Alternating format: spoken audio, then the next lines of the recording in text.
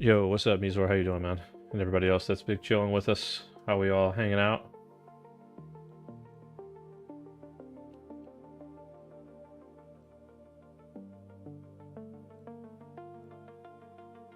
All right, I think we're in good shape. Testing 1, 2. Mic's good. I know we're on stream. Got that going on too. All right.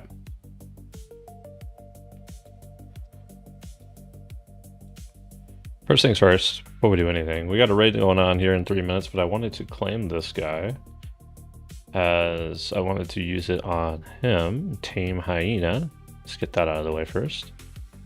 He comes with some enhancement runes. It looks like 2000 ancient script, so it's a good thing that we were accidentally free to get that. And yeah, looking pretty good.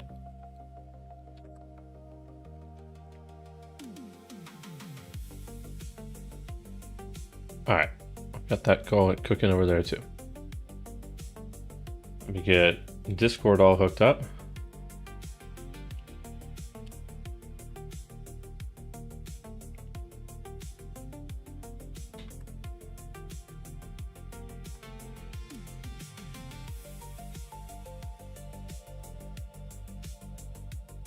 Yo, what's up, Shay? How you doing? Good to see you in here.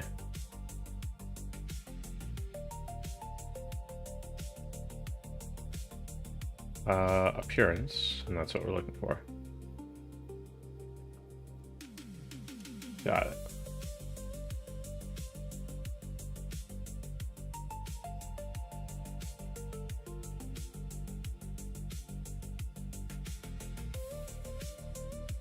All right, cool.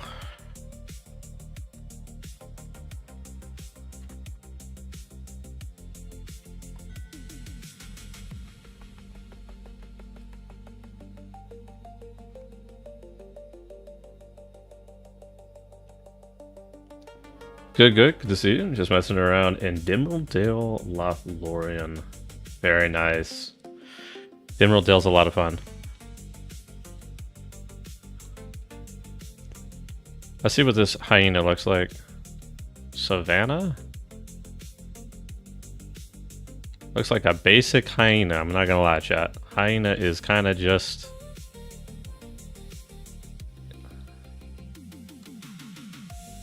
kind of just feels like a normal hyena. So, what's up, Tithan? Does he go any faster than that? Oh, he does have a run animation. Okay.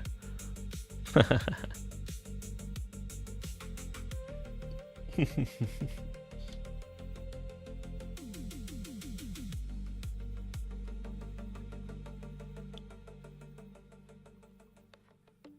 we go.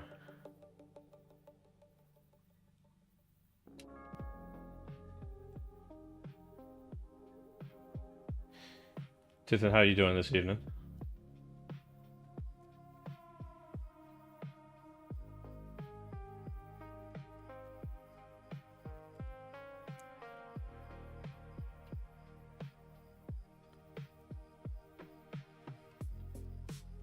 Am I good with pay to wins for this? Let me look. 3 hours, we should be fine. I think we are solid all the way through. Good to go. I'm peachy. You? We're just hanging around.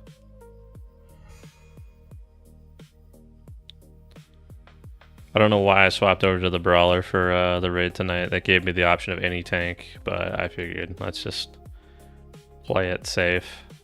Go brawler for off tank and such.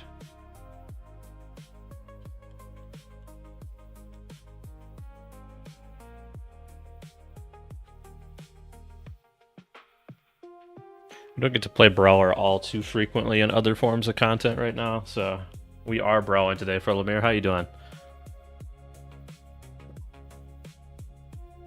Brawler ain't doing too hot in some pieces of content unless you're tanking, so gotta get some brawler time where we can. Brawler made it hard, you can't help it. It's true, I do really enjoy the brawler, but it's been really rough this level cap so far. For 100 years, the King Tai elves rebutted a mysterious blight, seemingly brought on by the Din of Stone. It has already consumed once beautiful Agadin, and now threatens the rest of the Elven Glades. An investigation by the Rangers Fyron and Hradnog have tracked the source of the blight to the valley of Nagahedi.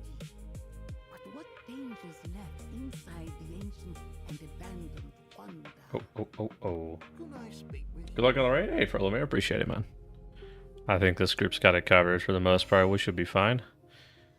This is kind of just a more weekly group that we get gear from than we are pushing any like content or anything like that.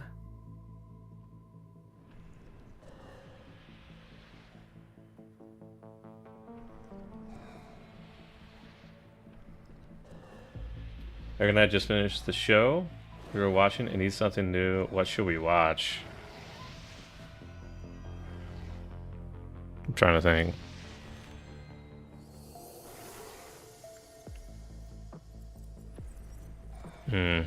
Everything that you guys have watched, I've kind of watched.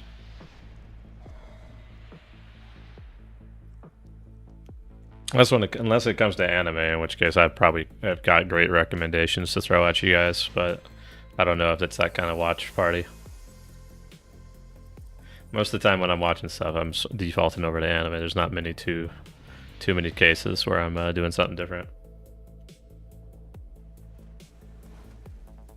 Because I'm like trying to get through House of Dragon right now, man. It is slow. The hour-long episodes are killing me. I'm enjoying it, but it's just like very slow. Let's rock out.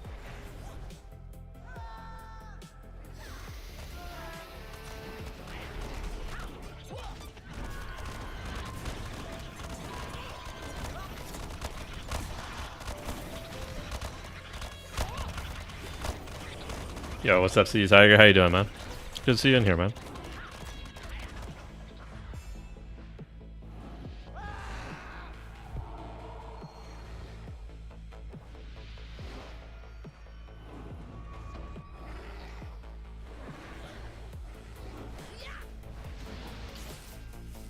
I did watch the Avatar movie, and it's making me want to watch more anime. I'll have to get your recommendations for that sometime.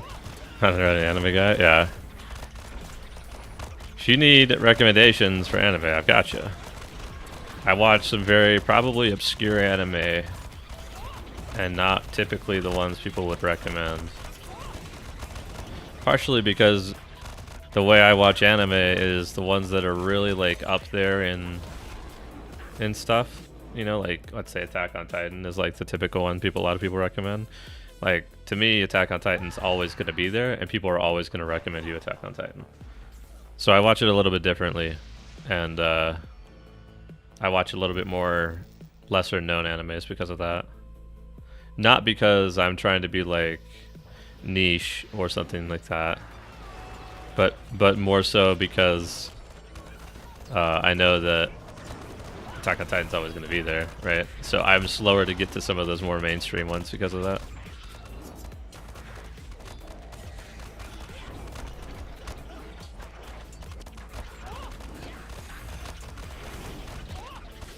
Like another one I think a lot of people watch is Sword Art Online, I think, or recommend.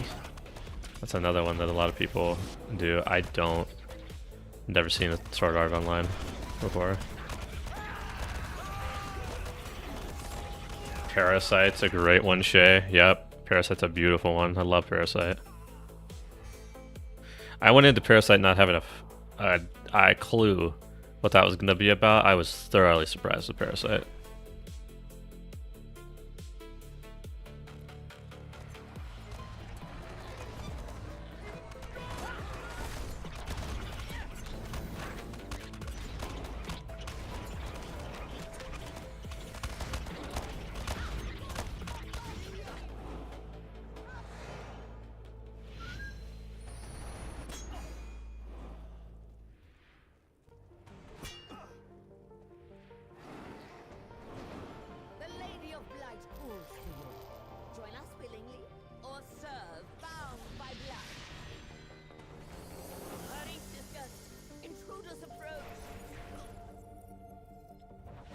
I'll just play. Do you want me to just play safety net, or do you want me to pick up venomous for you, Tam?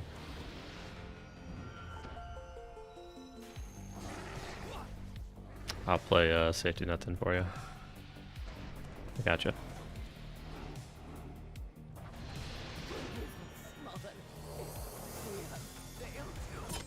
The spider took your tacos too? Need a taco locker, bro? Hey, I went to Taco Bell today, bang. It was a bad decision because it was raining like crazy. Well, I think it fucked up my car, but tacos. Tacos are more important. So.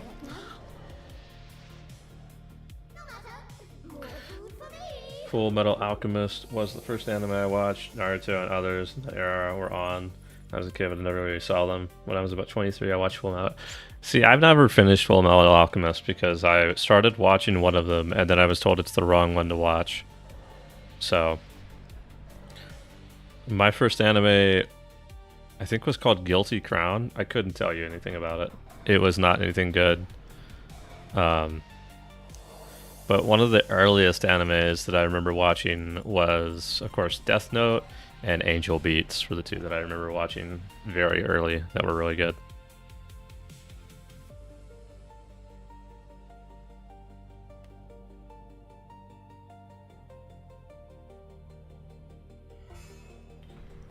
I see you haven't seen Fullmetal Brotherhood? No, I haven't seen that one. No, I've watched. It's on. I've seen the first 18 episodes. Is where I'm seeing. Like, there was a moment. There was a moment that I. There was a moment that I went ahead and like started watching into it. Then there was like a low part of it that I just kind of hopped over to a different anime. Ghost in the Shell, Black Lagoon. I've never watched either of those. I know how iconic those are. I've tried watching Black Lagoon once. I didn't get through it. But Ghost in the Shell I definitely haven't touched. The big ones that I really enjoyed, I liked Berserk more than anything. But as of recently, there's a new one that came out. I say recently. It was one called 86, and that one is like probably my go-to. I've watched it a couple times now.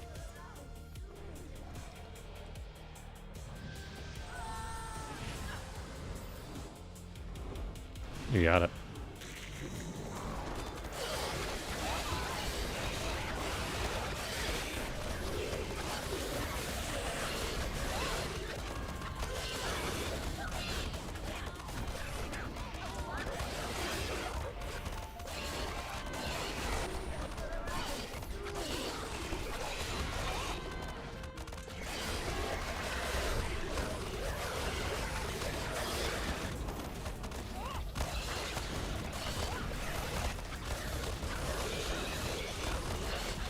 They came out with another season actually, Shay, didn't they?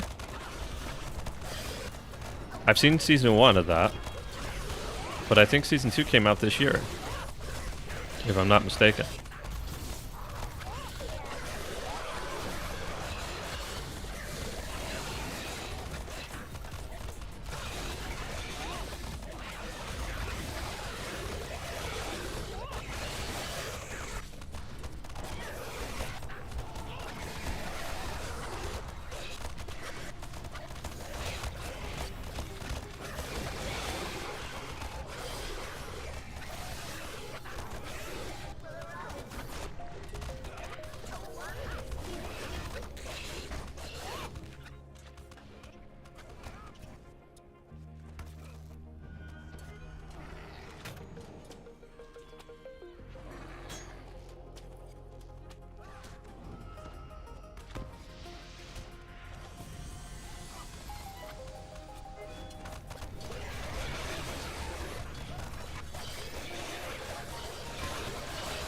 Somehow I decided to do both of that. That's crazy.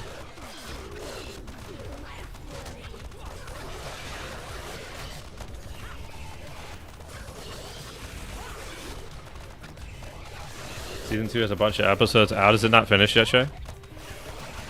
Let's sit down and watch them? Gotcha, gotcha. Yeah.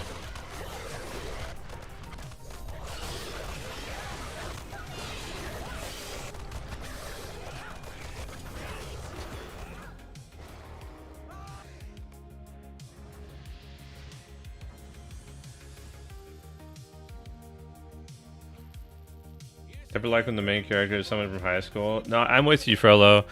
As of recently, I'm gonna be quite honest. I'm okay with like the high school stuff sometimes, Frollo. As I continue to watch anime, the more I watch, the less I'm not really, which is part of the reason why I'm not really like motivated to go to watch Full Metal Alchemist, even though I know it's an amazing anime. You know, the protagonist is child protagonist, right? I'm really like, it starts in the negative for me when it's a child protagonist right now. So if they don't like grow out of that soon, right? Like I watched gosh, let me pull up my anime list real quick. I can't recall what it was specifically. There's a Viking anime that I always forget the name of it. Every time I forget the name of it. Yeah, Vinland Saga is the one that I enjoy. He starts as a child protagonist, right? But then after like what 2 episodes, he's already like mature enough where that doesn't matter. So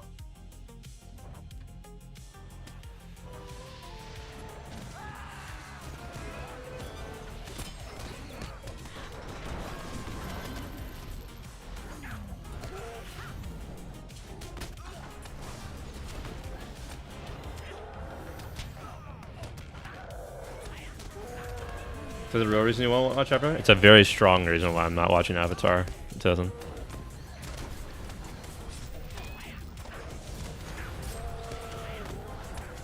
It's got to have some really good convincing for me to not jump in and watch Avatar, because of the fact that like literally every character I've ever seen is like child protagonist with their like 2 generations ahead of them like mentor. So it's a big part why I don't start Avatar right now.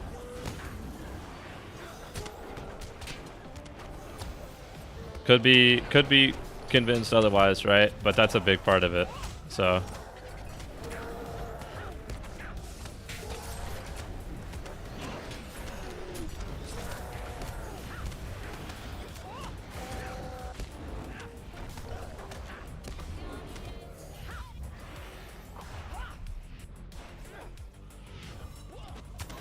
I'm not interested in anime like whatsoever, like zero. What is it about that, cat?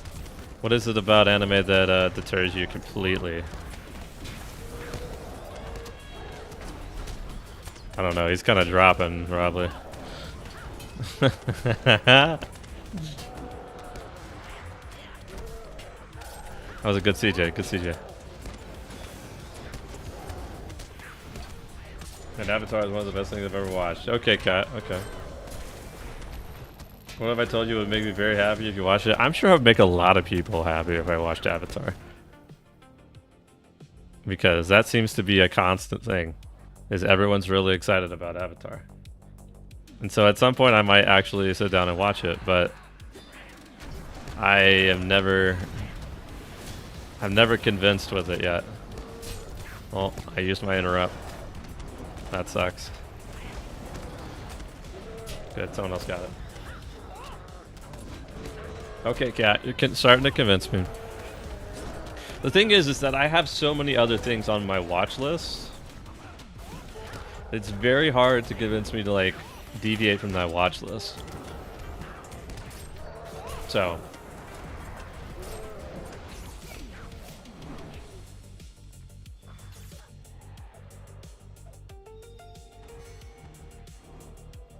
I watched Howl's Moving Castle for the first time recently. I don't think I've seen that. Is that a movie?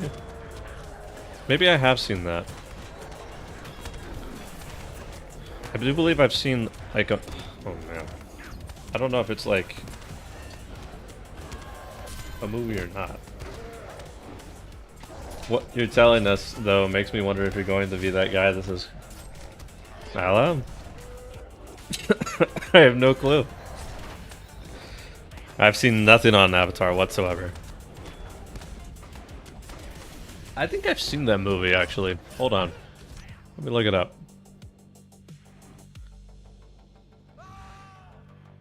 Moving captain. I don't know why I said moving captain. It's moving castle. I'm hearing captain in my ear. How's moving castle? Yes, I have seen this. It has got to be over a decade since I've seen this, though.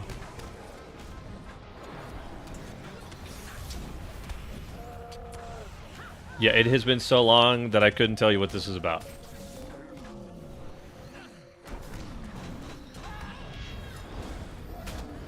It's a movie yet? Chat knows? Yeah.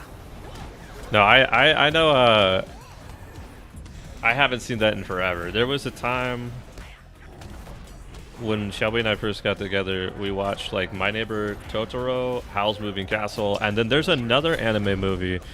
I can't recall what that one was either, but I know Liam Neeson voiced a character in it.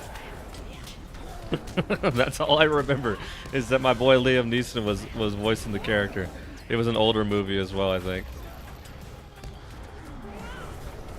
See which is my favorite character? Gotcha.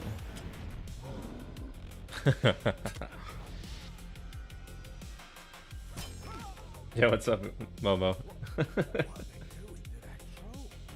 Is Superman in New York? What do you mean? What? Do I need to be looking up Superman right now? No, Superman's not in New York, he's in Metropolis. Which is based off of New York, I think. And Gotham is based out of... Oh, is that what it was, Momo? No, yeah, Superman's from Metropolis. Thanks, gotcha. I gotcha, don't worry. Love you, babe.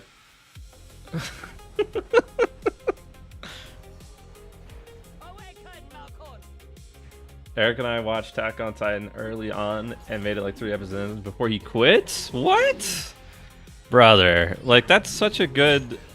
I watched Attack on Titan like season 1 when all the other seasons hadn't even come out yet, and it was really good even then. That's crazy. I thought that Attack on Titan was like crazy because of the level of... I thought it was crazy because of the level of like willingness they would go to just kill off a character. It was nuts to me. Alright, hold on, chat. We gotta lock in real quick.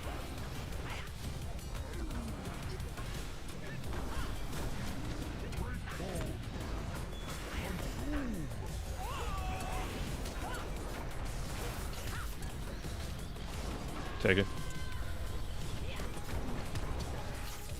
What if I just selected him the whole time? Actually, that might make this 10 times easier.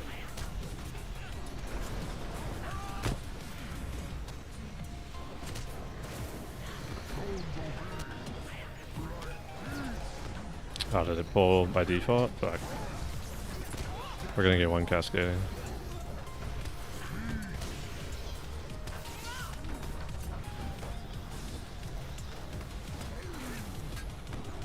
Take back.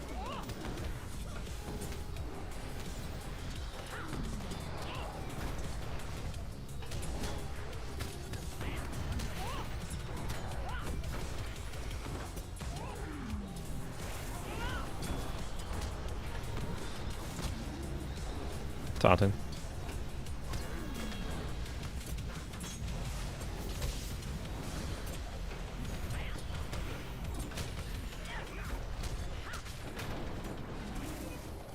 Take back.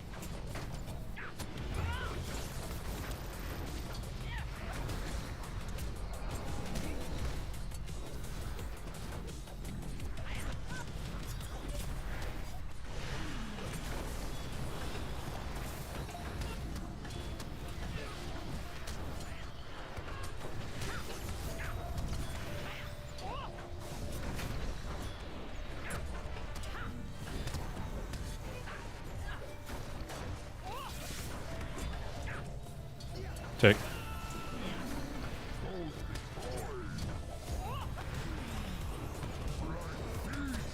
That's unfortunate.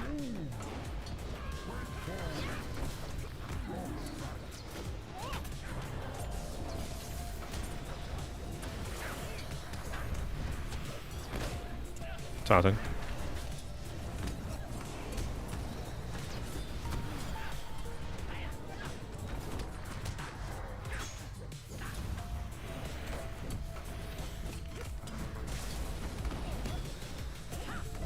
Take back.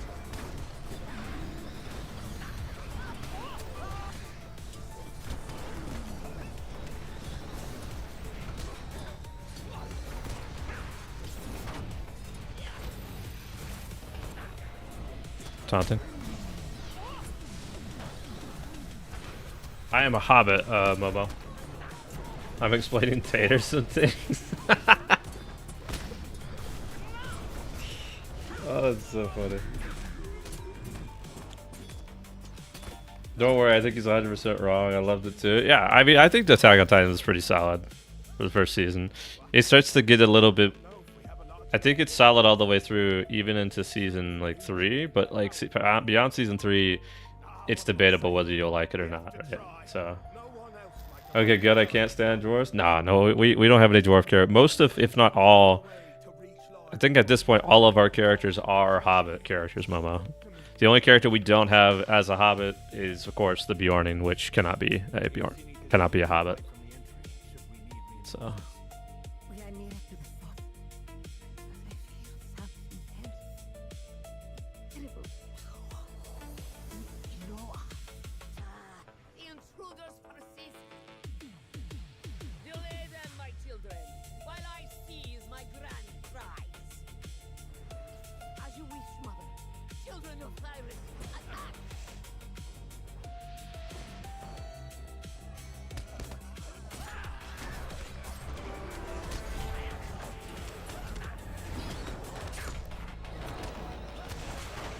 Stay and have some tea. Oh, Momo, appreciate the follow. Hobbits are the best for sure. Sadly. Yeah, sadly is about the Bjornings? Yeah, that is the case, Bang.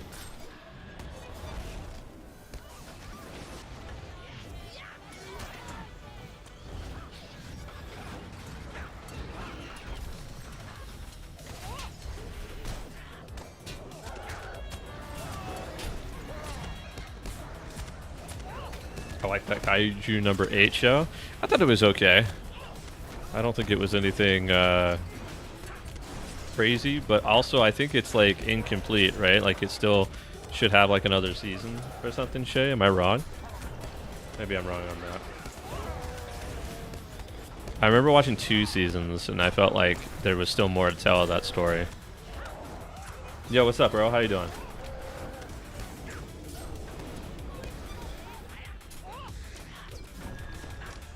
Still more to go? Yeah. Until it's completed, I think it's good as is right now, but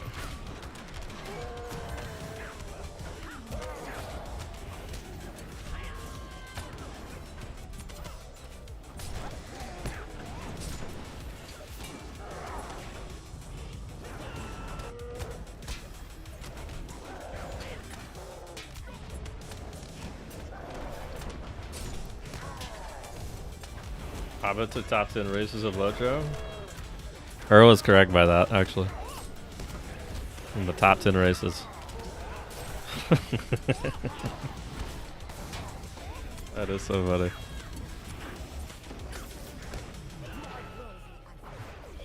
Come forward and face the full might of the Legion of Cyrus.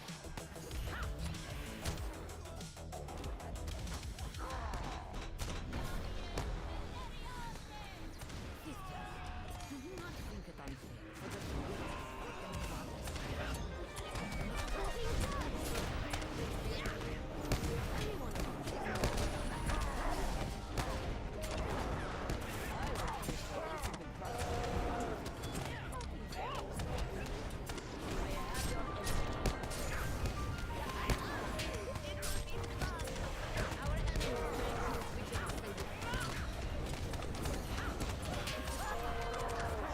We got a chat.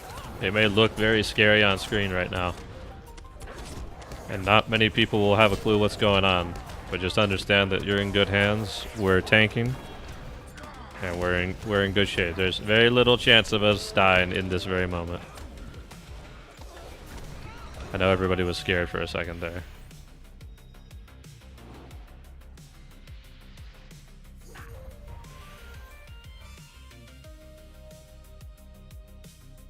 Peak tank POV, dude, it happens so frequently. It's crazy. Hey, at least we're past level 150 raids, man. Some of those were pretty brutal on the POVs.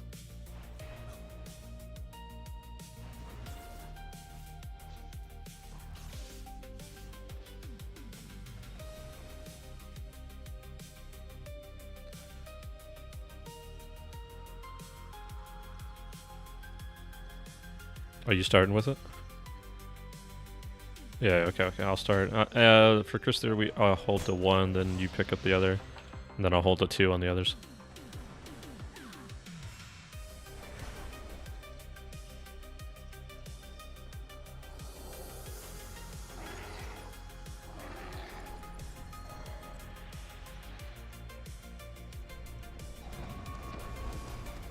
Oh. You know, Titan, I did this on 2-3 on Friday night. And for some reason we went with Morning first. Crazy. They don't even give you Urix when you put her first. Now, other shit happens with Krister later on, but it's just like, wow. Like, crazy behavior.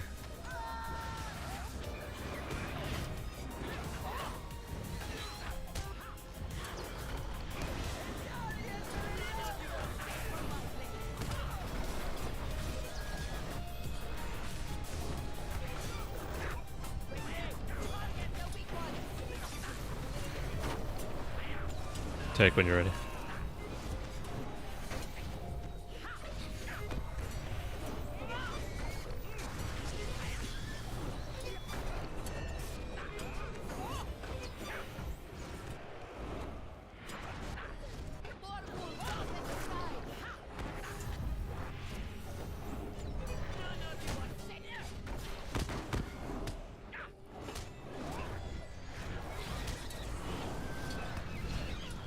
One for all for the win? Question mark.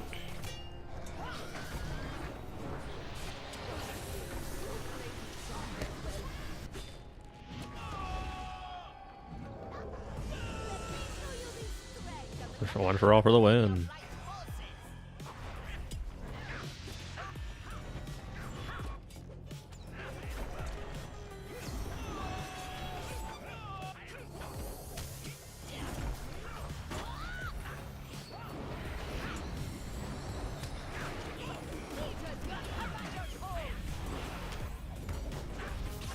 That's nice, but I can imagine what that for a shell introduces. Yeah, I know.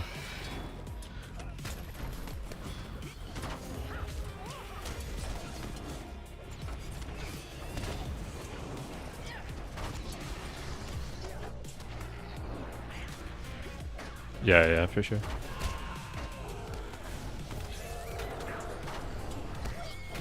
Oh boy.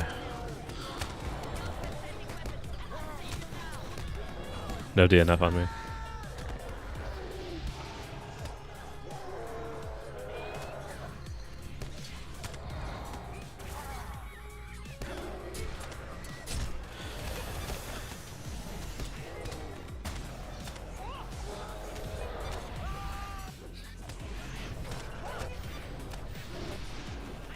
I'll taunt for you. Go get it. Go for it.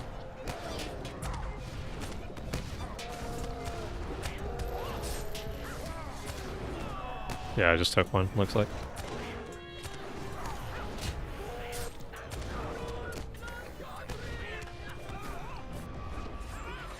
Can I have a good stream? Oh, you died, Skillet? Hey, Errol, thank you for being here, man. You know how it goes.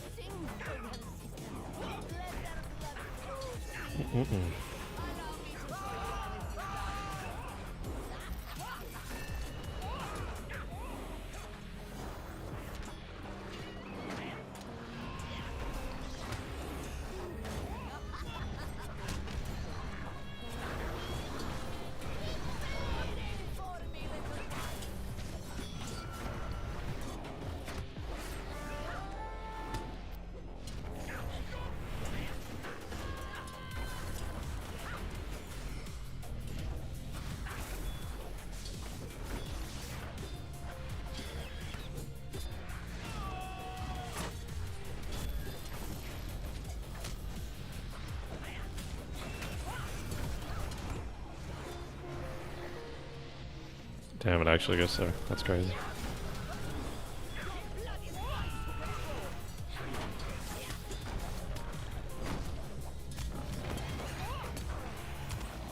Alright, I'm at 2 when you're ready.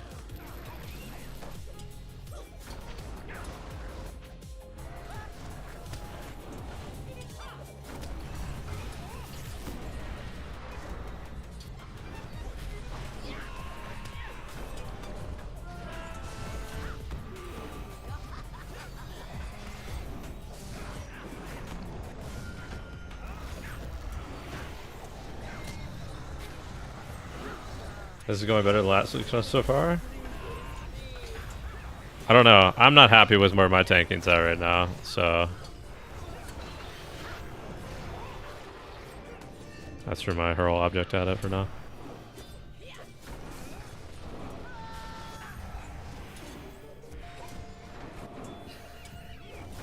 The first one, yeah. I don't know how, but I decided to go all the way there.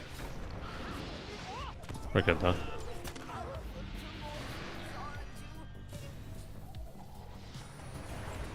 Yeah, I'm not happy with how I'm tanking it so far, but that's part of the reason why I'm in here on Brawler.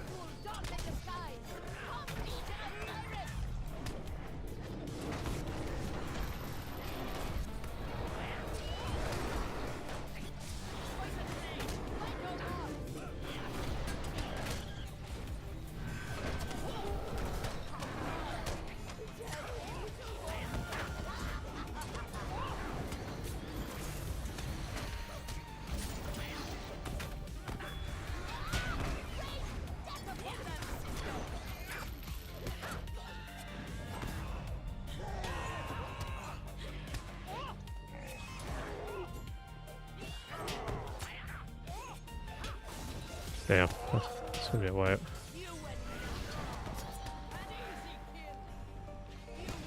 Probably because there's no anvil? Yeah, there you go. What are you trying to work on? It's just a matter of tanking with different people. We're tanking with the Warden this time around. And I ended up dying on boss 2 morning before even Weapon Snatch came out, so it's just kind of a matter of tank.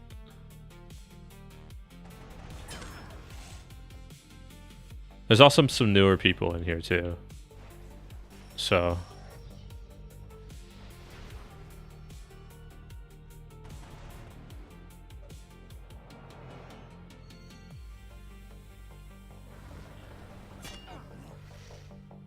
but yeah, it's just a matter of like staying alive at certain moments and kind of cleaning that up a little bit.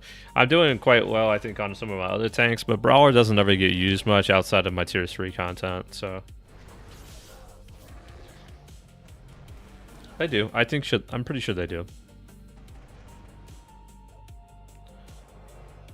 I'm pretty sure. Let me see. Lotro, Force, Fonts. Surely they do.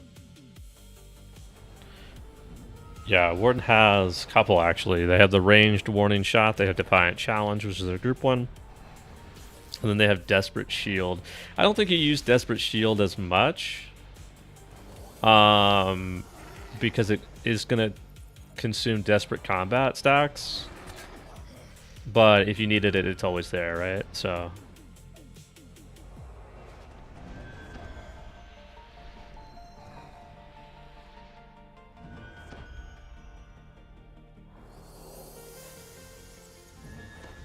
but yeah, it has a couple.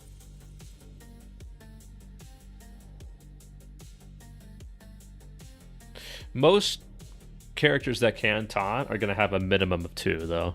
So I think the one that you'll find that's probably the best cooldown-wise is Warning Shot. So you're probably using that regardless, but yeah. I think that would probably be the best thing to do. I don't know. The Mariner I've been leveling up and it'd be fun, but I also think it would also be interesting to do Warden. So if they ever allude to like reworking Warden in a way, I might actually put some effort into my Warden.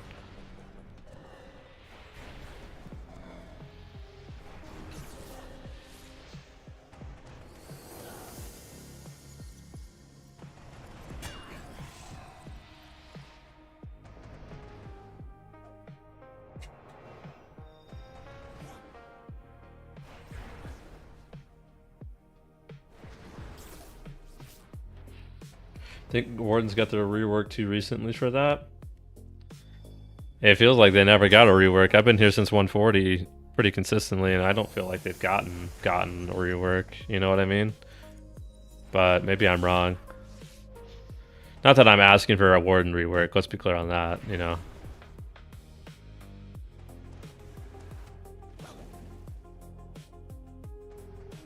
But they got a rework. When was the Warden rework? What update? What update was Warden rework? 35 Return to Karn Doom. Yeah, see, I wasn't here for that much. That's Gwath, and I didn't have a group for Gwath. So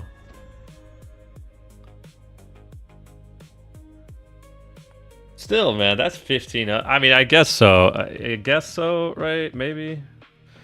You'd hate to think that, like, classes get a rework as frequently as every 6 years, you know? Like, I don't know. I'd like to think we have a little bit more of a moving train on that. I got tank side.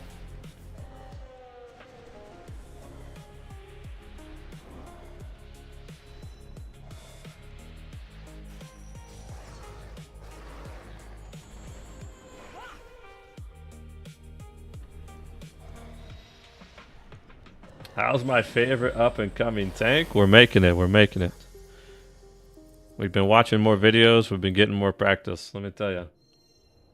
Like, Brawlers have gone longer without a rework. I think you'll see that first. Yeah, I agree. Yeah, I agree.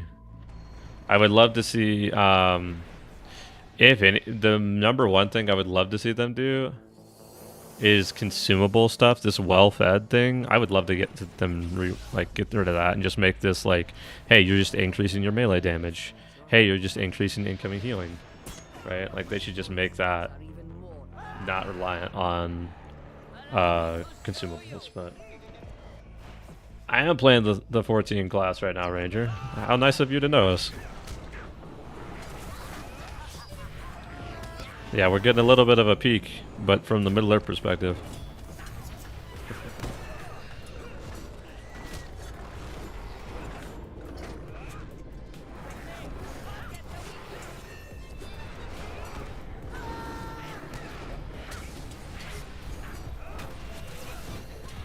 He's not there.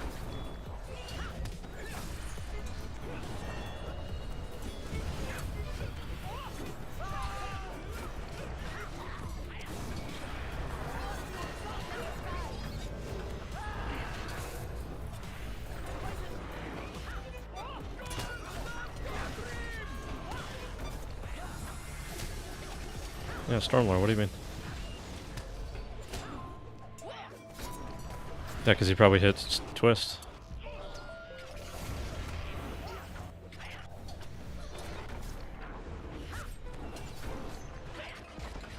Don't worry, we didn't even need it. We're good.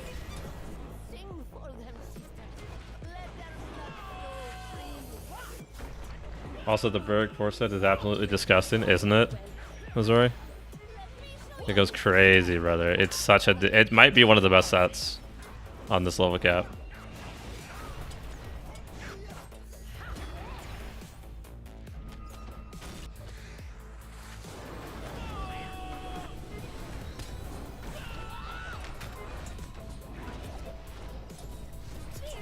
Hey, what's up, Art? Charn has come to save us once again.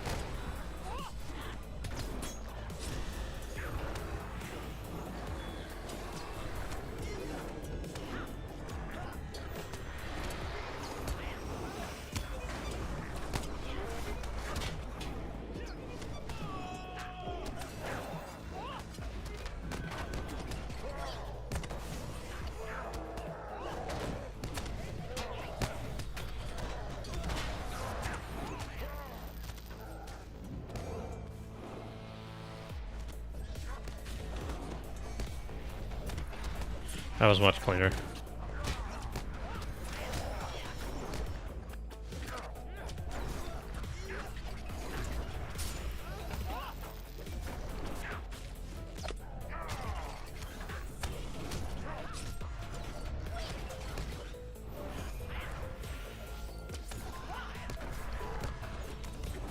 Oops. Unfortunate. I could stun him though. That's huge.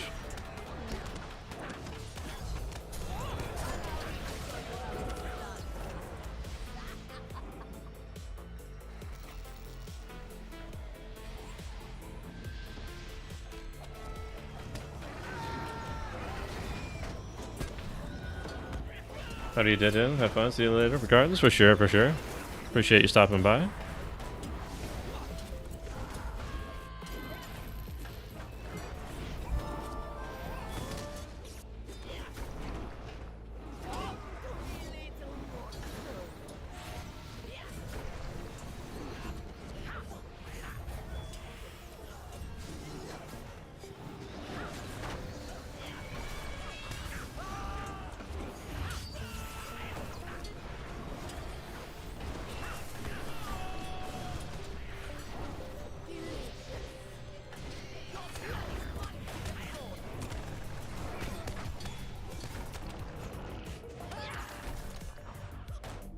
Take one ready.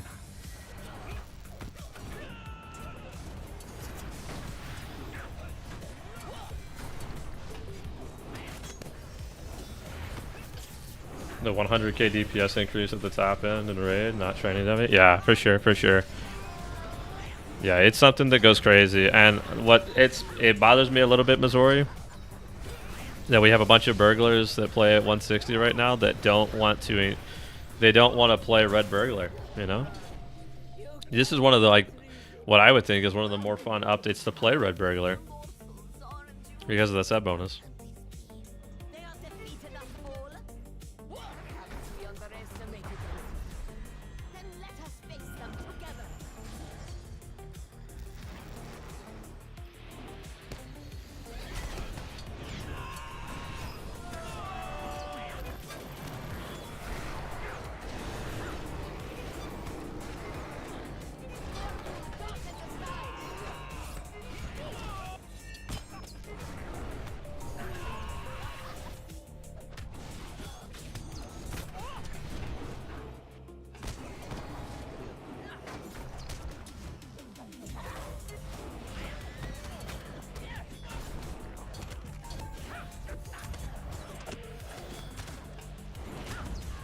Technically speaking, you think you should be dead, but I think we're too fast. Well, that'll hurt.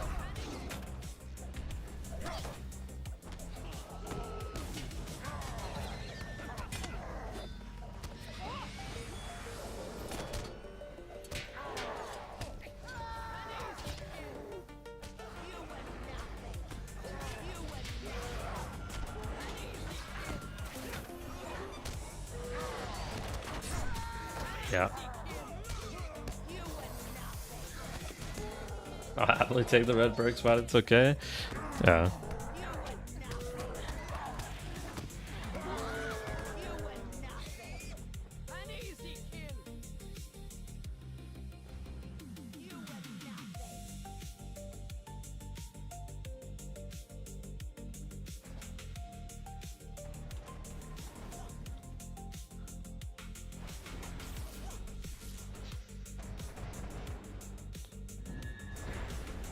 Robley, do you want me to be moving a little bit earlier on the Urix and such off to the side?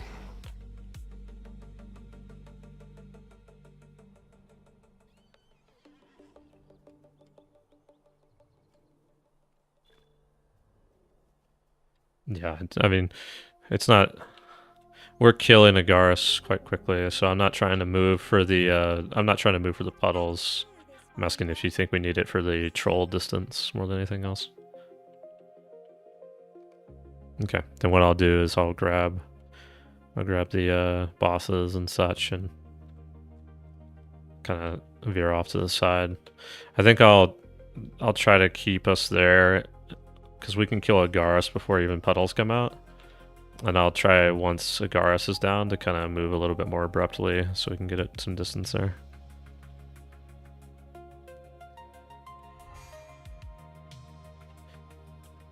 Yeah, my fault. I should have.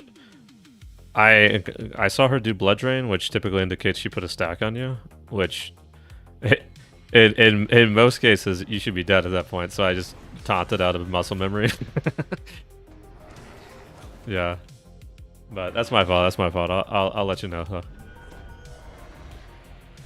Just got my guard to 160. Is it better to go will or might for primary essences?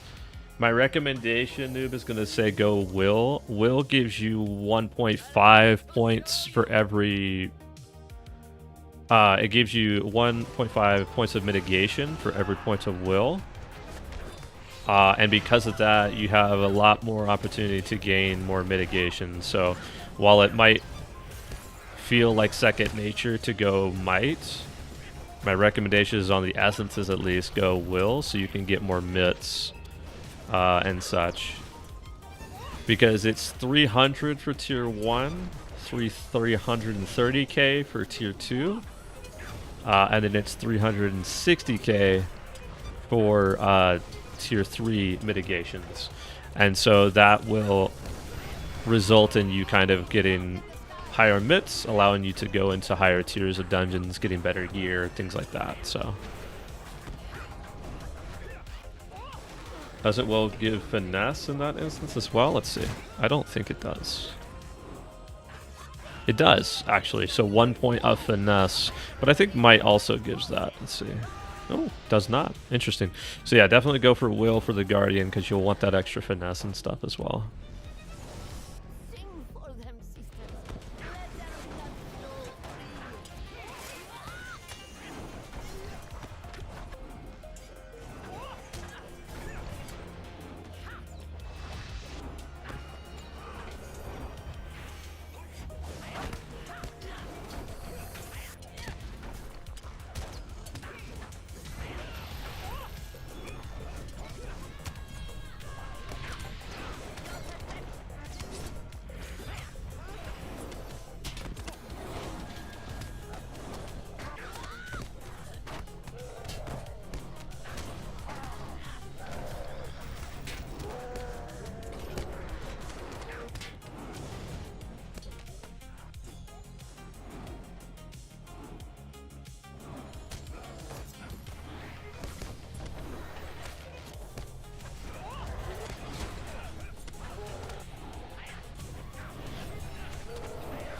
Sweet, thank you. I have other characters, haven't played tank this time around. Tanking this time around is a lot more fun than it has been in previous expansions.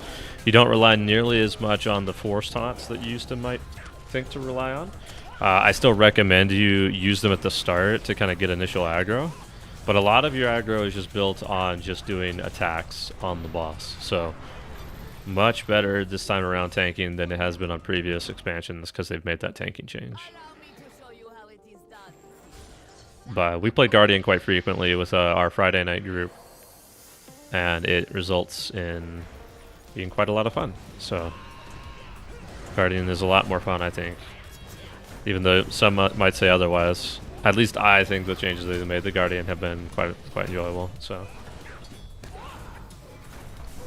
let's see if we can recommend a sweet blue guard video. Yes, Pang is correct. We do have a blue guard video. I'll retaunt it. I think you're good there, right? Yeah, you should be.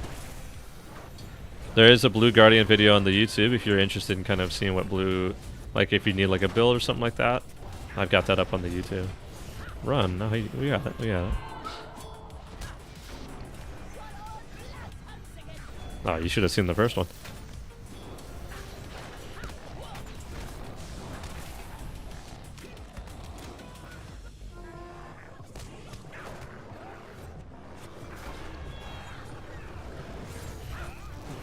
Oh yeah, take soon. There you go. Oh, wait, that's a blood. We eat those, we eat those.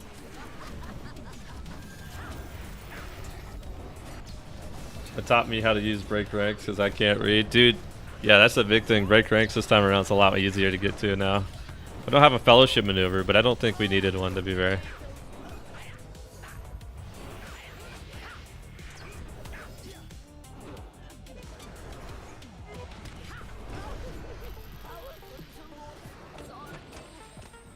Is that a slow, technically? Oh, well, there's so many slows.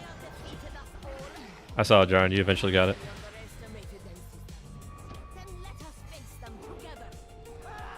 Sure, sure.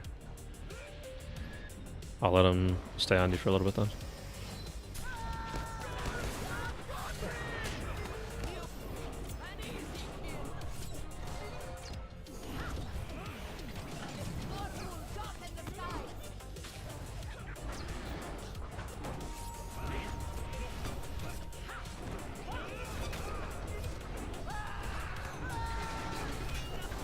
Gonna wait for Urix and then I'll taunt.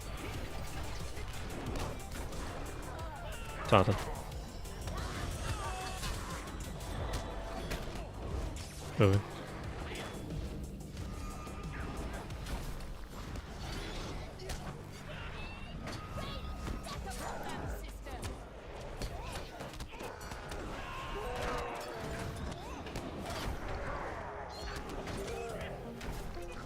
Oh boy.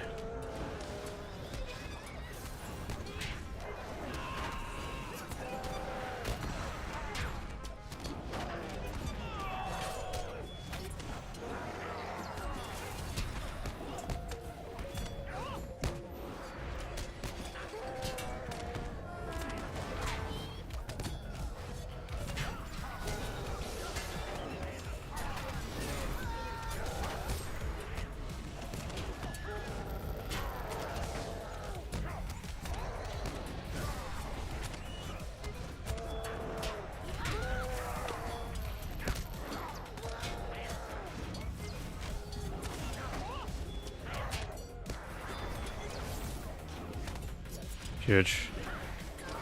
Good job.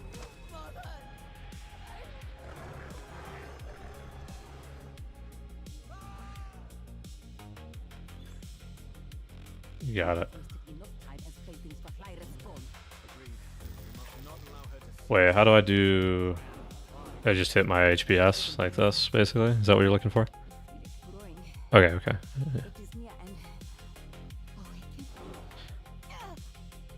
Oh. Oh, I see. Yeah,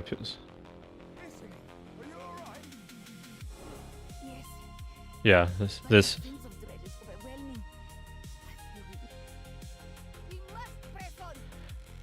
Probably acted like I did the right thing. Did I do the right thing? Okay, okay.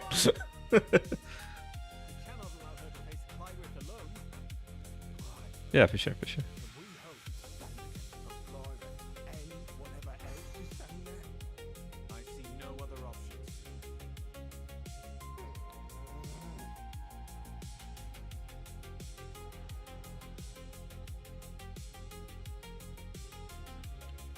It feels like it's basically the same thing every time.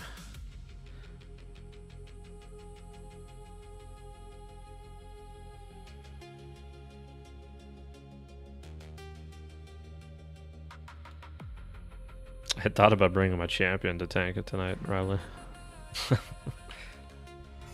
She still doesn't have a clear because I don't think she's killed last boss or third boss rather. So, but I figured I wouldn't worry with it. Get it eventually, kind of thing.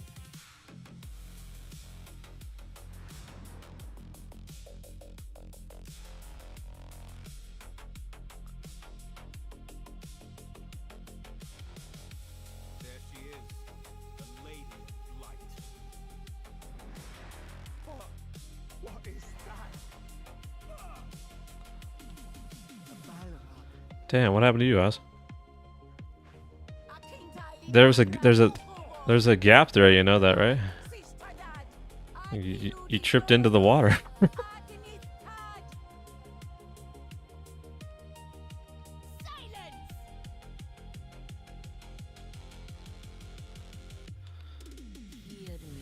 Oh, she didn't die to the water, trust me.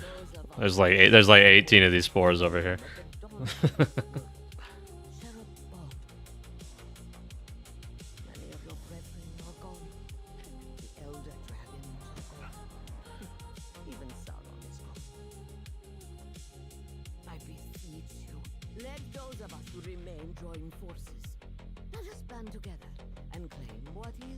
I do. Let me see.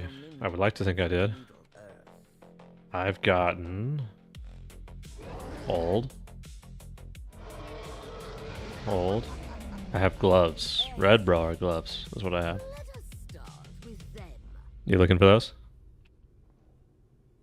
You got it, brother. Your meddling in Otherwise, no, I'm actually garbage at getting loot in this guy. will finally be mine. Libu dadamuma. Dadu ato. Oh, oh, oh, oh.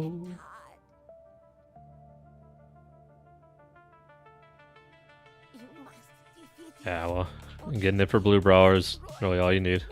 Red brawler's in pretty bad shape this time around. For sure, for sure.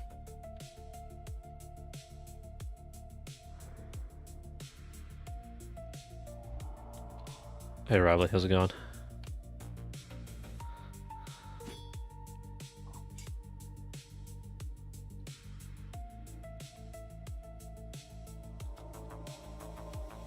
Oh, do we need to make it interesting? Oh.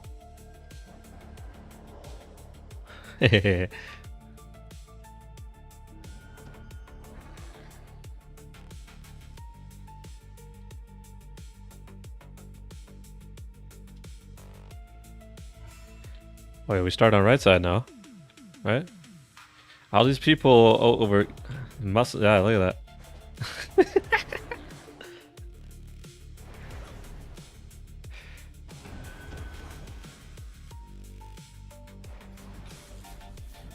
So the way the reason not only does it make movement easier, but most importantly in phase 1, when you get puddles, you just drop them on this back north wall.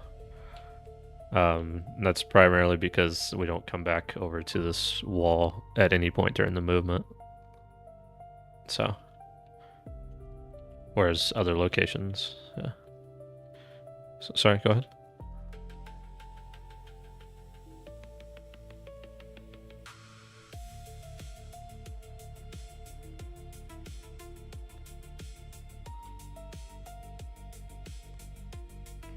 Just getting handed loot all day.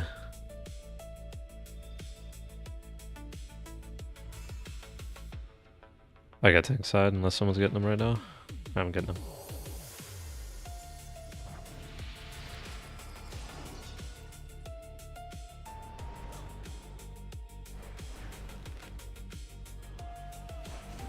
Oh, oh, oh, oh!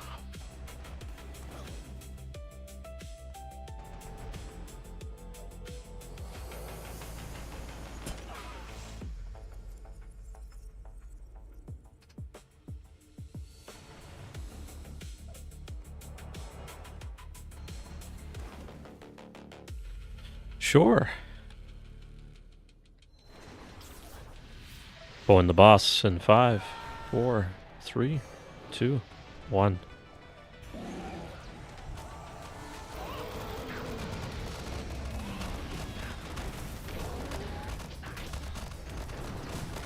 It's not what I want to hear when I pulled.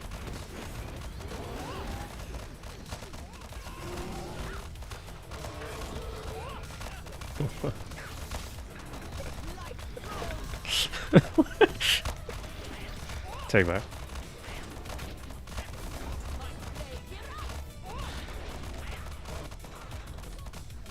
Yep.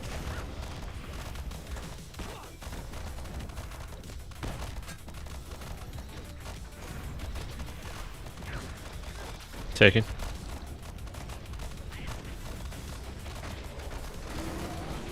Get the pity tax. Someday you'll be able to use the gear in raid. I know, right? I wish I could heal in raid on the minstrel, dude. I've been stuck in tank jail for decades, it would seem. Take back.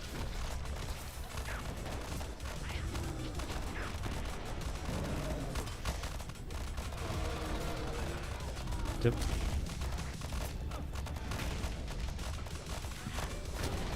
Uh-oh. Taken.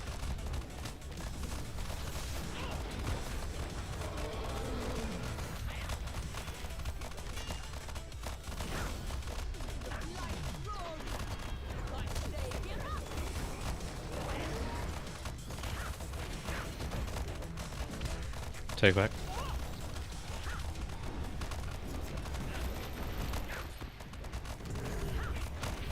Ah, I shouldn't have popped that here. Dip.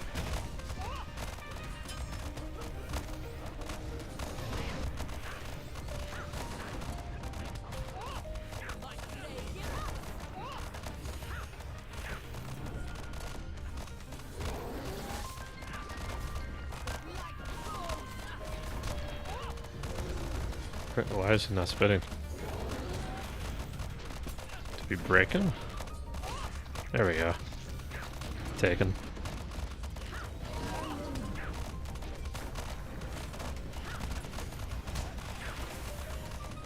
Yeah, go for Valdo.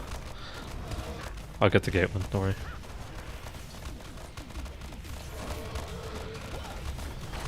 Yeah, go for it, go for it.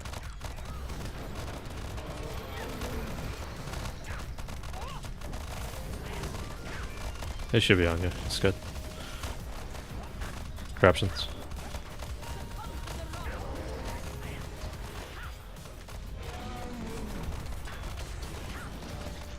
Taken.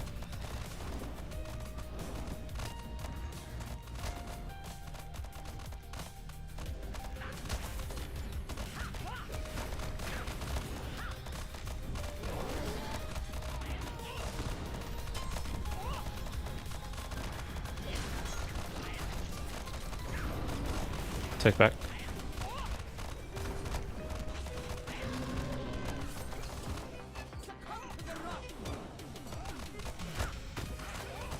Oh, oh, oh, oh.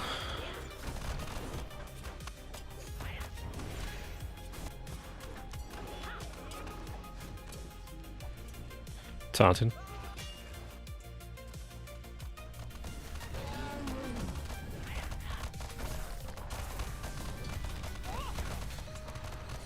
Tell Rick you want blue LM or you're boycotting his Friday run. Easy way out of tank jail. Dude, for real though. Take back. I will tell you though, Missouri, I have been so fed up with tank that I'm not gonna do. I don't think I'm gonna tank for the Friday night run. I'm at very minimum do like Berg from now on, like Yellow Berg. Taken. Cause man, I've done nothing but like tank the raid for like 5 months almost, right? So.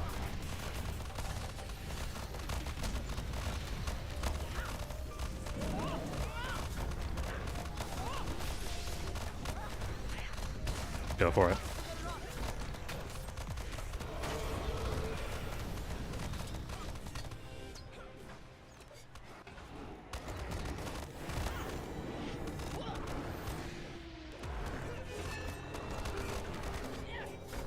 Some variety keeps things interesting. 100%, man. Taken.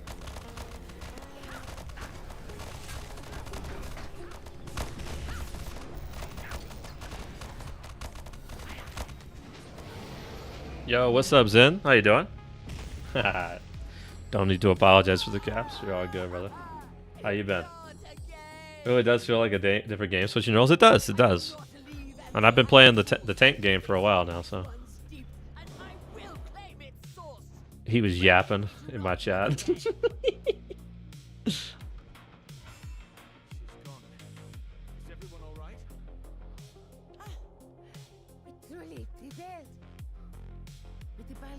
Didn't get anything else, Jaren. Nothing but purple gear this run for me.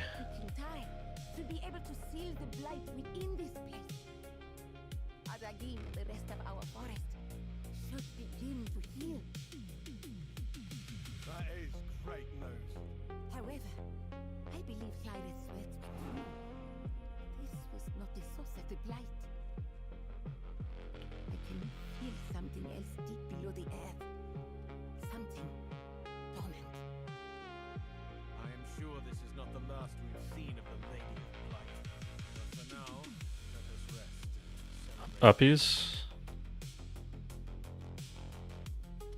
I don't have ground roll on this character, sorry. Damn.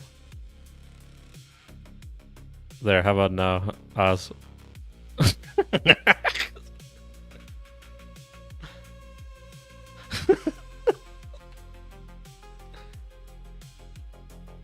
Give me boots. Give me boots. Thank you, thank you, thank you, thank you.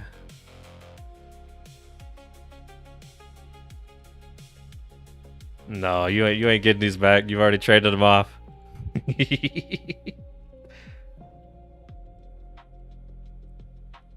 Thank you, Robley.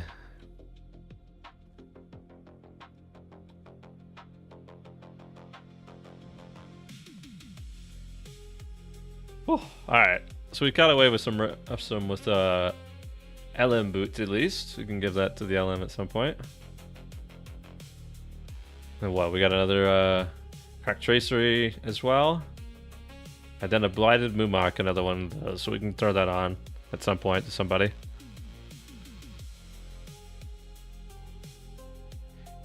Okay.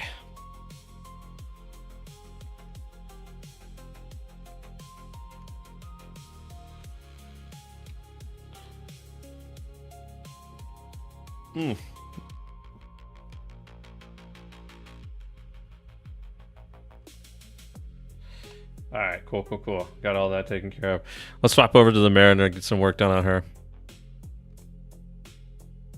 Actually, nah, before we swap over to the Mariner, we've been working on the Hunter. I think we should level on the Hunter for a little bit. Get the Hunter stuff going here. Get him to 160, that way I can kind of close the door with him. And bring him in on Yellow Hunter if I wanted to, that would be good.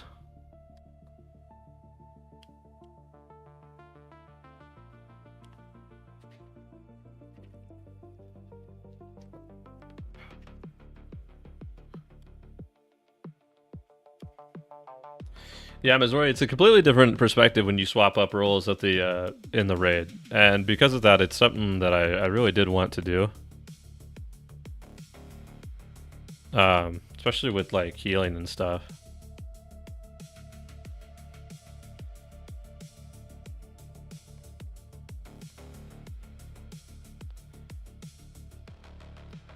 Because like healing on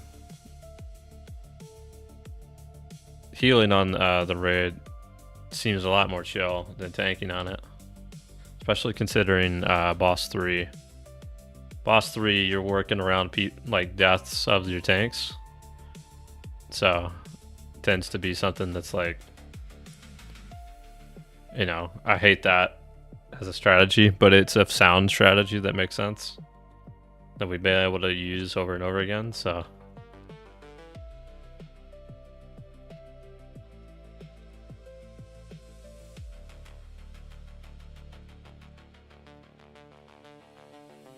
there we go.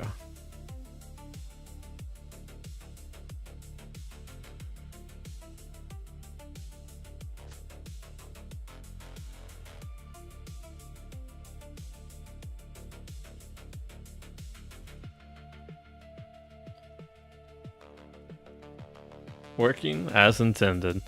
It's working as intended for sure. It's just like, I'm sure on paper, like, it's like a lot of things, right? Like, it's when, I think what it boils down to, right, is that what is put down on paper sometimes doesn't translate well to the game, right? Like, if we have a particular boss mechanic, right, that is going to tier up in damage, and it refreshes every 30 seconds, which is what it does, right? Like, it shouldn't deal significant damage when it tiers up. It should just be tiered up, right? Problem with the tiering of the tank bleeds in current content is that it just kind of, you know, goes, you know? You get your tank bleed going, you know, 3, 4, something like that, you're not really living, you know? You're going to get kind of one-shot, especially at the higher tiers. So I'm sure what they end up testing is like tier 1 a lot of the time. And what results in happening is what something that you can live through in tier 1 doesn't nearly, it's not nearly as livable in tier 2 or tier 3. So when we get hit by a initial hit of a tier 3 bleed, we just kind of drop, you know? No amount of cooldowns will save us there.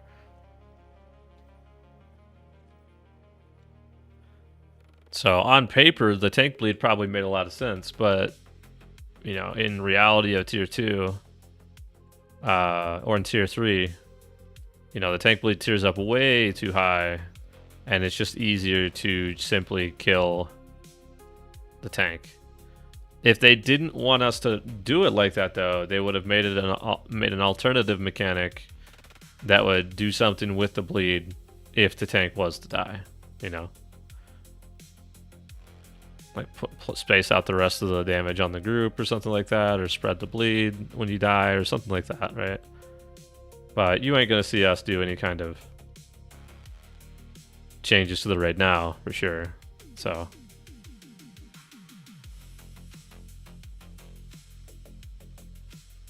I have done you a disservice. I should not have.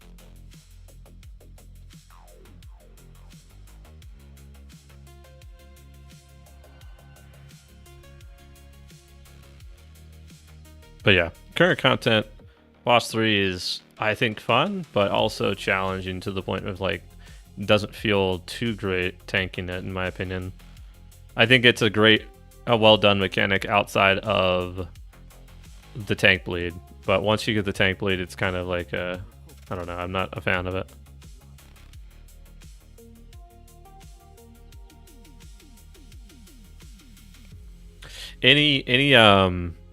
Any strategy that results in you having to die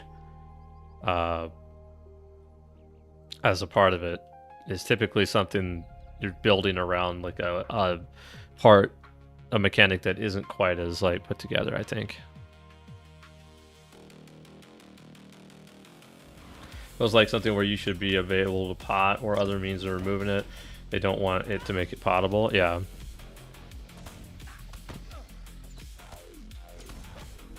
Yeah, there was another one, I believe, when I came back at 130 during the Fall of Khazad-dûm raid. They had a bleed on the tank in that one too. It worked quite similarly, actually. It ended up being, you know, something quite familiar to that, where like the main tank would move forward to the next zone, and the off tank would stay behind with DNF, you know, and then proceed to die, lose whatever tank debuff or bleed they had, and then res up at the next location, you know. So, and that's certainly what everyone ended up doing, because it just works out too well that way. That way you're not struggling to heal the tanks at all. But it certainly is something that I never really liked, that idea. Even though it clearly worked and it was proven to work, it was just kind of like, man, it sucks that we have to like let our tank like die like that. So things with no counterplay are just meh. Yeah.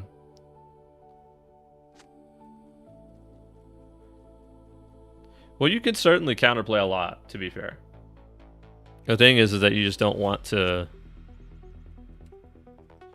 Like, there's a lot of scenarios where we can bring specific classes to counterplay stuff. However, it's counterplaying everything, right? Like, I can tell you that in order to manage a tank bleed, there is a world, if you wanted to, you could bring 3 tanks and space out the 3 tiers of the bleed across all 3 tanks and call it a day, and the tanks would never have to die. But that reduces the amount of DPS you can bring, and in which case it's going to be rather difficult to keep people alive in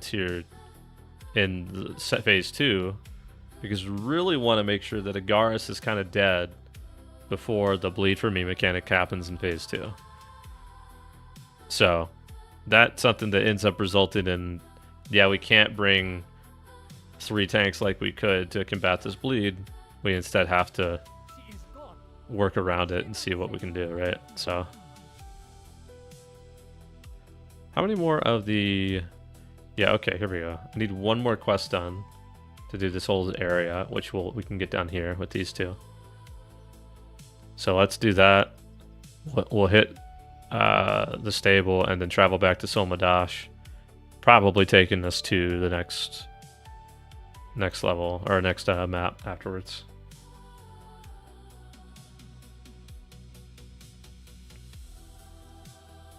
Yeah, that is one thing, Missouri, like, it is quite strange. We typically have our standard, like, 2 tanks, 2 healers, an offensive support, 2 supports, and then the rest are damage. Like, our mentality of what groups are supposed to look like. But it is something that, like, would be a lot of fun to be, like, on the ground floor or something. Temple was the last time we had to do it, last raid, where we were all over the place when it came to our group comps. Like, boss 1 required 3 tanks. Boss 3 required... We did, like, a 4 to 5 healer comp. Or we did, like, a big LM comp with a lot of people, like, spamming water lore and stuff, right? So... it certainly is something that, like, we did 1 tank on last boss to make sure we met the DPS check. So certainly a couple of things that are different in Temple that made the groups kind of get wonky. But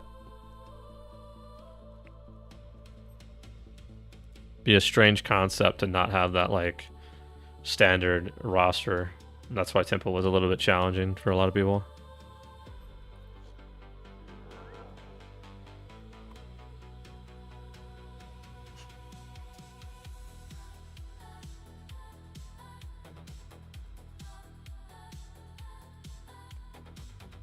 Cordon told me you had come to Aberdeen.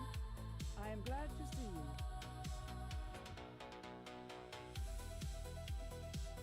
All right. Have the answers to my questions.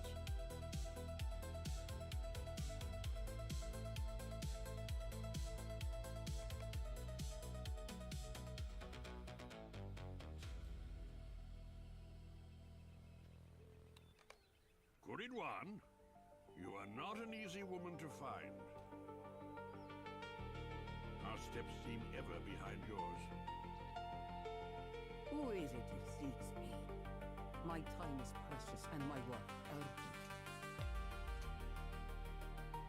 What amuses you so, Glorfindel? Nothing, my friend. I am sorry to interrupt. Speak, stranger, or be gone.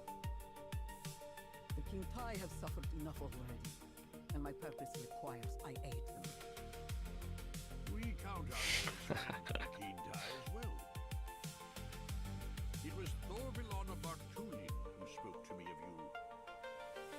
Got that deed done. 2,000 there. What do my virtues even look like on this guy? I bet you they're just absolutely horrid. Why am I leveling compassion? That's so silly. Let's get progress on determination. We're still at the 96s, which is where I think we were prior to this level cap. So not terrible. Do I even have? Do I have the 5 like leveled? 1, 2, 3, 4, 5. Okay, so I have at least 5 up to date, but But who sent still. you here, Kuridwan?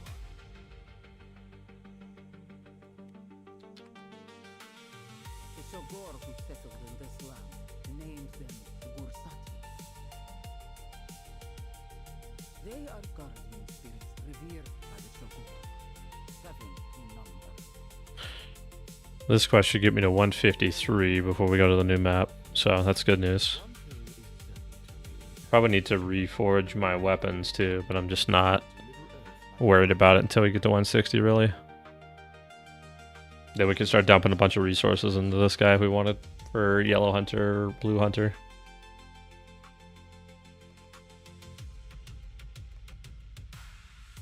We must fight.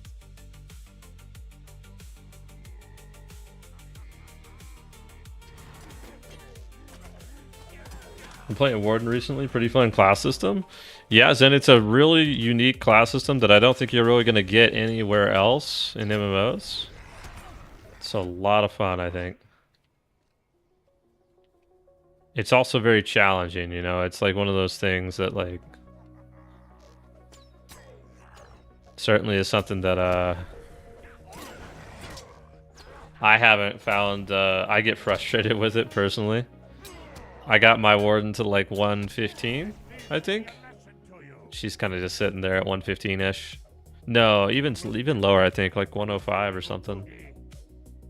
Retreat, my warriors. But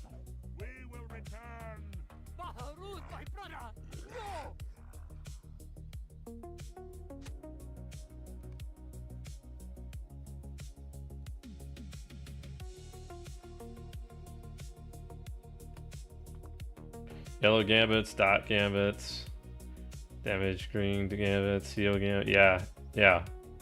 Yellow gambits equals dot, red gambits equal damage, green gambits equal heals. So see so far, yeah. There's a little bit more to it when I think when it comes to tanking, but that's the gist of it though, right? Curse the Badu for senseless slaughter!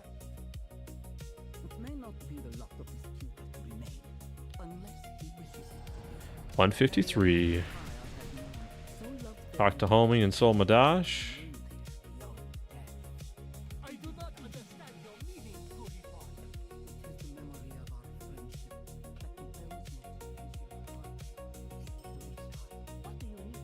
Even if that was so, Set aside these doubts, Ulishar, if you can. I know not what your brother would choose for himself, Ulisha. None but Baharu can know. I think we're gonna be screwed in game because I like red line, and I read that most people want a blue line for tank.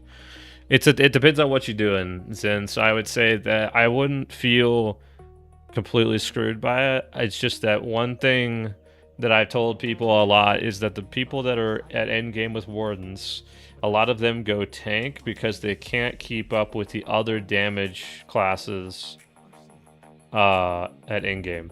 Not them as in the class, them as in the player behind the keyboard.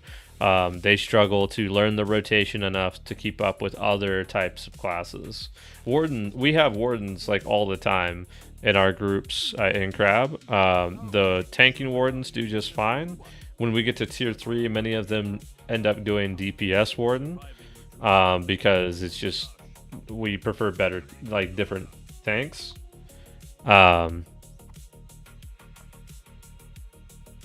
But yeah, very much so is it a kind of depending on what you want to do with it.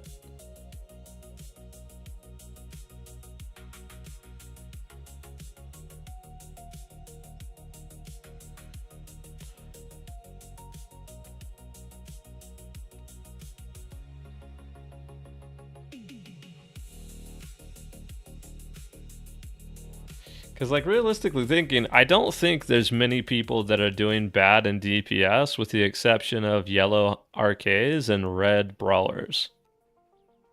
Like, to my understanding, every other class is doing quite well.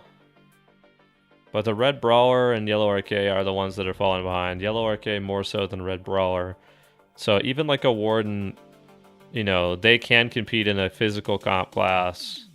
But because so much of their skills can be done with light type damage, they can also, if you wanted to go old school and bring tactical classes, Warden can be there for tactical and do quite well with it too, because of their mitigations that they bring for tactical and stuff. So I don't think Warden is bad in any environment really. The DPS groups are fine. The tank groups are great.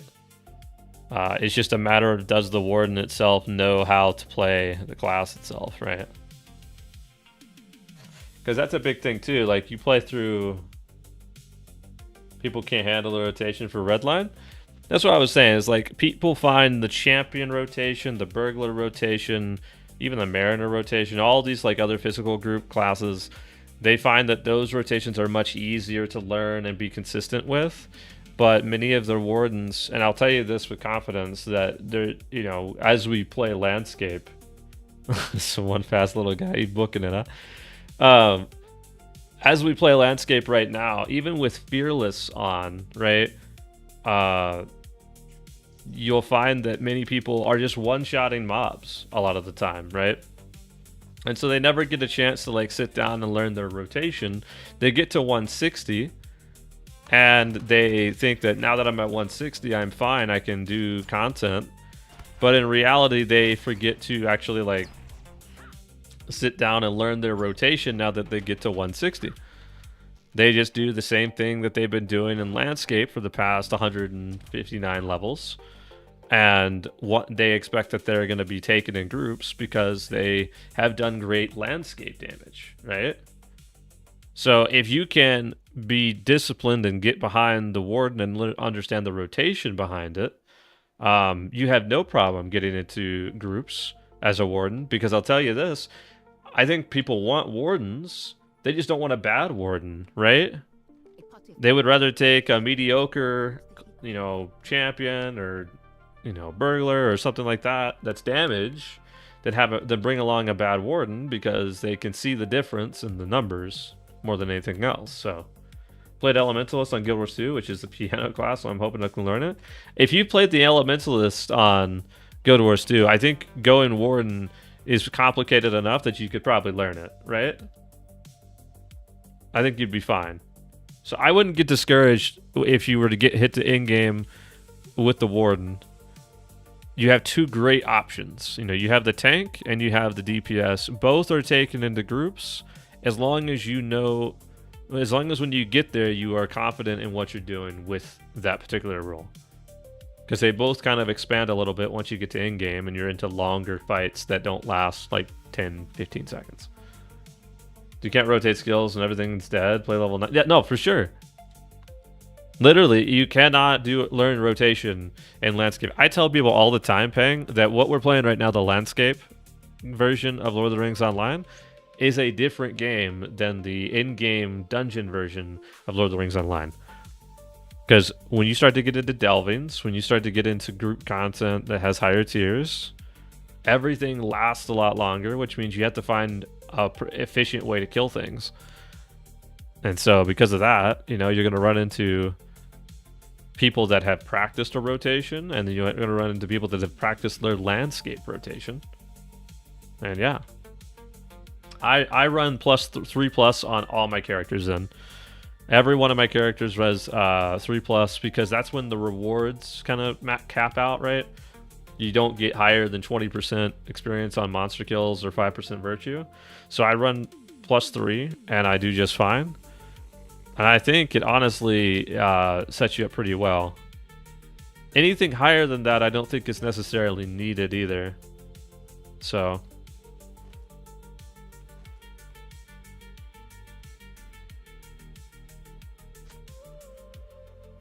yeah, you learn a lot when you're running Fearless of any caliber, though. Oh, I was supposed to examine the other corpse laying next to it, huh? Silly me.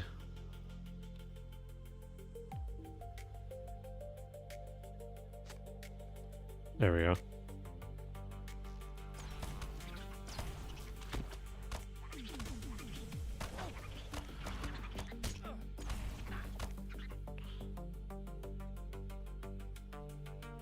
The T12 dungeons that aren't bugged are kind of ridiculous. Yeah, like if you go do like an Umbari one that's tier 12. Pretty brutal. I think all of that gets fixed on Wednesday though, Peng. The non-bugged ones, like in Cardolin and such. Or the ones that are bugged, rather, I should say. All of those get adjusted, so...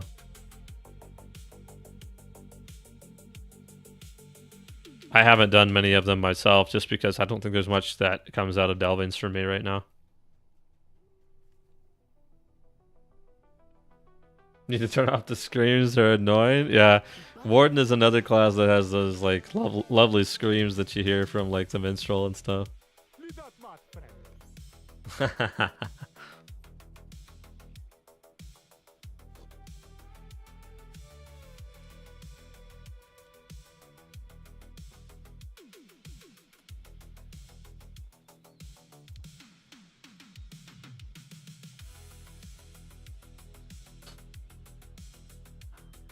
Ah, shit. My chair chat has officially broke. I just felt it. Yep. The armrest has severed in two, actually.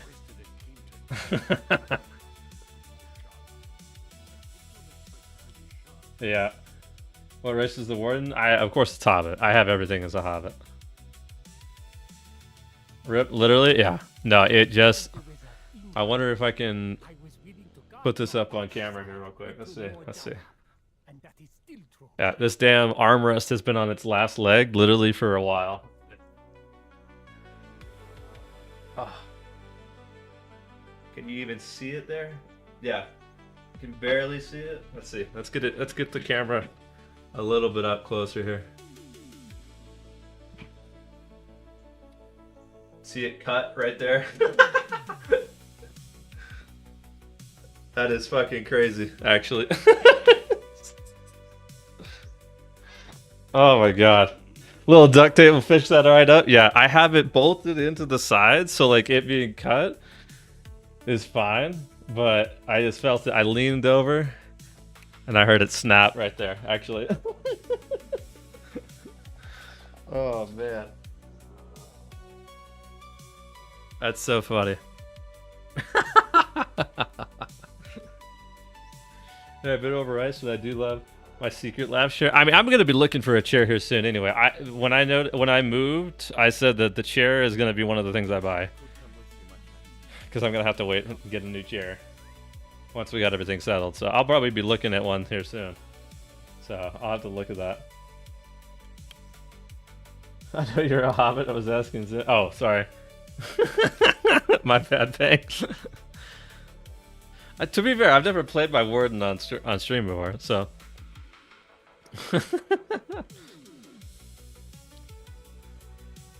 How am I like 100 pounds fatter and I haven't broken? Because this chair is not good. I'm gonna be honest, Mizor. Like this chair is I would not recommend purchasing this chair. It is very I don't know what to describe it. We've had the chair for a couple years, but chairs should last much longer. Like I've had this thing kind of on its last. I mean, it could still function. We could sit in this chair for probably another 6 months and be just fine, if not more, right? But I have been feeling like the flimsiness of the armrests and also the cushion that comes with this, the like pre-cushion stuff. I could tell it's like a cheaply made chair, so. Would be cool to see a high-level warden for sure, for sure. I think at some point, most of the time at the past couple of expansions, they've been handing out like level skips, if you would, from like the lower tiers of the expansion. If they do another level skip, I'm probably gonna hand it off to my warden and get her like leveled up, and then try to bring her up as a tank. And that way I have the tanking warden guide that would be prepped. But I don't really have much interest to level the warden because I have all the other tanks except for the Bjorning. So I just know that it's just going to end up being tanking again, right? So Secret Labs can dual spec as my bed reclines so far back. This one reclines far back, but then I get worried. You know what I mean? It's like one of those types of chairs where like the further back I go, the more I'm like, when's it gonna break? You know? So.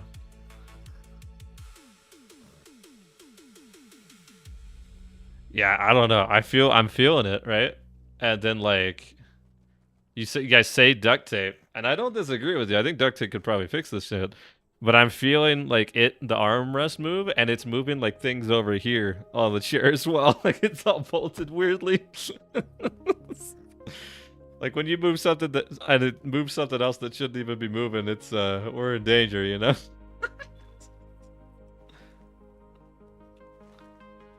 Eventually we can turn left at some point. I just don't recall when it is.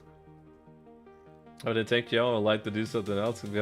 That's the thing too, Missouri. I enjoy tanking on 6-man, 3-man content. I'll tank for that all day of the week.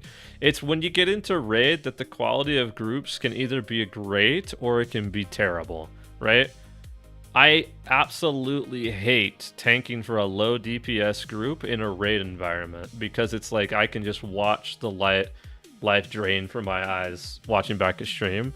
Because I know that the group that I'm tanking for is like not doing enough and is not giving me enough rope like to last through some mechanics. Like I talk about it every time that we ran a learning group on Sunday. If the tank is having to run for the maximum amount of time on boss 1 running in circles, the DPS aren't doing their job, right? Like the tank maybe should have to go to maybe 4.5 minutes maximum. You shouldn't have to be pushing your tank to do 5.5 minutes, right? So weld it, yeah, Peng. Is light damage on my warden bleeds? I don't think the. Well, okay, so some of your bleeds will be light damage, but there'll be other bleeds that are like physical damage. So it's a mix between them, I think. Here the road winds south into Kijan. As it approaches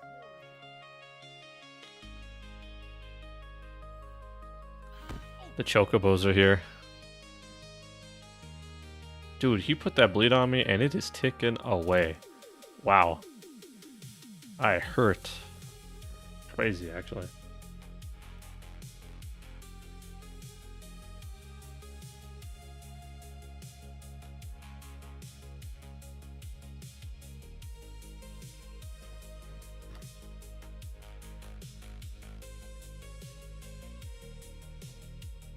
They are serious, bro. I forget how serious they actually are, man.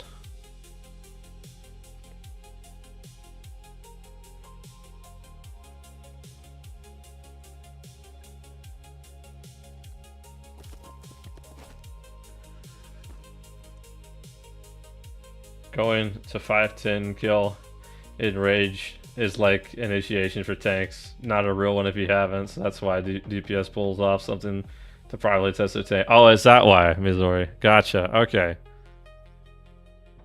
Gotcha, I was sitting here thinking that they were just bad.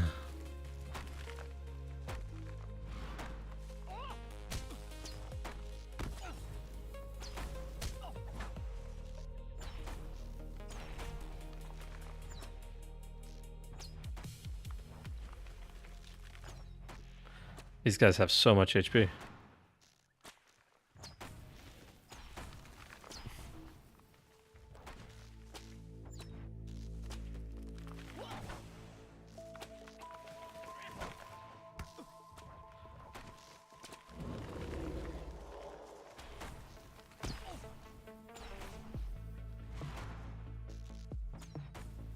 Dear God, these guys have just so much HP, actually.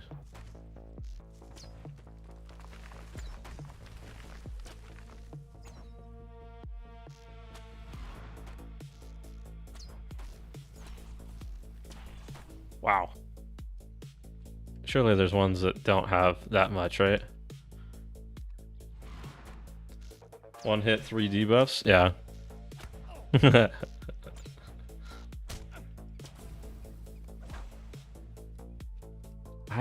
Okay, so there are some signature ones that we can try to pick out.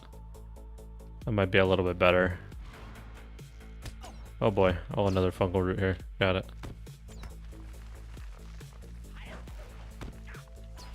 Why he moving so fast? Oh, it's because we got somebody over there. Got it.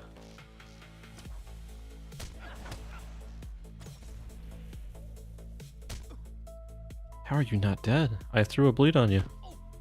Oh my God, you're hitting me like crazy.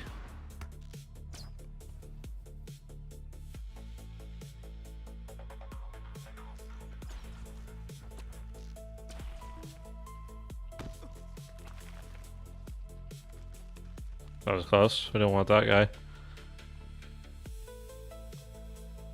Dude, these guys have aggro range like crazy, actually.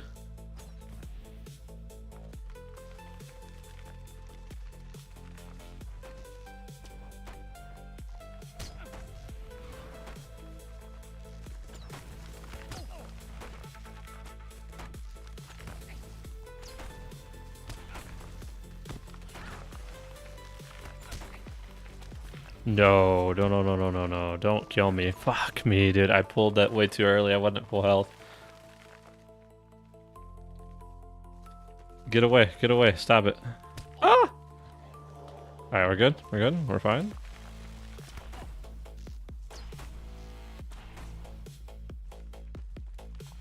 Hold.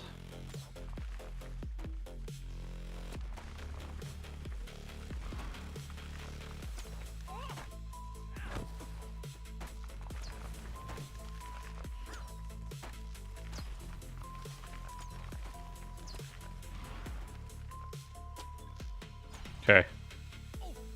Bro, who is this guy and why are you already hitting me? Dude, the fungal roots are crazy shit. Okay. We need 2 more trees, and I'm not trying to fight the almost 1 million type guys. What are they called? Okay, so these guys are called the Great Blightwood. Maybe we can track the normal, the not so great Blightwood. Like this guy? No, that's an elite. Signature. That's what I'm looking for. Right here in front of me, actually. Perfect.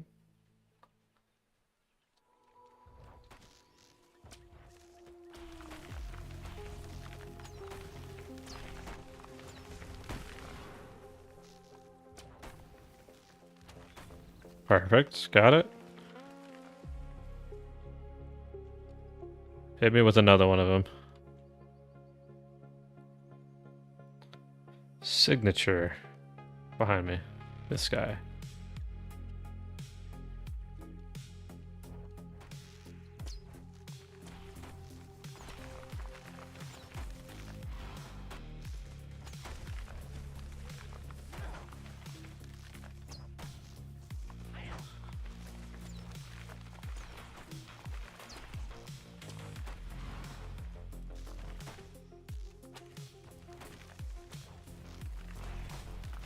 Alright, bring the seeds to homie. Desperate flight. Get me out of there. Where does this put me? Right here. Even better. Perfect.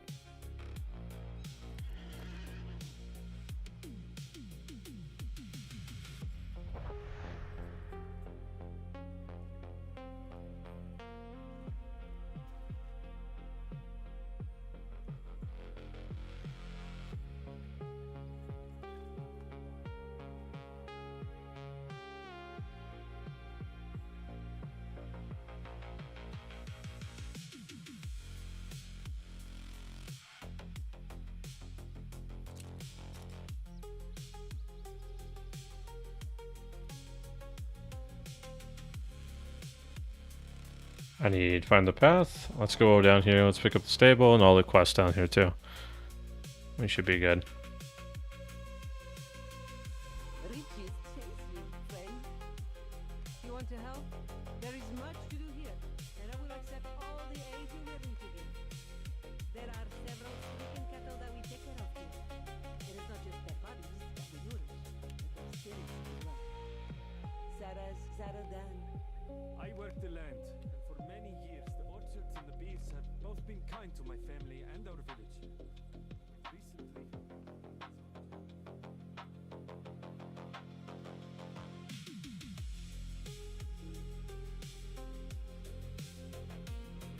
your errand has put a smile on my face.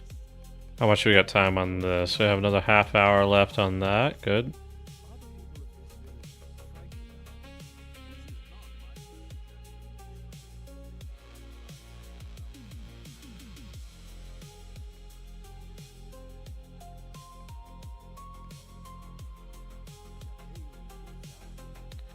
No chat, one thing I haven't really been seeing too much in LFF, and I guess it's just because it's like so long since the content was relevant, but I haven't seen many hunter camps going in recent days that I've been on. I genuinely thought that hunter camps would go all the way until the end of 160 just because people would always need them, but I guess the ability to trade for those badges of valor, We'll trust you then. people just stopped doing them, and I guess have just kind of been going to, I mean, granted, the only reason that you do that stuff anyways for reputation, once you get reputation, you just go roving threats now, I guess. Account shared? Yeah. They're just more sporadic? Gotcha. I know Eothad was doing a roving threat for the dragon recently, and I said that that's probably what people do now, is just doing like the roving threats for the tokens. You know? Oh, I need to do it once? Yeah. I only need to do it once. I, for some reason, started to dump all my remaining badges into my burglar just to see if I could get the reputation up on her as well. Not really relevant to do it, but I at least thought that people would still do it. They have significantly dropped off on the hunter camp nowadays, so really strange. I thought that they would keep that up more. Because I'm of the opinion that like having like a landscape activity to do with like a raid environment or a small fellowship is the way to go. I think it's certainly much better to have somebody to do it with. Like have a constant like thing like that. But usually later, right before reset. I guess it depends on who desperately needs it then, yeah. Probably don't see it on other people as much.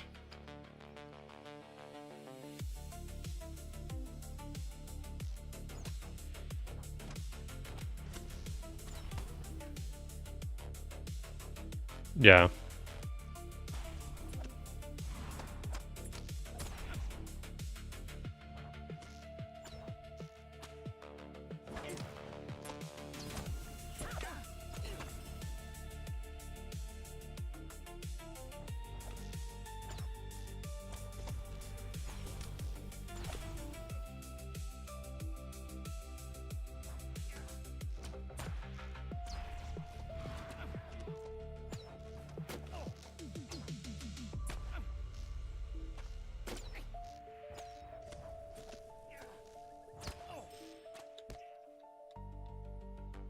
Speaking of hunter count, last one I ran half the people were just on follow. It's kind of annoying.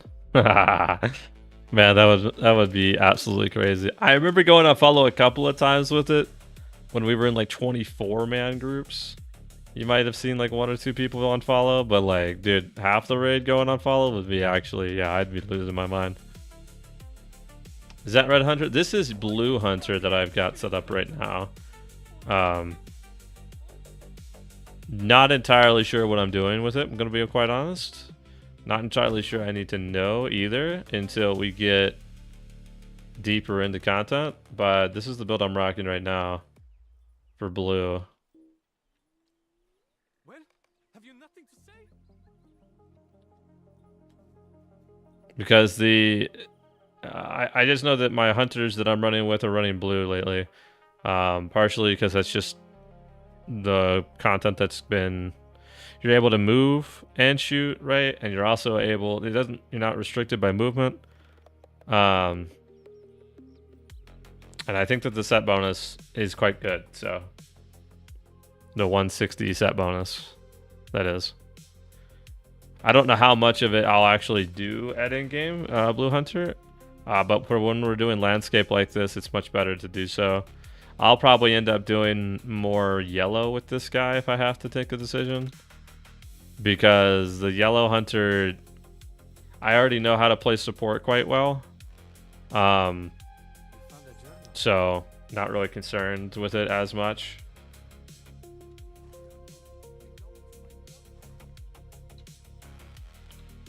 And then also bringing it into like a gardens. I think Yellow Hunter's pretty decent at gardens, the new 6-man. So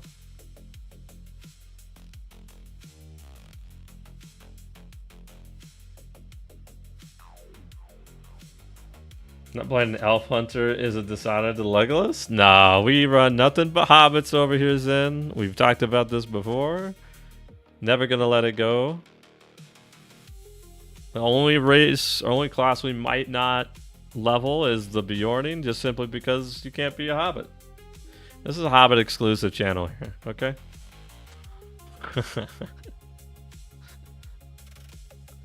I think my Shire Rats over here. Ranger's got it under control, even though that's crazy for him to say out loud. I don't know if you can say that word.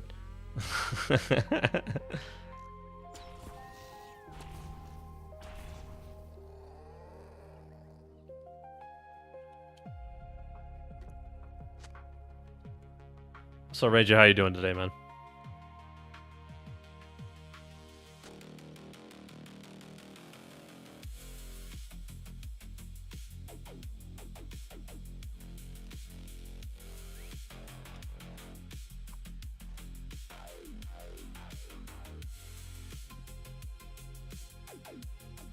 Just wants to be a... I do. I truly do.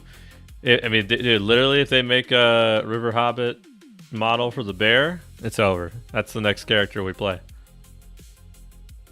Like, I'm leveling it up tomorrow. Like, makes it easy, you know? I'll tell you why, too. The banner, or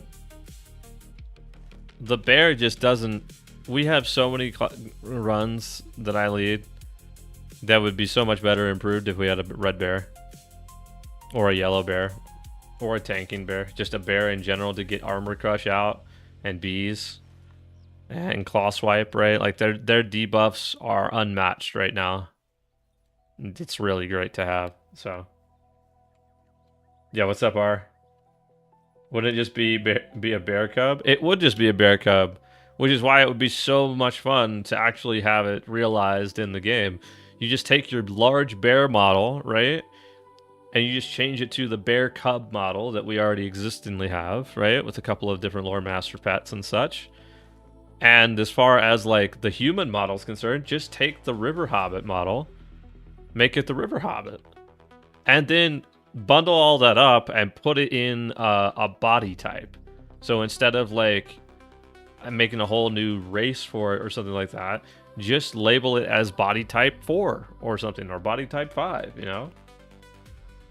It'd be great, man. It'd be awesome. They have bear cub in game. Yeah. Bjorning seems great, but I can't get a handle on the bear being a bear all the time. I know a bear, I guess I need to sign up. Yeah, you know, Pang told us the other day, Artie, that we actually can't sell horses to bears to like ride. You have to dismount and show identification that you're not actually a bear but a Bjorning, which is crazy to me. All these bears lugging around their government ID just because we discriminate against bears and selling them horse rides. Yeah, this seems discriminatory. It is. It's absolutely crazy. I don't know why that's not being talked about more frequently. I'm going to be honest. I don't have a bear, you know, but I have bear friends. and this is just ridiculous to learn this in the year of our SSG Lords 2026.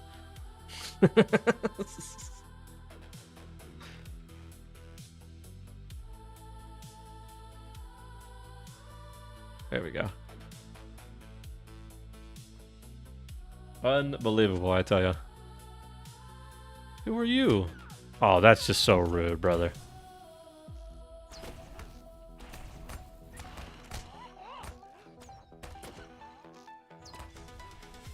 Is this journeyman riding speed? Yes. So what we've done is we bought the journeyman riding speed that goes 78% on any particular mount, and then I equipped it on the hobby horse, right? Which normally has a 12% mount speed. Now with journeyman riding, you can just ride at max speed. And if you ever get in combat, you just say, screw it, I have the horse with me, I'm just gonna run at max speed, run away. Which is a lot of fun, I think. I think it just looks comical on stream. So this is why we do that. This guy's gonna come all the way over here. Unbelievable, sir.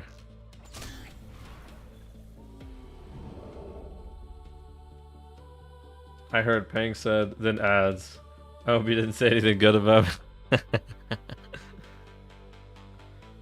Never caved on it because 68%, 78% doesn't seem like a big jump.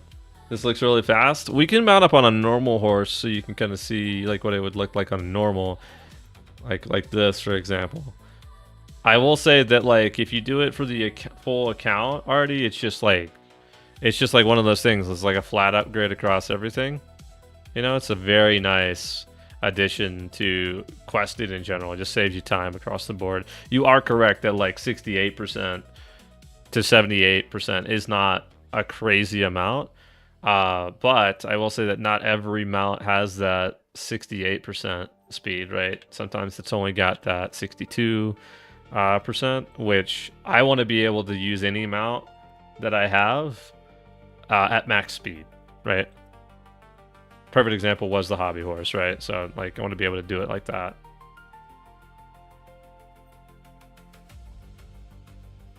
But yeah, when you're putting it like on a normal mount, it doesn't seem crazy, but the extra 10% does go a long way. So I'm used to 30% on it, but grabbed the Gundam by Quest back since I missed the dang summer sale. Gotcha.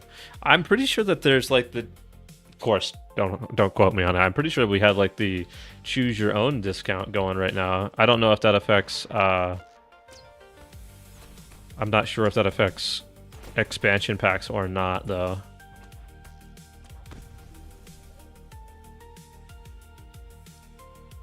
I dip in and out of Lotro, kicking myself for night. Dude, you're not kidding. If I wasn't in middle school back in 2009, I'd be having a lifetime account myself. But here we are. I will say though, however, I don't pay for VIP, but I do buy like the content as it comes out. And that's another great thing about the content of Lotro is that, you know, they don't. If you got a Lotro today and you're like behind on purchasing some of the content, I could see how it could be a little bit of a daunting thing. But most of the time I come back, they have an update maybe 4 times a year. And, you know, I may buy $5-10 here, $5-10 there. And the big purchase is the expansion that they come out with every year. That's like $40. So I might be spending maximum like, I don't know, $50 to $60 on the game every year. Just because that's the expansion, that's the updates that come along with it, that's anything else, you know. So we certainly get our money's worth out of the game, I think. I think they have a good they have a pretty decent content drop schedule for the most part. So I was in college and $200 what it felt like it's so expensive. Dude, it was. Love the game, but the leveling speed really gets to me. Bought Corsairs of Empire because it was so excited for Mariner, but ended up not liking it. Yeah, do you not like it just because of the environment, or is it just because, like you said, the leveling speed that you end up kind of picking up on people? Because there are ways to get, you know, through the content quite quickly, you know, with the boosts and such. Not liking Mariner, gotcha. I've actually been enjoying the class recently. I have one that's at like 77. But part of that is because I am very fond of like the melee damage types already. I have the champion, I have the burglar, I have the guardian, you know, those kind of classes I'm already really invested in. So they've made some changes to Mariner that have actually made it more approachable, I think. Like you don't get stunned when you get thrown off balance anymore. So there is like something like that I think is really cool. But yeah. The boosts are so expensive. Part of why I'm mad about missing. Oh, yeah, the Valors are very expensive for sure. I'm talking about simply like this guy right here. Oh, Volley kicked it away. Like the boost, meaning like the tomes of extraordinary experience and stuff, right? That's what I mean personally. This bleed is gonna absolutely destroy me if I don't let it get rid of it. It's crazy.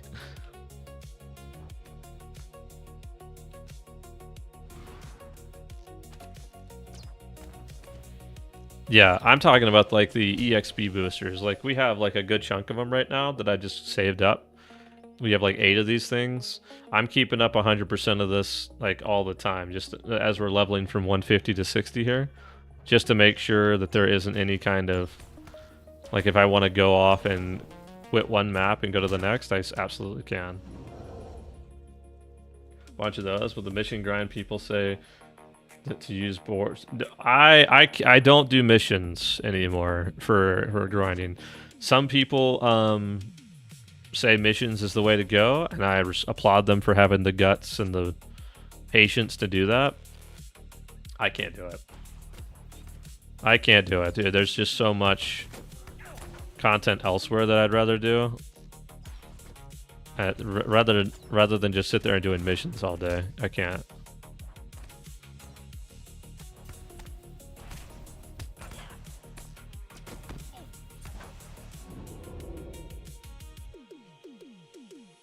Boosted my captain 120 with one of those Valors. Got an expansion, so I could do Mordor easily, but haven't really done that yet. Stay and have some tea. Hey, Artie, appreciate the follow, man. Hope you've been enjoying the stream tonight. Do we need to... We gotta recover Fang. I want to see if I can get away with it. Off screen, this guy was here. He was waiting for us to actually try some shit. Alright, if I don't think I get away with this. Oh, look at that. Hey, we're out of here, baby. Oh, dude, damn it. The quest is to kill the queen. Okay, well, I was... I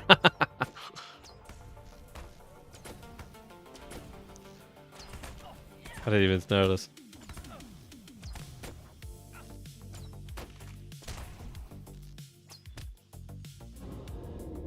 Huge. We're good to go. Let's get out of here.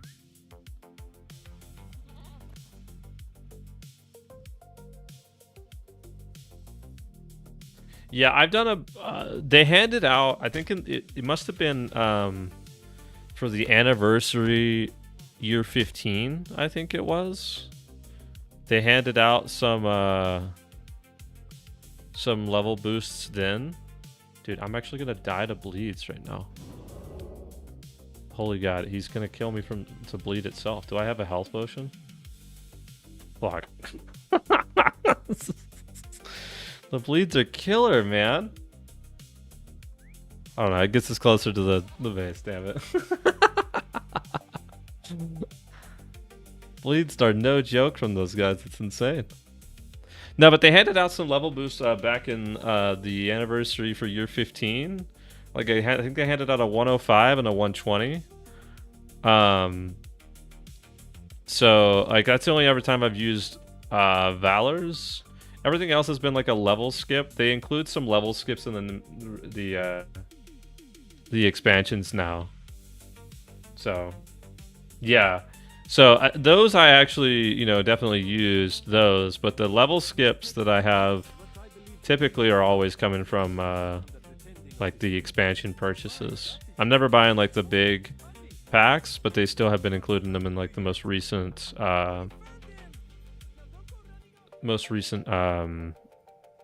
like base edition stuff. So dying on landscape, you'd be surprised how often it happens, Andrew. Which is harder, tier 3 content or landscape birds? Depends on what I'm playing. Landscape birds, man. You'd be surprised. Those damn bleeds, they kick ass. Be surprised, Missouri. Very clearly shown, I think. Like, look at that guy. He's ready to just smack somebody. He's waiting in the crossroads over there. He doesn't care what he finds. Hunters do have a cleanse. I use my one. It's one for anything, and then an additional one for poison. They had wounds on me, so I cleansed one of the wounds. Could not get the other one. Thought you were doing hard mode? You mean hardcore? I thought about doing hardcore, but then every time that I log in and I look at some of my characters that just aren't leveled yet, I think to myself, like, holy shit, like, if I started a brand new character doing hardcore, that would be so silly of me when I'm like, when I'm absolutely like struggling to get through some of these other characters.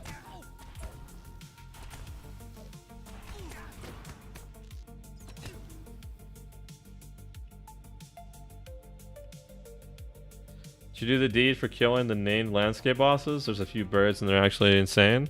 I don't think I ever did.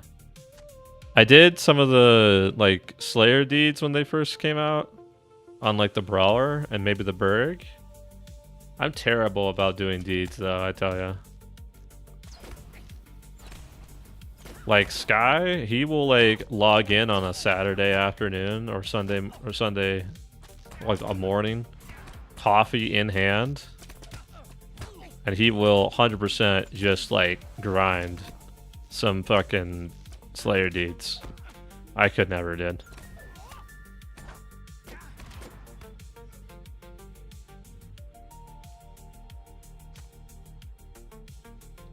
The only time that I did like a good chunk of deeds, there's a frame if you do the Gundabad ones, right? And the Gundabad ones, because there was a frame, I actually stuck it out and did all of the Gundabad deeds on my Guardian. So, but I'm typically pretty bad about it. A couple of them hit me for 350k on top of the nasty bleed. Ain't no way, bro. That's crazy, actually. I know that those name bosses hurt, man. They certainly do. Oh.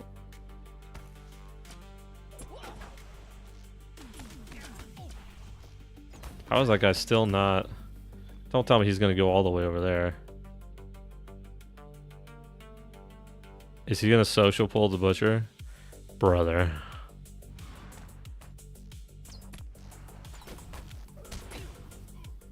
Okay, at least it's the guy that's in stealth. So we can take our sweet time getting to him. So I can take... Yeah, let's pop the heal. And go.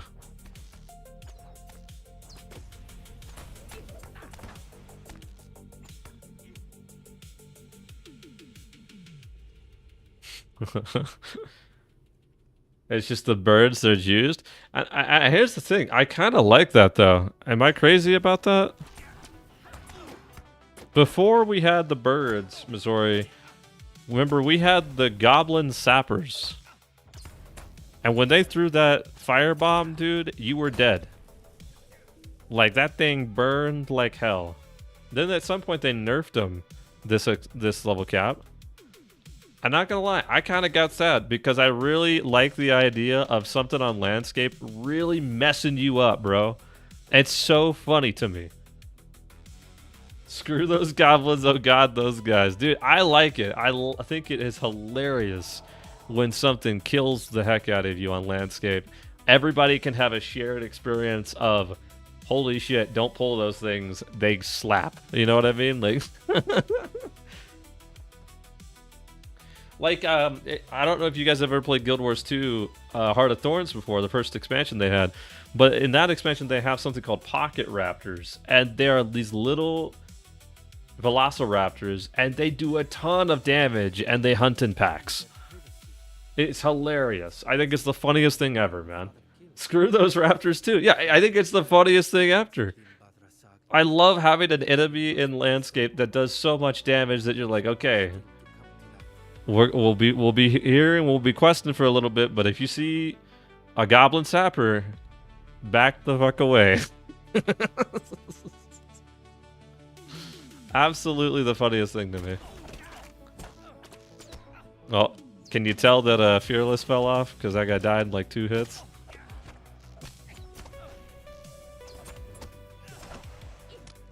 I knew exactly what you're gonna say as soon as you brought up Guild Wars 2. Yeah, of course. It's fun, man. It is hilarious. I love it.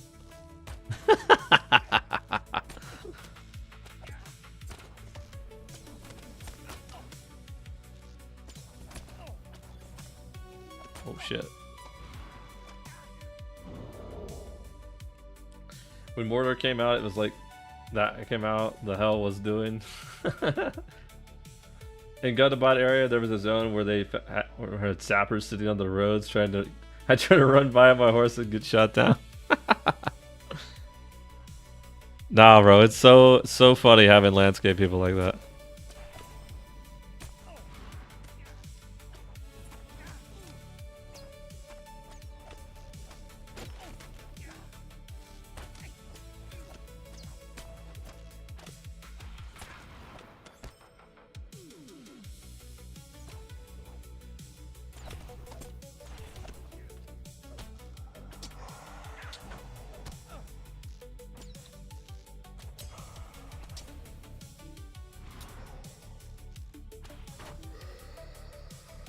Huge.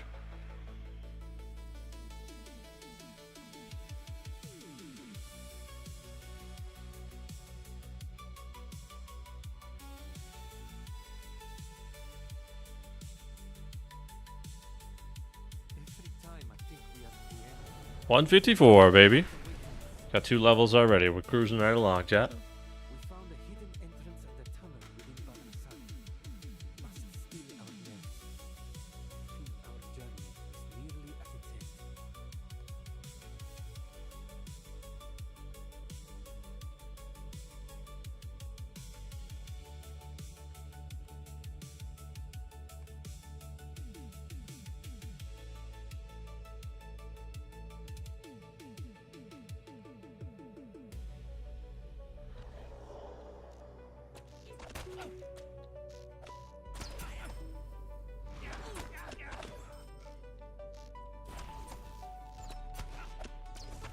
Meanwhile, I've been at level 121 for like 3 play sessions. Yeah, I've kind of got down at this point. We kind of know. I have a really good method right now that I've kind of like picked up on leveling in the past couple months. I've gone the route of, definitely gone the route of doing the quest in the region until I get the deed done for do quest in this region kind of thing. And then now that I have that particular deed done, I cancel everything. And then once I've canceled everything, the next thing I do is I take the story quest and I push the story quest up until it takes me to the new zone. Then once I'm in the new zone, I pick everything up, do everything else, and repeat, rinse and repeat. So what we'll end up doing here in Kagan is we'll do 30 side quests, which is what we're doing right now. Once we get done with those side quests, all 30 of them, deed completion, cool, cancel it all. I don't care what else is here left. I'm canceling everything, and I'm pushing the story until it takes me to the new zone. And that seems to be working quite well in my leveling content across all the characters I have, which is pretty cool. Makes it to where you don't get too far ahead of the content in front of you. Because if you were to stay in the zone and do all the side quests, you're going to be so far over level by the time you go to the very next zone afterwards. It's just going to end up resulting in you skipping a zone entirely. And that kind of sucks when you want to do Slayer deeds or location deeds. I'll tell you from experience, once you get to endgame, when you get to endgame, the motivation to go backwards and do quests in an older region plummets. So I'm living that right now. I know, Shay. They do it to you, man.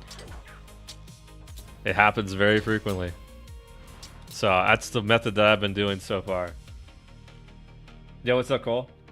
So I may sound crazy, but I tend to do all the deeds for a zone before moving along. I only skip the warband and roving threat mobs. That's not crazy. I've definitely tried that on a couple of times. I just can't stick with it. I can't commit to it.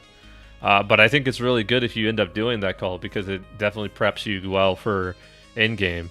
The only thing that I end up doing is I end up going backwards and doing stuff to make sure my top 5 virtues are maxed out in a region. If I'm starting to get ahead of kind of my leveling is all. So running back and forth in the question drives me nuts. Yeah. I always say once I out level, I'll go back and do quest, and I never do. Yeah. Especially the book quest. Holy crap, bro. I can't express to you how unmotivated I am to go backwards and do book quests, especially. My Mariner that I'm leveling right now, she did all of Volume 1, all 15 books, all of Volume 2. We're in Great River right now, doing this method of pick up all the quests in the area, complete them all, up until the deed, cancel it, focus on book. Because I know that I'm not going to complete the book if I level past it. So, and it's got good rewards when you do the book, if you're on level. But it's just a situation where I know I'm never going to go back because I know my character, my brawler, for example, I haven't done book in forever, My volume 1 is stuck 100%. I don't blame you either. It sucks. It's a good story. Don't get me wrong. All of the Lotro story I think is really good, but the rewards to go back and do them just kind of, it's not motivating. you know, not nearly as motivating as it could be. Volume 1 kind of sucks because you end up getting stuck with level 50 quests for so long. That is the case, and why a lot of people get to... Ultimately, that's the reason that we see a lot of people out-level the content, right? Is that each level cap that we come out with, right? And that you see in the game, whether it be 50, 60, 65, 70, all the way up at these like milestone levels, those particular level caps, they'll have their expansion content come out, and then on top of that, they'll have a 1-2 more map of, at least very minimum of 1 more map additionally, that will come out and be additional content for like the summer. I call them the summer maps, like Great River, Wildermoor, Umbarmach, the Hakatali Falls that came out just a little bit ago for level 160. Like these locations, they still provide experience for people that are leveling up, but for many people are already 160 by the time, or the level cap by the time that content comes out, so they don't even realize it. But when they start leveling a character through the content again, they start to out level it because there's just an additional map there, right? So makes it quite easy for that to happen. Volume 1 kind of sucks because you end up... I read that part. I actually got stuck in an instance because that won't work. What instance did you get stuck in? Because I had no issues with my Volume 1 going through it. It just took a long time. The big problem about Volume 1 already is that you get going back and forth between so many locations. After replaying it this year for the first time in like years, they've done a good job of like teleporting you to locations towards the end of like volumes, like books 13 through 15. But leading up to that point, it's like, hey, go to here, go to Tinadir. Now that you went to Tinadir, go back to Rivendell, go back to Gasforthmere. They rotate between those like 3 locations so much, it's crazy. It's actually nuts. So when I was playing it, I'm playing it on Mariner a couple months ago, and thankfully the Mariner had a teleport to Tinadir, which really helps the travel between Tinadir, Gasforthmere, and Rivendell, because I can just use the port to GV in PvP, get over to Rivendell no problem, and then I had a port to Tinadir, so when it came to that, I just swift travel from either of those locations to Gasforthmere. So I tried going through it all a year or 2 ago. I think I gave up before book 8. Yeah, I mean, again, when you're on level, you have so much more motivation to do it, and so that's why I was able to stick with it. The biggest thing too is like at level 45, as you're leveling, people end up saying, oh yeah, go over to the Walls of Moria and you can get your legendary weapon, right? And that's so much better than anything else at 50. And so you immediately get pushed into Moria by a lot of people that's saying like, oh yeah, definitely worth it to go do that. And like, so then you start to do Walls of Moria story, and then you immediately jump into Moria and you completely forget about Volume 1 after that, right?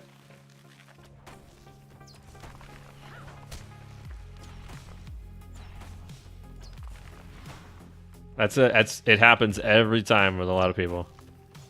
So you gotta like actually commit to Volume 1, in my opinion, a lot more than some of the other volumes, because of how fast you can get like sidetracked into Moria, no problem, right? So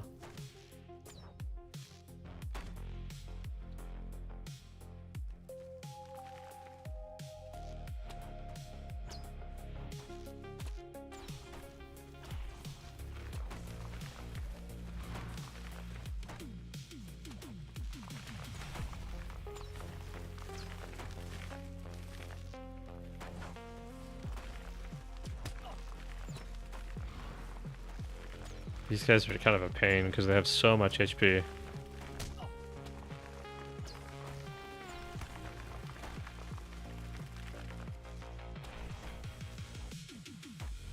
And man, is he hitting hard. Oh my god. Wow, I'm barely alive after that. Book 13, Chapter 4, Path of Ariel. The bad guy stuns me, and then whatever conversation between the bad guy and the guide woman who came with me doesn't happen. Really? Oh, I'll have to... They did just have... I mean, I will say, they did have an update. If they had some kind of bug with Volume 1, they would have most likely fixed it with this update, because this update was a bug fix update. Like, all the way through. So, you probably have an opportunity to go back and handle it. But, if you do that, you get sidetracked, right? So, doesn't Origion start at 40? Can do like 4 to 5 books, then sidetrack there and never turn back? Yeah. Yeah. A lot of my characters end up doing like the first 4, like you said, first 4 or 5 books, and then yeah, Origion really starts at like 42 or something of that nature, or a Region, however you can say it. So, was stuck today. I feel like you're lying to me. You wouldn't do something like that.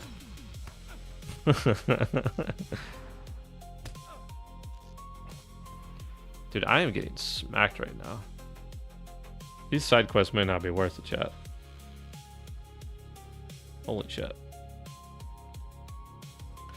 Make a ticket just so they know it can break? Yeah. I like doing it as I don't have to go back to get my virtues leveled. Yes, 100% Crow. Not having to go backwards to level virtues is a great thing. It's a great feeling too. So I could see both sides to it. I have a lot of people that I know that like want to level their virtues as they're leveling. And then I have another group of people that I know that really enjoy popping like an accelerator tone or like head down focusing on deeds for like a couple hours. I've done both of them. So definitely... Who is on me? You. I definitely can see different points of view for it. I personally am one of the ones that like, as I'm leveling, I'm down to like focus on getting my virtues done, but to a degree. Like I don't have the patience to kind of sit there and do everything, unfortunately. Downside is I tend to run out of things to do other than dailies or solo instances for deeds. Gotcha, yeah. That is something too, like if you get capped on all of your virtue and then you're still getting virtue experience, you never get that virtue experience back, right?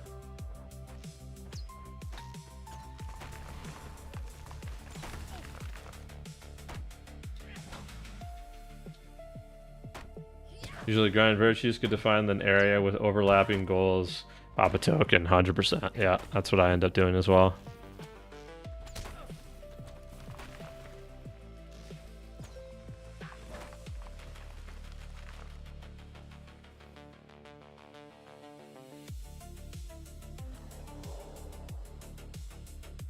Oh.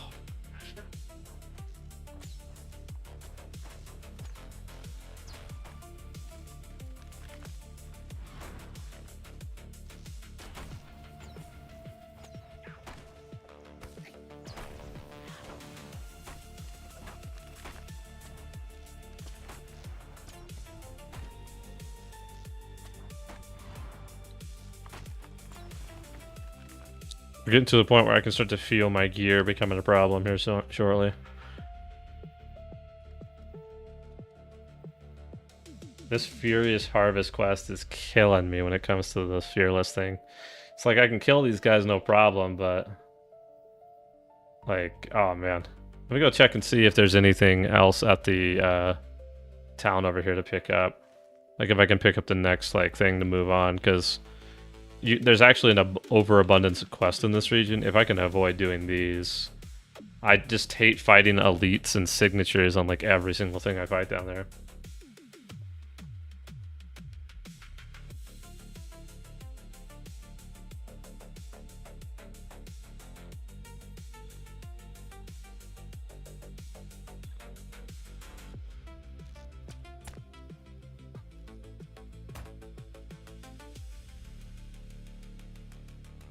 Okay, we have this that we can do. You have proven Speak with the leader of the war band. Is that south of us here? Yes, it is. Okay, we do have a quest to go down there. I think we're just going to bench these for now. Come back to them if I need to. Head down to Ingar. Yo, Limitless, what's going on, man? How you doing?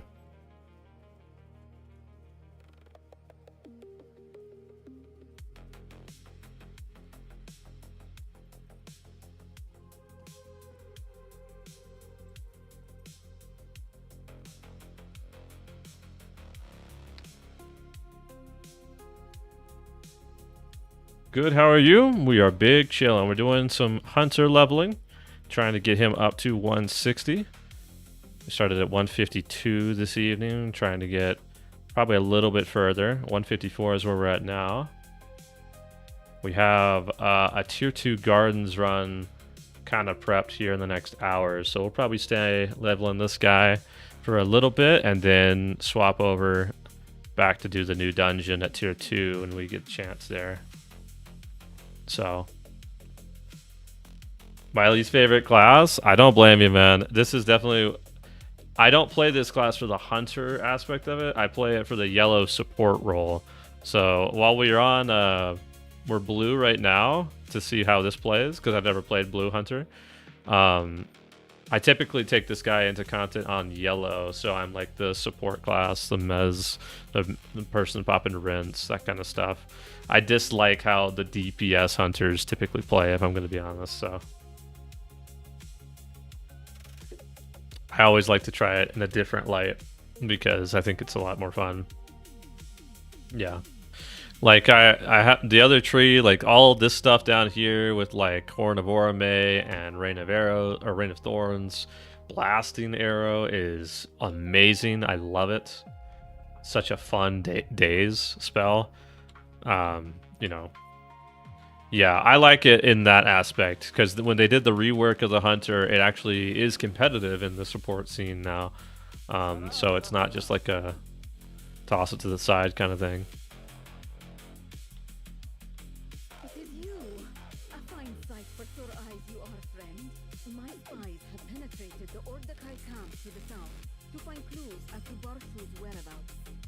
Okay. You have taken a long road to reach me, but here you stand.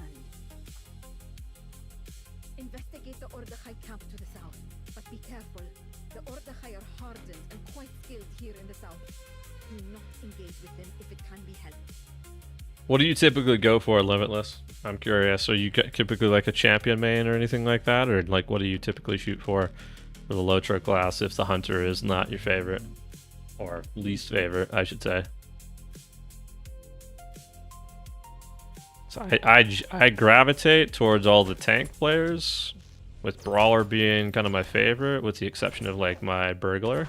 Had my Burglar for many years.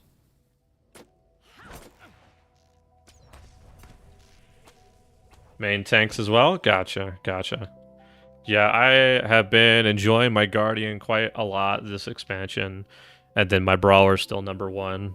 So when I get to jump on my Brawler, when it makes sense, I go for that, but Brawler has been in a pretty bad state lately. As far as being able to play them, you really only be able to play Brawlers lately on like 6-man content or the off tank. So Brawler is a ton of fun. I love it so much. I would request your aid if you are willing.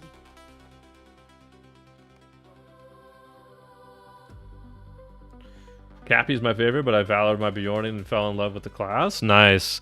I haven't had a chance to do Bjorning tanking quite yet. But I'm sure that I know we need Bjornings all the time. Just I haven't run them as tanks yet. But I'm sure that they work just fine regardless. But I have been enjoying my Captain more tanking this expansion than I was last expansion. Last expansion I was actually leveling him up with a couple others. So I didn't get to play him at Endgame until like the last couple of months, but this time around he's been tanking a lot. It's been a lot of fun to tank with him, so.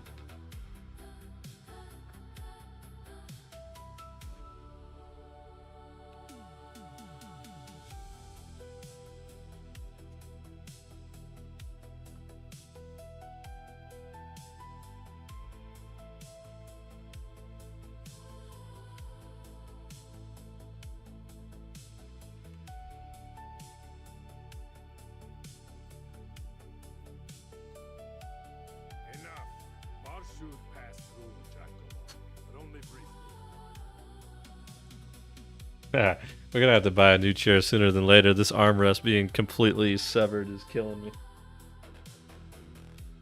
I don't know. I don't know how much weight I can put on this thing before it like snaps something else. I wasn't there for 150. My account was hacked. Oh damn, man. Sorry to hear that. We played a lot of 150. The raids at 150 were to be desired from what I heard from other people, but I enjoyed them quite a bit for what I had. But part of that is I had some pretty decent groups that I was running with.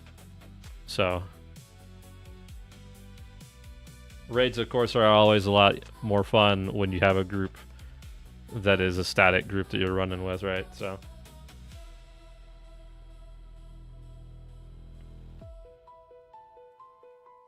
Thanks to you, now we know where Barshud is headed. Now that we know Barshud headed to Zajana, we can make our own way there as well. Yes, my husband is missing. Will you help me?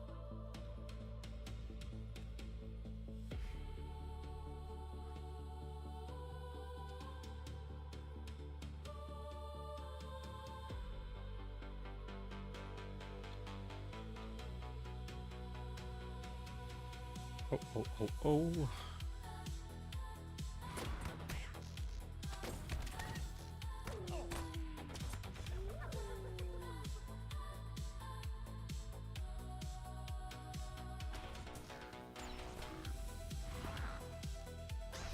Huge.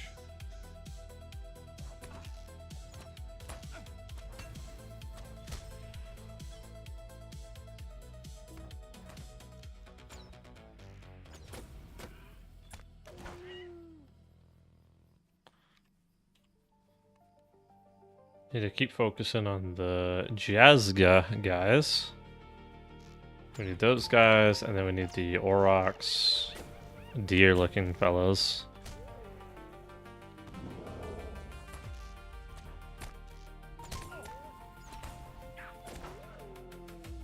There we go.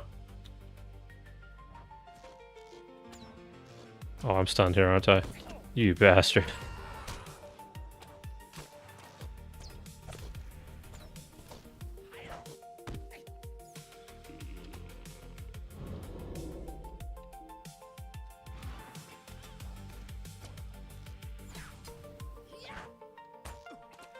What does that skill even do? I hit it from time to time? It does restore morale, but holy crap, is that no morale. 8,000 at maximum on that ability is like a waste of my time, actually. What a silly amount.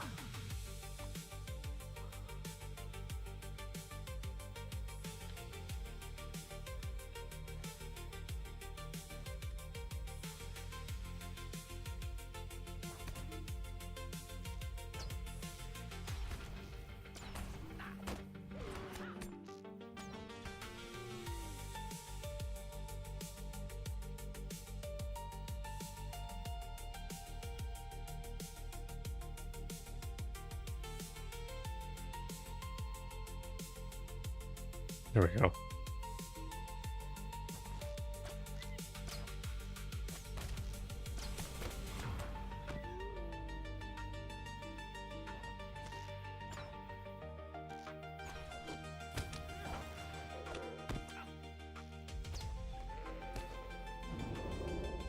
Oh, I actually picked up the bird. No.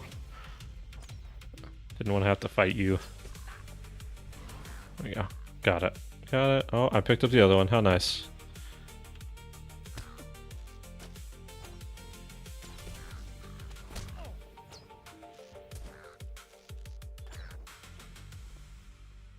The eggs that I needed to pick up, are we at that quest now? Yeah, pick up eggs to the east. I'm still trying to make my way there slowly while killing what I need. We need to kill one more of the Aurochs. Well, we need to kill more than that because we have 2 quests for it. So all of these guys need to keep dying.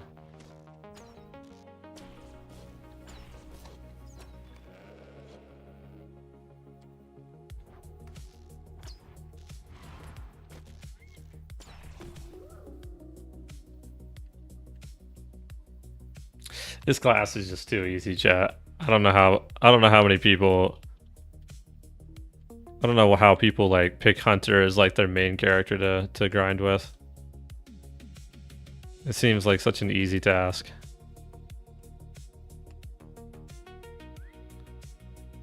Everything's at range. You, especially Blue Hunter, you shoot on the move. You have ports everywhere. Find the path is here. You have a desperate flight if you need it. I mean, it's crazy. Crazy how simple this thing is. Hunter is easy. Yeah, it's just a little too... And we're running on to Fearless 3, you know? Crazy, man.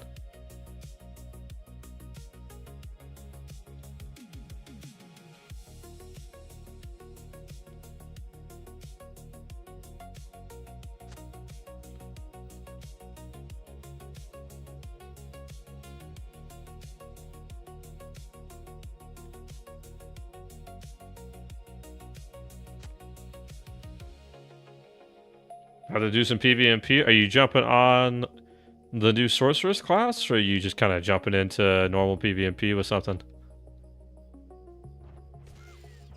I haven't really found the motivation just yet to go down and do like delving into 4 stuff yet, so... All the travel stuff makes Hunter great for solo grinding. It was the worst solo combat for years, though. Yeah. No, yeah, it's... I'll say this one, as I'm leveling the Mariner right now, and I would say I don't play it often, but I can safely assume the same can be said about the Warden. They have... The Mariner and the Warden have just enough ports for me to, like... For the travel on those characters to feel very, like, easy. You know what I mean? Mariner especially, you know, all you need is like 1 port in the general location to get you to a stable master, you know, and that's really like good shit, you know, to get just anything that can be something more than just your milestone port that's on like an hour cooldown, you know. Oh, creeps, I don't like creeps. Gotcha. Do you play on... What server do you play on, Limitless, for your PvP? Are you over on Grand? Are you on Landring? Where are you in... Are you into Orcrist? All the travel... I used to love Warden so much, but it feels tedious now. It does feel kind of tedious. It does, a little bit. You're over on Landring? Gotcha. Yeah, I might consider doing some PvP at some point here shortly. I'm not sure... I've just been so PvE brained for years now. It's hard to break that like cycle, you know?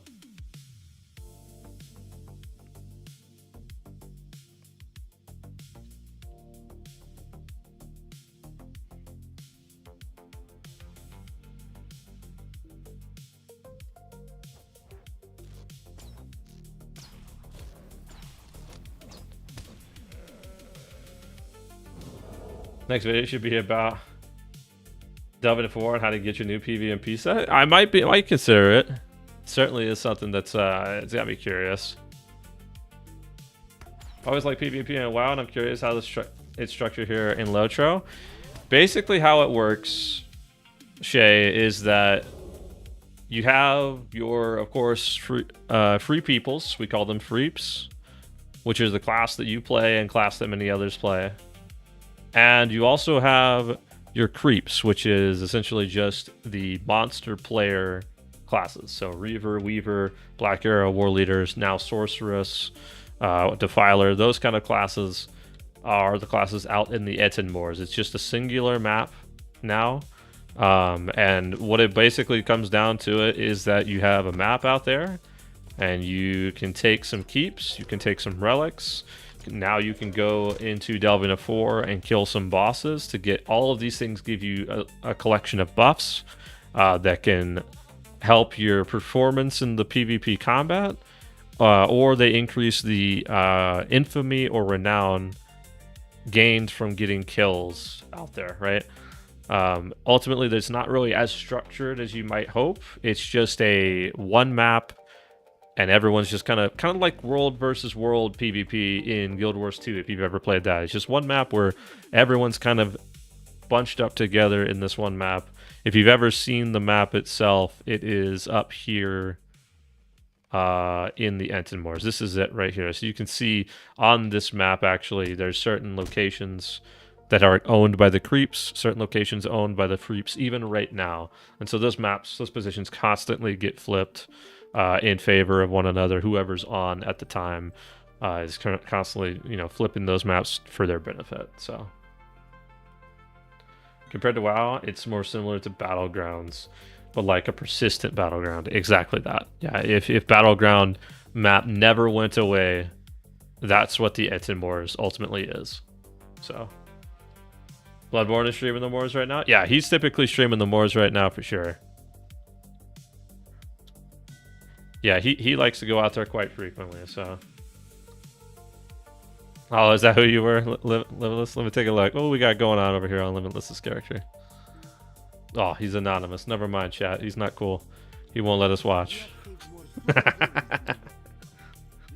That sounds like it's got a certain charm to it. That would also explain why I hear people complain about the Moors being full. You'll hear about it being full this week and or last week especially, but this week, because a lot of people that don't normally play PvP, Shay, are going out there because they had a recent update about it. They have a new creep class, the Sorceress, that came out last week, and they have a lot of new free people's gear that also happened as well. So you have a lot of people that wanted to go check it out, wanted to go experience it, and because of the performance of the map itself and how action intense it can be, they have in recent months put a cap on how many people can be on either side. And so yeah, I doubt that will be something they address, because I can guarantee you after a week or two, going to the Enton Moors will not be a problem. This, regardless of if they made an increase to the Enton Moors like performance or updates or a new class, PvP for a lot of people that play Lotro is not their focus point, and because of that, it ends up being one of the things that's just kind of a side thing. People go out there from time to time, but ultimately it's not what they are playing the game for. There are very few players in Lord of the Rings that log in to do just PvP. There are certainly players that do that, but just not many of them focus specifically on just the PvP. And so because of that, we don't get many PvP updates. Not nearly as many as like things like PvE or other quality of life improvements and stuff, right? So inspect now. I got you. Let's take a look. Let's take a look at Limitless's character. Yeah, so this is like some of the new gear. Limitless actually has a perfect example. So some of the new gear that came out is like this jewelry that he's got rocking. And I think, yeah, this Axe of the Mountain is some of the new stuff that came in with the most recent update. So he's also got, I think, yeah, the set bonus gear that came out as well, right? The Raging Bear set bonus. The Bleed from Bash becomes shorter and refunds 10 rasp upon expiration. So they have a whole new like set bonus gear out there, which is cool. They have new jewelry, new offhands, it looks like, and things like that. So a lot of stuff is really new out there. So the PvP community complained from day one it didn't seem to be a focus for the devs. No, it didn't seem to be a focus for the devs, Smitty, and I don't think it should be, if I'm going to be quite honest. I think PvP is a fun kind of game mode to run, just like anything else. But I also don't think it should be the focus, because, how do I say, I don't think that they ever like put enough effort into it for it to be entertaining for a lot of people. I'll tell you this right now, if they put a lot more rewards that could be brought out of the Enton Moors and into other parts of the game, I think you'd find a lot more people more involved out there. But many of the cosmetic rewards and other rewards in PvP don't entice people enough unless they're already ingrained in that community, right? So That's just, it ends up being how it is. I know that they're, you know, in order for you to kind of attract a more popular kind of environment for the PvP community, you have to include the casuals as well. PvP environments typically invite a lot more hardcore players, and that's going to be a very, very small subsection of your player base. So, best in slot should always be PvP rewards. Fight me. See, Smitty, I come from Moria, Mirkwood days, Isengard days, before Audacity gear, where you would go and do PvE content, go do the highest tiers of raids, because then when you finally got that set of gear, you could then take that gear into PvP and be better than Joe Schmo standing next to you because you had better stats, right? But since then, they've included PvP gear, which I think is a different take on it, right? Different way to handle gear in the Itmores. So I wouldn't necessarily disagree with you on it. Like going down to kill Gary in Delving at 4, getting like a gold pocket, that gold pocket being best in slot in PvE would be kind of sick. I'm not gonna lie. But it invites a different discussion on how the game is run gearing wise, right? And I don't think a lot of the community that is casually based want to invite that possibility, because I'll tell you this right now, a large part of the community doesn't even want to go into a tier 1 dungeon. If they're intimidated by tier 1 dungeons, imagine what PvP would do to them, right? So it ain't gonna do much. They're gonna end up logging in for just festivals, you know.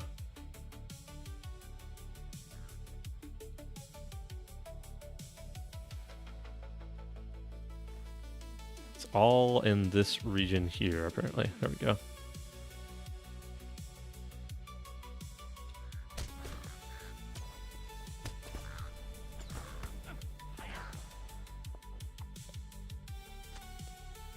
True, yeah.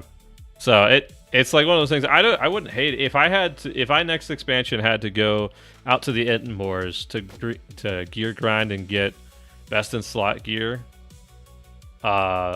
I would do it. That's not a question. But there's going to be a lot of people that are upset about it, you know?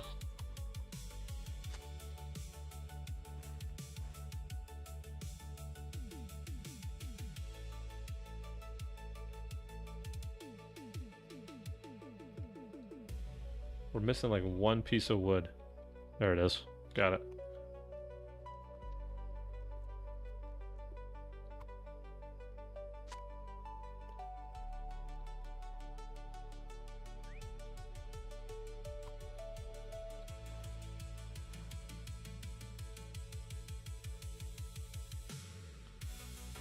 Go ahead and renew that for a little bit. I don't ever want this like 100% to fall off while we're doing this. Not that I'll ever get into group content, but how are champions in groups? Champions at the moment, already to explain what meta is going like in 160, the physical damage group classes are doing phenomenal. So your Red Burglar, Red Mariner, Red Bear, Red Champion, they're all doing quite well. It's a physical damage dominated environment right now. So the people that are kind of sitting on the back end are RKs on damage. Brawlers aren't really doing great damage, unfortunately, even though they are physical comp damage. Lore Masters aren't really doing great because they can still be taken. It's just that they don't complement the physical grouping. Champions are certainly doing really well. So the red champion is what people typically gravitate towards, because in most fights at in-game, and this will probably be the case until they make a ad-focused fight, is going to be the fact that red champion is going to have more single target damage, and because of that, they're going to provide more of a need in raids than like yellow, for example. I have a blue champion build that I also work on, and the blue champion build also does okay, but it's not going to be nearly as good of a tank as some of the other classes that exist in I call it the selfish tank, right? Because they don't do anything for the group, they just eat damage. And any tank can eat damage. It's just a matter of wanting... You know, champions are going to be better on DPS than they will on tank right now. But they can still be brought on that, so... This right here is the biggest problem in the game. You should always be able to group with anyone you want for any quest. It should scale. Yeah. Has had a spiel on this too many times. Has heard this spiel too many times. Yeah, no, for sure. The reason I boosted my captain was because he could fill any role, but I struggled to play him. Even though on paper I should love it. No, for sure. The blue healing captain is fun. I enjoy that. It's not brought nearly as much as some of the other healers. The tanking captain is really good in 3-man, 6-man, and raid. And then I think every raid typically brings a red captain right now. For the most part. Not many groups bring the blue mariner because red mariner is good right now.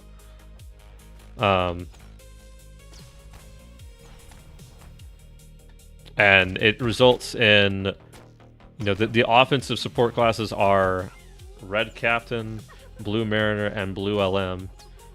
LMs have a good space in raids on yellow and red builds, which is why they're typically not on blue, but they can certainly perform that role just fine.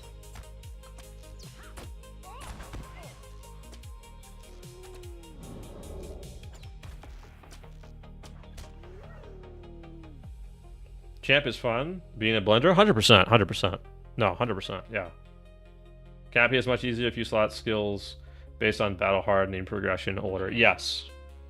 Yeah, like, if you're struggling on captain, we've got a couple of captain guides on the YouTube. I don't have my red captain guide built up yet. That's going to be one that is down the road. I'm planning for that.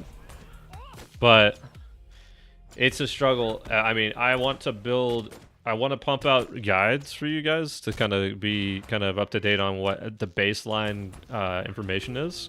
But I also don't want to make a guide that is underperforming. Like, so for example, like, I've made some good support, heals, and tank guides, but when we get into the DPS ones, I want to put down on paper, like, and hit the training dummy to showcase, like, the rotation that's doing well. And part of that comes with investing a lot of resources into the class. So I end up having to spend a little bit more time on DPS guides than I'd prefer to, because, you know, I'm having to dump a lot of resources into the DPS character itself to make sure the stats are bumped up really well, so they're performing well at the training dummy. So it's been a toss-up between the red captain and the red guardian right now, and a lot of people have requested red guardian just because it's brand new with their rework that they basically did. So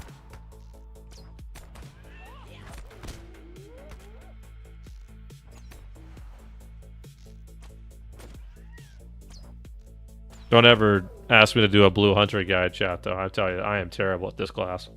I can just tell you based on playing it in landscape.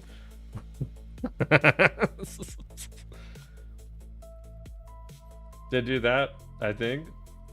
But also had been playing red. Captain feels like so many buttons, too. I always want to play Guardian. But feels like there's no point when Champ and Captain exists. It depends on who you have, really, right? Like, a lot of the reason that you might think that, Artie, is because Guardian for the longest time has been brought on every major raid as the main tank, but they can be replaced as the main tank by, like, a Warden. You can also just bring what tanks your group has available, like Captain and Brawler and Champion and Bear. You know, they have any tank can do the role. We don't have like a specific role, especially in the most recent raid, where, hey, you got to bring a Guardian tank or else your group's gonna fail. Not a big thing anymore. The problem is that the Guardian rework happened and there was only a few people that were willing enough to jump in and do the red Guardian DPS role, because all of our Guardian players across the whole community have been running blue and tanking for years on years because the red Guardian just hasn't had great damage. So to put a bow on all that, right, like when you tell your Guardian tank who's been tanking for a decade to say, hey, have you ever tried to do damage? They're going to tell you no. Because why would I? For the past decade, I couldn't have ever been brought on Red Guardian, you know? So, but now you certainly can. They've done a nice rework to it and does pretty decent damage, so. But Guardian, in my opinion, is the most high stress. The whole raid is watching your every move. If you mess up, everyone knows it right away. Opposite of Hunter. See, here's the thing, so Smitty. So I would argue that yes, it is high stress if you are playing Guardian, and that's the case for any tank. But I will say this, right? It is much easier. The ceiling of Guardian tank is much more achievable than a DPS. And the reason I say that is because if you look at the people that are running tier 2s on the raid or tier 2s anywhere, their DPS, the gap between somebody that's running tier 2 and the gap between somebody that's running tier 3 on the DPS scale is a cavern. I'm talking the people that are running DPS in tier 3, they've got their rotation down to a T. They've got macros that are interrupting their interrupts. Their immediate skills are interrupting themselves. They sit at the training dummy for hours to make sure that they are exactly perfect. The amount of effort that it takes to go into playing a DPS well at higher tiers, in my opinion, it takes a lot of effort that you do all prior to going into the raid. And the reason that it may seem daunting to go in to do a tank in raid is because all of the effort that you have to do on tank and healer and sometimes support is done in the raid, right? You clearly know what your skills do going into it. It's where do I place these skills in the fight and how do I coordinate that with the rest of the big picture, right? Like the people that are playing DPS, they do all of their work at home in the training dummy environment, right? So that's the big thing. And so like when I am sitting here tanking and talking with you guys and eating goldfish at the same time, it's because when you finally do all of the work that you need to do in the game, in the raid, you know, you don't really care too much, right?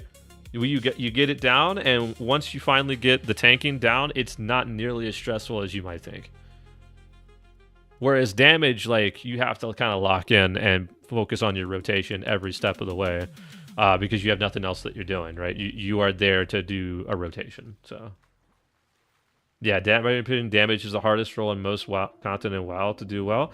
Yeah, a lot of people don't think about it that way because a lot of people think, again, we talk about it all the time, that this landscape game that we're playing right now, a lot of people play through this game that we are seeing on screen, and they are one-shotting enemies because they don't run Fearless. They are killing things in like 2 hits, and they finally hit 160, and they want to do dungeons. And then the skill that it takes, which is 0, to do questing in landscape does not translate at all to a dungeon DPS environment.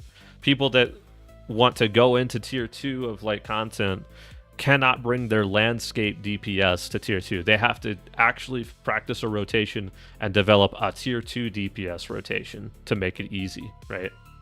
So I almost never DPS since the captain. See, that's the thing too, Artie. The DPS on captain is certainly small on red, but it is not nothing. You know, it is still important to bring. Still, it is important to bring red hunt or red captain DPS. Just that way, you know, when you yourself are pumping the damage, you can just imagine the people that you're supporting with your damage buffs. Like, kind of get a feel for when they're going to need the DPS buffs as well, right? So, what difficulty should I change my landscape, do you think? Because, heck, it's too easy. I run 3, Shay. Let me show you here. I run 3 at all times because you get 20% more experience from monster kills. The biggest thing, though, is the virtue experience underneath, the extra 5%. This is also where it caps. So, if you take it to 4, you're going to see the exact same buff. The only difference is you're going to be getting more tokens of heroism on level or above mobs. So I would recommend 3. and I think you'll enjoy yourself a lot more because it gives you a little bit more of a challenge. And this is something that you don't see many games offer as like a landscape difficulty that is in the content as you're doing it. Most games provide like a harder difficulty after you've cleared the content. This is an opportunity for you to kind of do it before the content, before you've cleared it, right? So Hunter in Moria era is just arrow spam. Which ones doesn't matter. You could literally auto fire it. Yeah, literally Hunters in Moria era had nothing to do because any arrow that came out of their quiver was doing more DPS than anybody else. It was so funny. Yeah, but it makes leveling kind of boring compared to other classes. This is why I hate the level cap being so high. Flip-flop on which class I want to play so often. Oh, for sure. For sure. I do wish that we made it a little bit easier to get the level cap because the longer the game goes on, the more intimidating the level cap's going to be. I would have expected them... I kind of expected them last level cap at 150 to do a nice like level squish. I would love for them to do a level squish at some point regardless, but we shall see, you know. Game is dying for a level squish. Absolutely, Holes. It hurts. It hurts bad, man. Also, Holes, I hope you're doing okay, man. Badass, thank you. 100%. The other thing, too, I don't know, Chase, if you've ever done the level of world difficulty, but you'll get tokens of heroism right here and hero marks. So what you do when you're on Fearless is you get tokens of heroism. They cap at 60. And each week you can take your tokens of heroism and take them to the Hardened Traveler, which you go to actually open up and turn on Fearless difficulty. And he will provide some weekly turn-ins to transition the tokens of heroism to hero marks. And from there you can get some... It's something small. It's not anything crazy. But you do get some like alternate versions of existing emotes. So while you're just doing content, you're getting this currency that will end up getting you kind of some cool fancy emotes at the end of it, right? So another reason to run Fearless when doing content, right? So yeah, I can't believe they haven't done a squish or at least speed it up significantly to 130. Yeah. Yeah, 100%. I don't even know what they would end up doing. A part of it makes me think that they need to expand their free trial a little bit, Artie, because their free trial goes to Helm's Deep. You know, I would think that they would want to expand that a little bit here pretty soon and add a couple more expansions to it. But I don't know what it is that they end up doing, what discussion, because the last time that they expanded their free trial was a long time ago. It would be nice if they would do it again, though.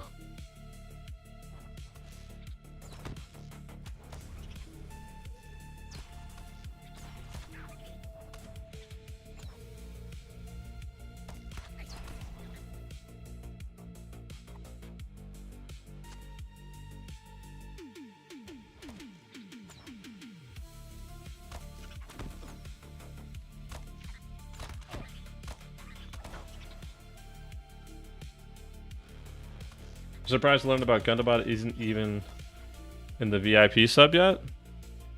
I guess that's the other thing too. Like certain things like that should probably come with the VIP sub, but they don't. Yeah. I didn't even realize that certain expansions came with the VIP sub because I'm not VIP, so that probably helps me not know that information. I think they A, lack the staff to do a real change in the leveling experience, and B, one of the biggest draws to Lotro is going through all those iconic areas. Yeah, the thing is, I don't ever think that they will prevent you from so a level squish would only do things in the mind of the player Holes. I don't think it would actually have a meaningful impact on how fast you get to level cap. Like if we hit level 200 6 years from now, right? and they decide, hey, we're gonna finally do a level squish, they're not gonna actively make it easier to level up. They're just gonna divide everything by 2, and you will level up faster because your level cap will be 100. But they're not gonna actively like, they're not gonna actively like make it easier to level. Just thinking about how WoW handled it. WoW handled it in such a way where they allowed you to choose which expansion you were going to, but to build off what you said, like the biggest part of Lotro's draw is going through these iconic zones. They would never want to deter away from one zone over another, I think. At least I don't think that they would.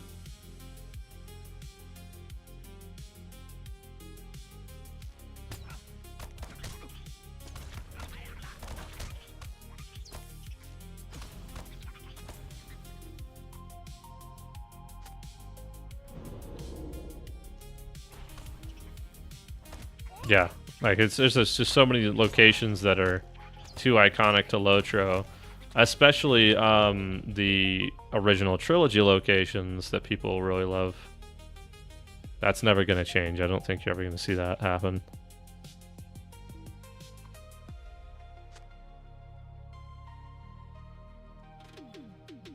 I always forget where the other clue is here. Maybe it's outside? Let's try outside. If it's not outside, we'll just keep moving on. I think I've gone multiple times, and I'm at 2 of 3 clues on multiple characters. You could always Valor, yes. You could be leveling through Middle-earth, doing just fine, and decide one day to hit that, to give me those 3 wacky digits on the back of your credit card. And then you too can be the savior of Middle-earth, the destroyer of rings, and loved by all. All with the click of a button.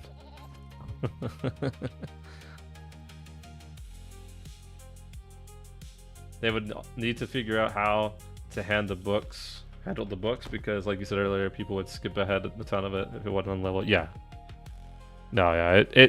I don't think you're ever going to see a Lotro level skip or a level squish. I think they'll just keep going until the game officially kind of fades, right? All they need is a delete Rohan button. I've thought about that before, Holes. I think that like if they had just merged the entirety of Rohan into one level cap increase, so like from 75 to 85, that could be one place where you end up doing something like that. Is you start taking some pieces of content and just scaling them down.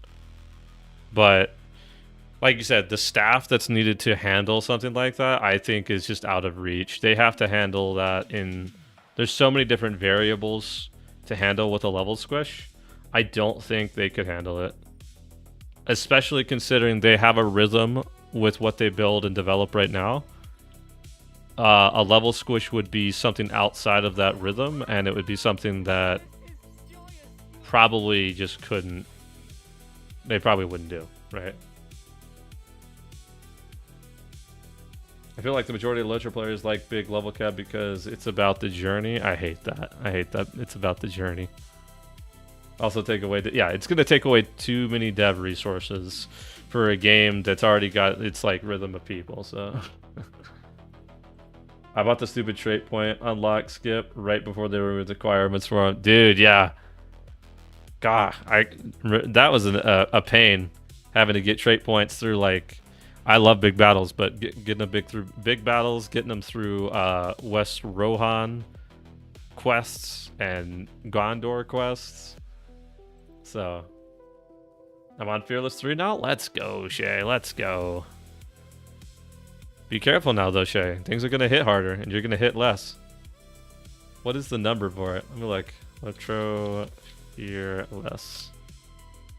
Landscape difficulty. Let me take a look. Yeah.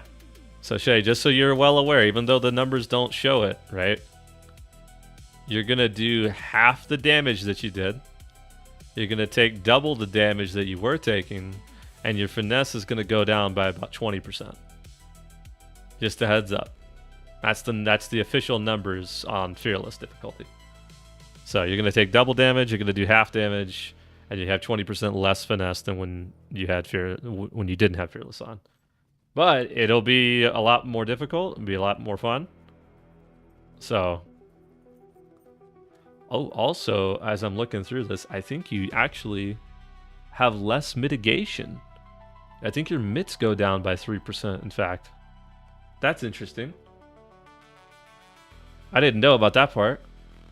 Learn something quite new every day.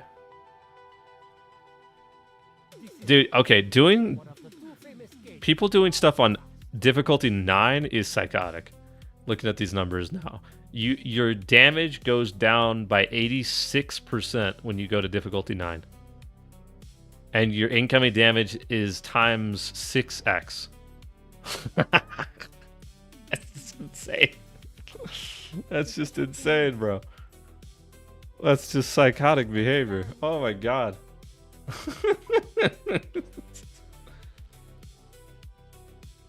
Oh man.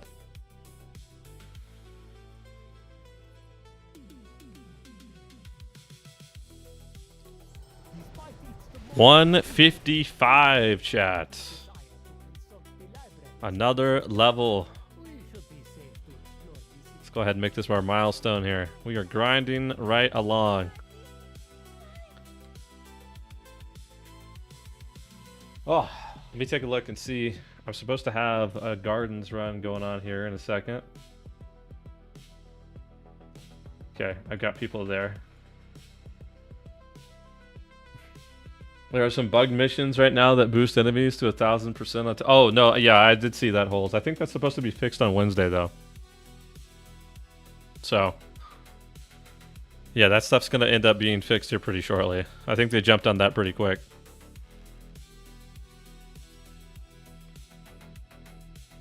I'm going to swap to the Berg and see if that's what I'm going to be coming on. 155. We went from 152 to 155 in kind of one quick setting there. That's nice.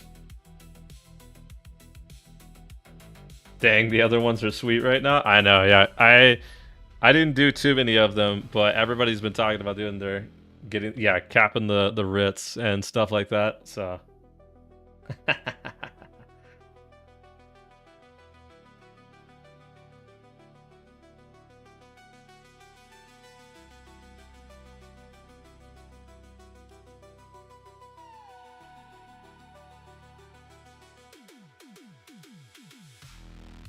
all right. I hope I'm on the Berg, but we will find out. I have tons of these to claim, actually. I should probably claim them later, though, on a character that needs, like, writ and stuff.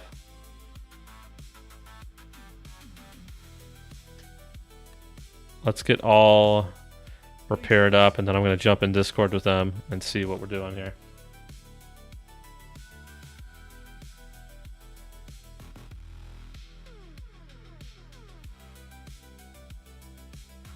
Yo.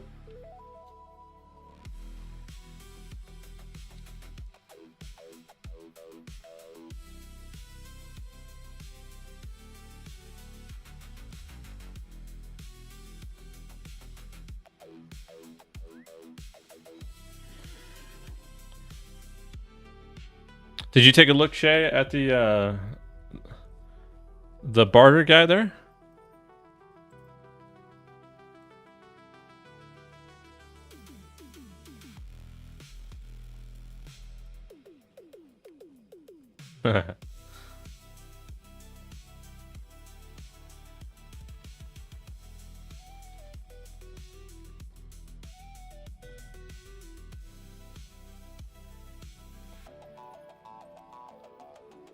Totally forgot to look at anything but the difficulties. Here, I'll show you real quick while I got you. How can I be of service? So you've got your potions, right? They restore 10% of your max morale. I'd never even realized that these exist, if I'm going to be honest. 2-minute cooldown goes crazy, though, so I might actually have to do that for tanking next time. Because 10% is nothing to laugh at. The Valor token is just to increase your reputation It's called the Paths of Valor. And then this elixir of heroism allows you to gain more tokens of heroism. You probably never want to waste your time with these though. But these are the ones, these are the emotes and stuff. So epic, succumb, shiver, resist, salute, lecture. If we go up to our emotes tab here and type epic, these are the ones. If you went to your collections menu, you could see here. So like shiver, it actually adds the ice effect to it. Succumb adds like a shadow effect to it. Salute adds like a nice little shimmer to the sword. The hero pose obviously is like their last one. It looks badass because you're like actually glowing and shit. Resist has a little bit of chains to it. Roar's got a fucking crazy shadow thing. And I think coin flip? Yeah, coin flip adds a shimmer to the coin. But so nothing crazy, but it is pretty cool that there's like these kinds of, yeah, the roar goes crazy. Do I have the roar? Let me see. I didn't even pay attention. Epic roar? No, what do I need for roar? Let's see. Yeah, I would still need to get to the next tier. Next tier of the paths, because that's the thing too. Each of this is reputation gated by per character, which kind of sucks, but they all have different. I'm an intrepid, so very interesting because it's a different, unique thing. So.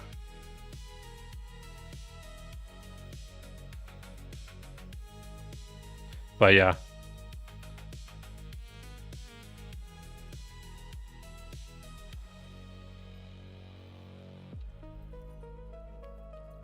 We ask Rick.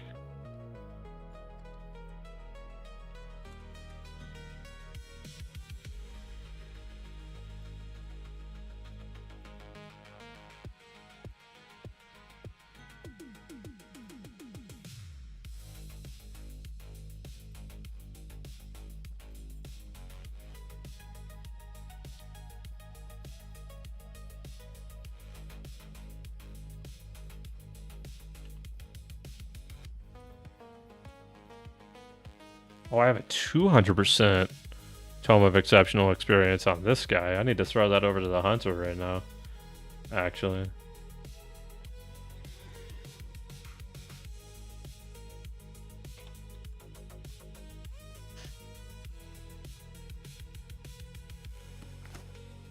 There we go.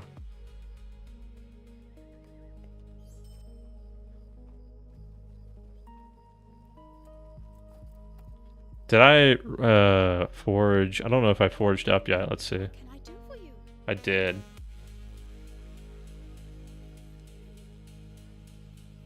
Let's put some of this in here.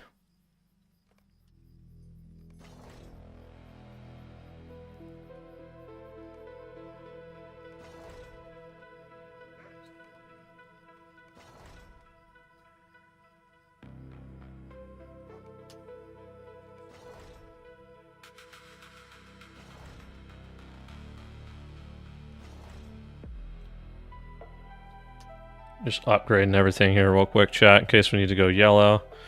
They don't quite know what class I'm on just yet.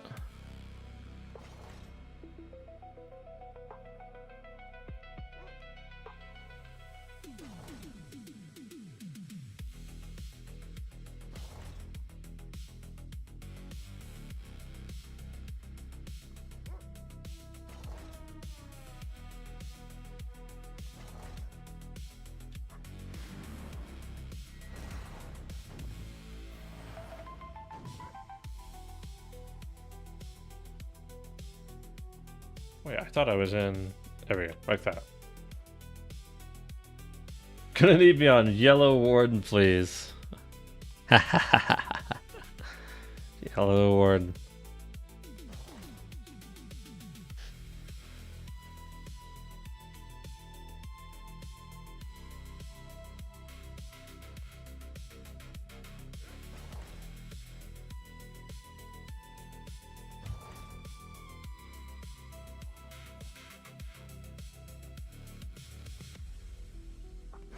Either that or you just want to put me on damage, I can do that as well. I'll probably come on Redberg then.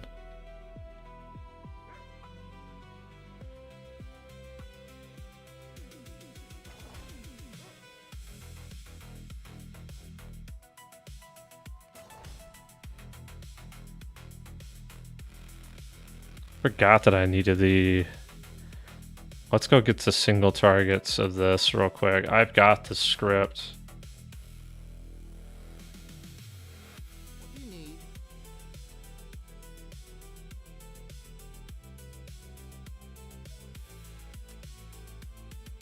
The bats?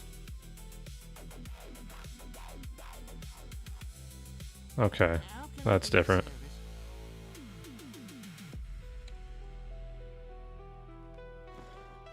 They fly now? They fly now.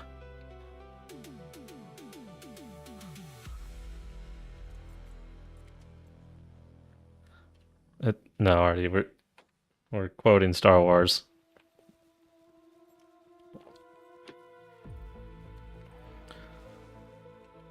What do you need? Don't worry, we're quoting the worst Star Wars movie, so it's not much help at all.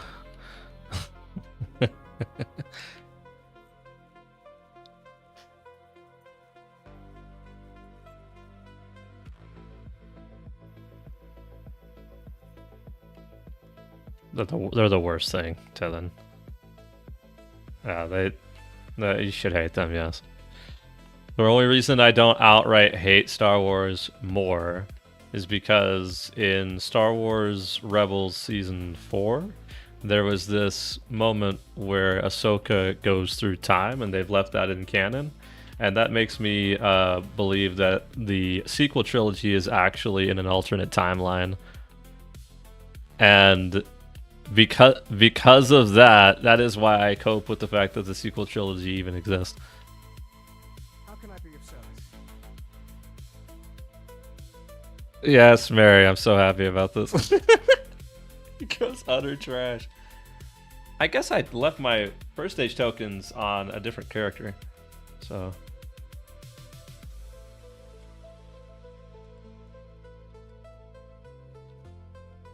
Well, we did need that though.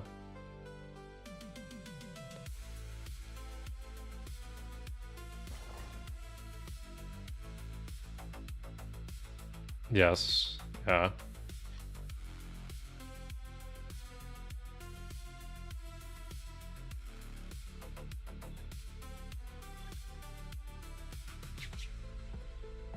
Oh. Yeah. If anyone's gonna make 3 different directors work, it's got to be Disney, and they didn't. So.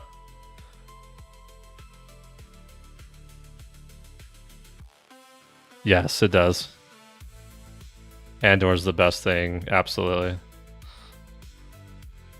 You gotta watch Andor, man. It's just the best thing.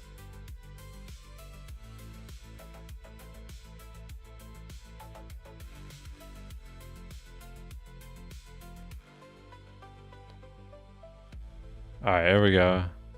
Let's put that there, and we're good to go.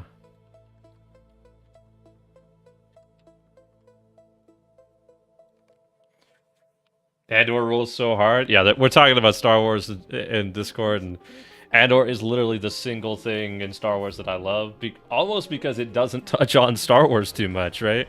It's got your Star Wars themes, but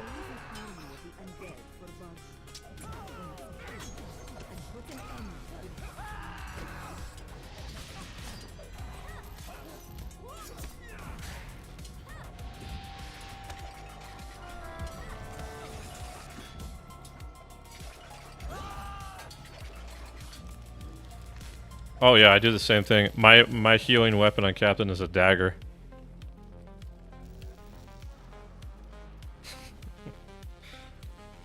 Oh.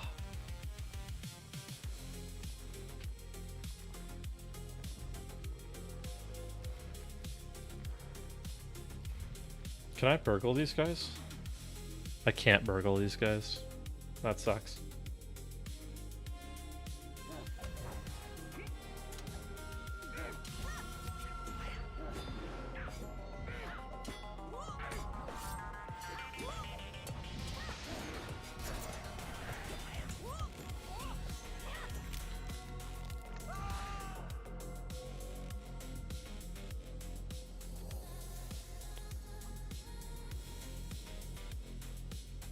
Yeah, you never know, man.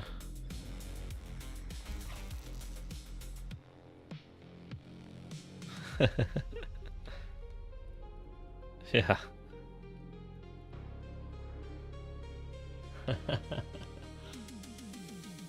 Let's mix this up a bit, chat. Let's go over here. There we go.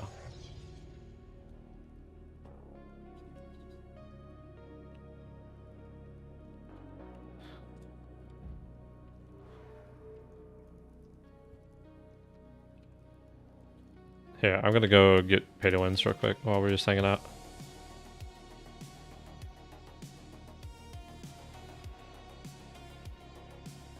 Dude, there was a day.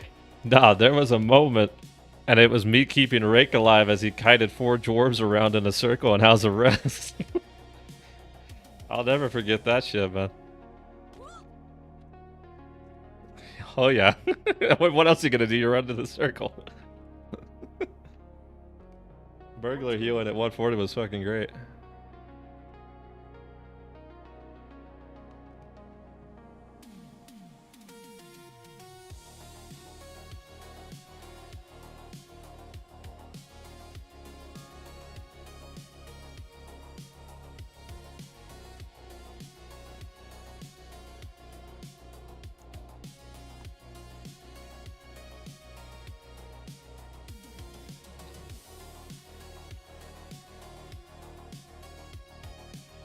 Alright, all the pay to wins are here. Boom, boom, boom, boom, boom. And boom, why not? Hitch.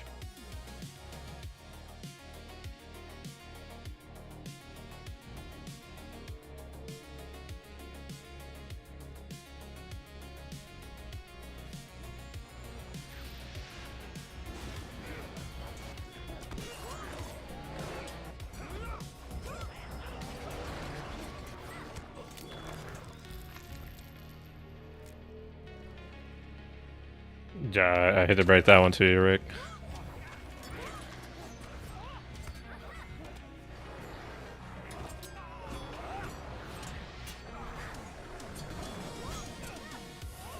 Yo, both. How you doing? Good morning. How are you doing? Welcome in, welcome in. Bofi. Sorry, my apologies. The eye was hiding behind the 80.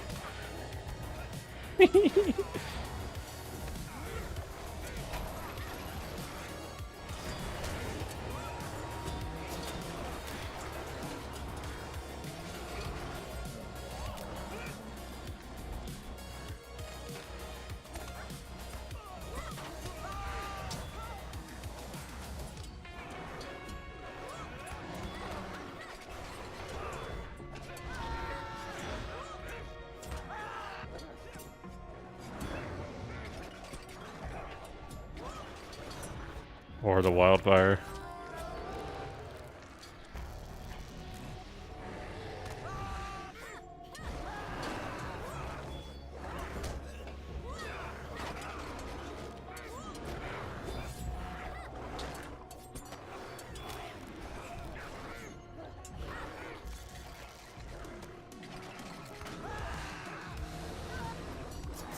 Ugh. You missed our feint on that one. That sucks.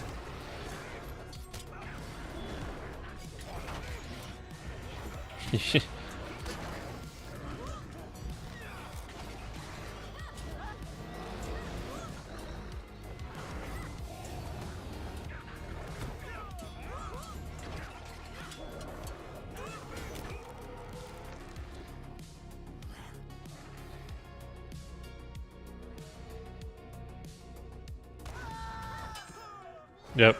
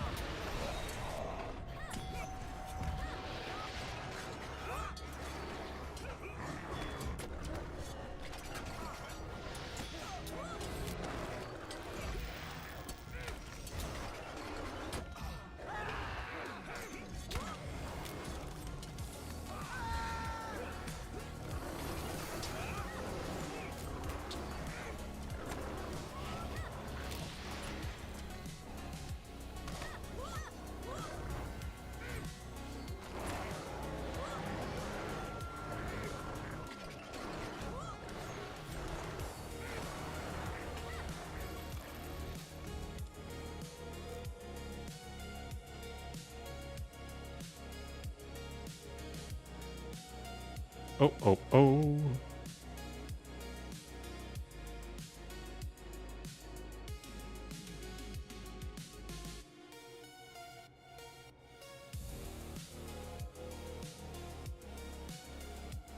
Yes, Mary.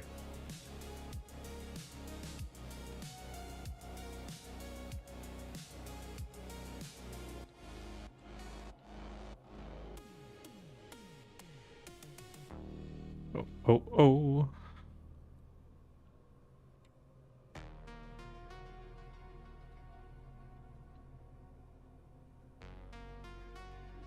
You yellow burglar? We are red burglar right now. Typically I'm yellow burglar, but we have a yellow burglar tonight, and they just said go damage, and I was already sitting on burglar, so I figured let's just rock red and see how it goes. See how bad we'll do on burglar. Honestly, I probably should have come champion. Or I could have gone red guard. Probably could have gone red guard. That would have been fun. But I just feel kind of more comfortable on Redberg than some of the other classes I own, so. I already got the other lever, Mary, by the way. I have the other lever done, yes.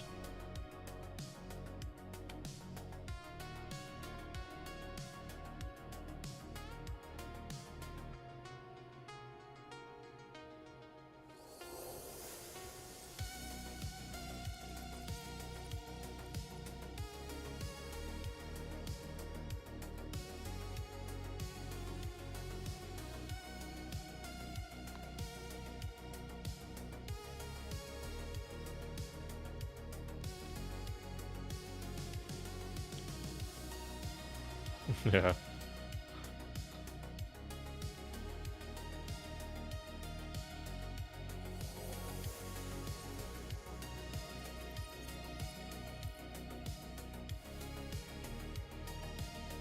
Go ahead. I dare you.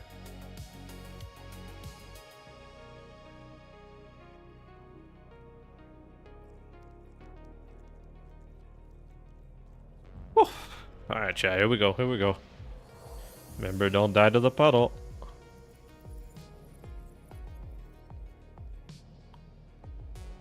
Is it?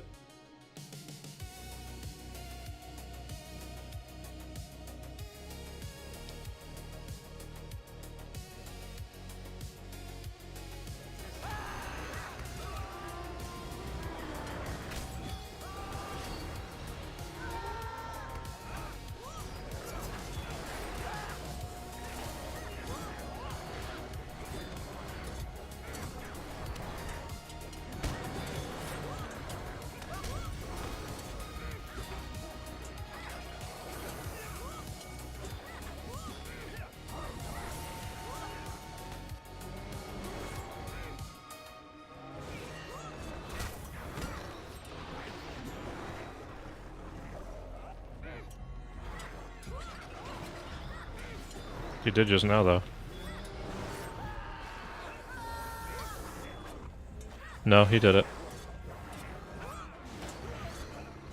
We're just way better.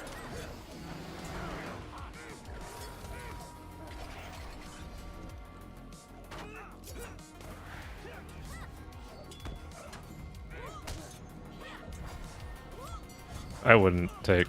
Oh wow, that's so lucky. Yeah, that's why we're picking you up off the floor.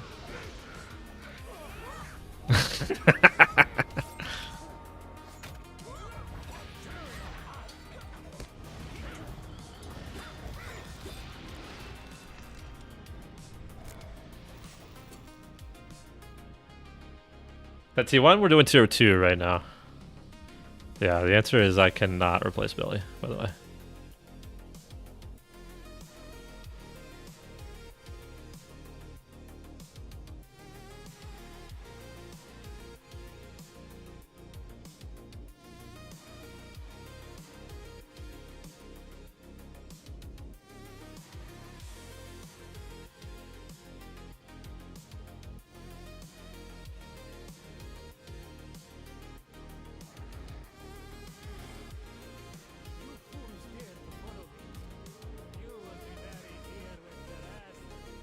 Yeah.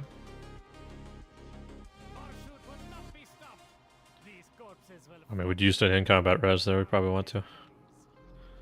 I have not the time for the likes of you. You will fall before the creator of this god. Everything does, except for like touch and go and ring of fire. It's like specific skills.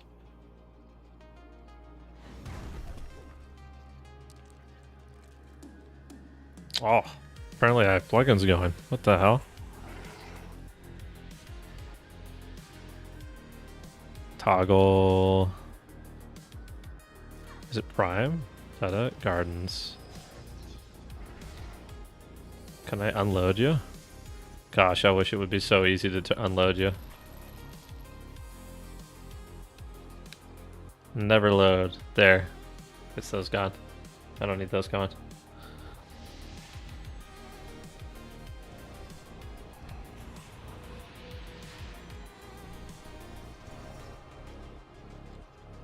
Go for it.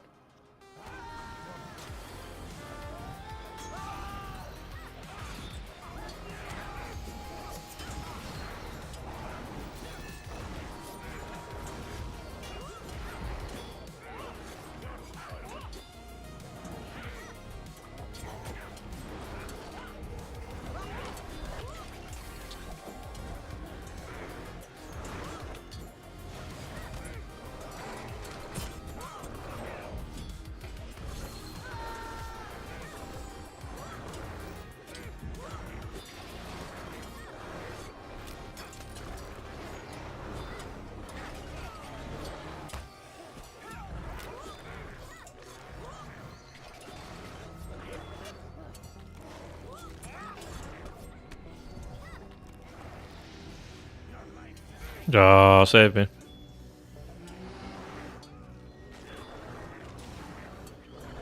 Need make haste during that, probably.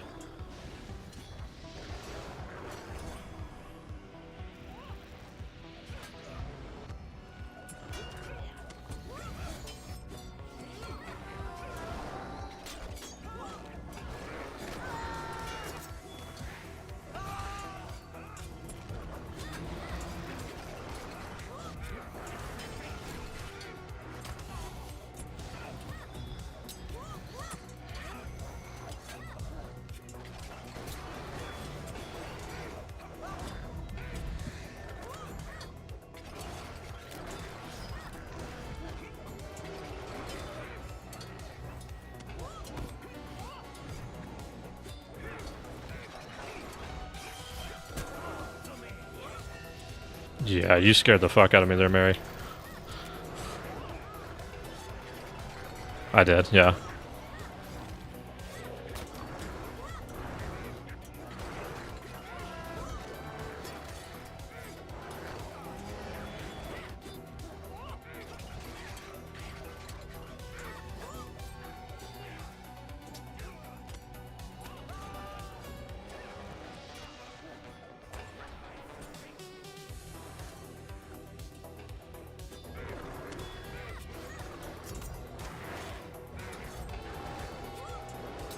No, dude, you gotta be kidding me that we blended in like that.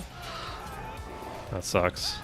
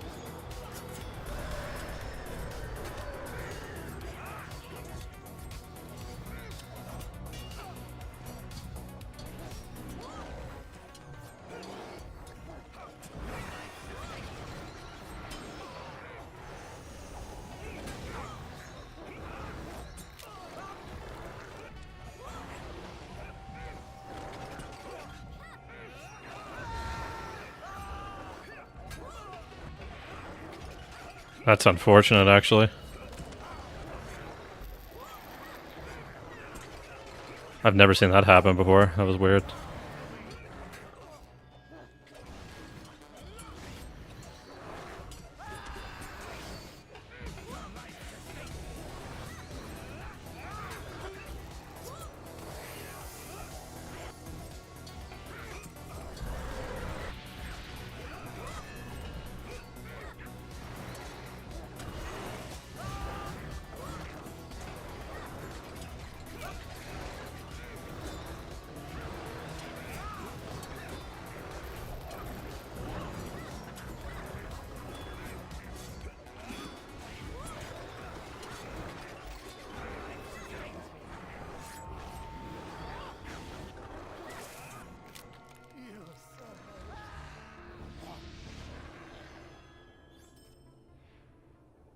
Oh, oh. Yes, you did, yeah.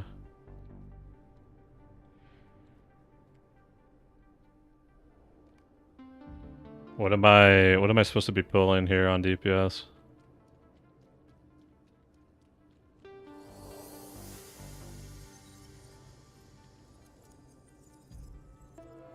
Almost 150 for me.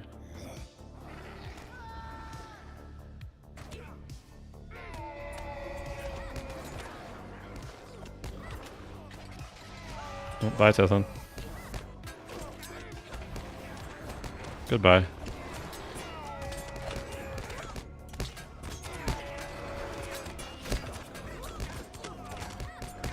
I need a twist now.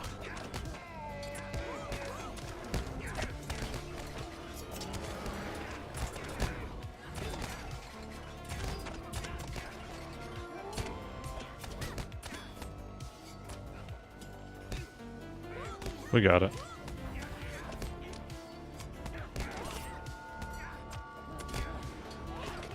We'll be okay, don't worry. Come on in. Bye, Mary. Oh, he lives! I failed to burgle any items. No, they don't. That's why they're in here searching.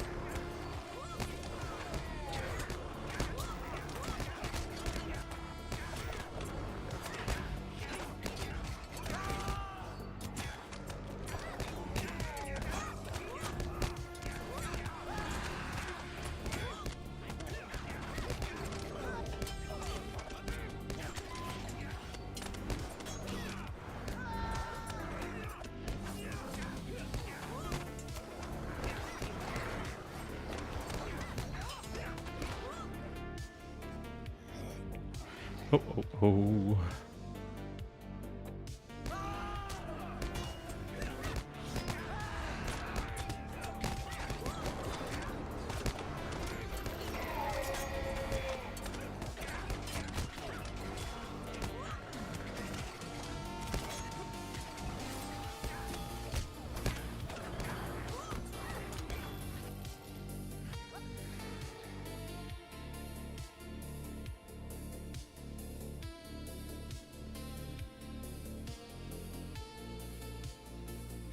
The answer is yes. Yeah, exactly that.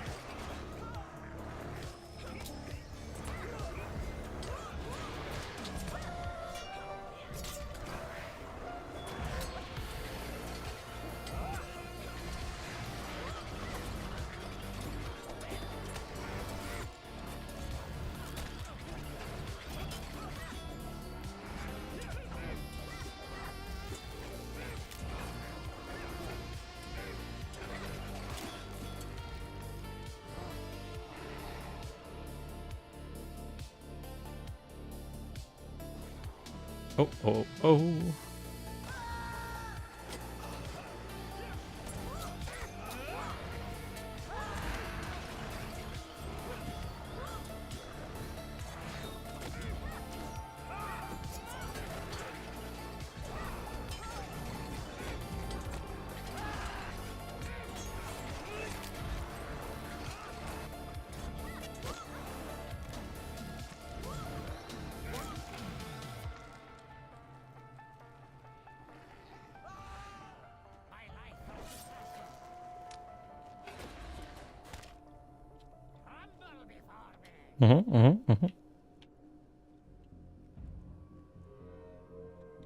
Oh, please. You had 1 second to gather them.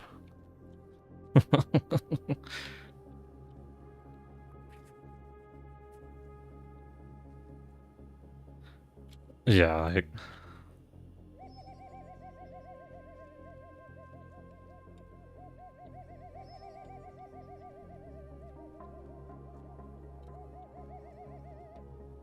this is a feature that's been in the game since launch, Rick, so good luck.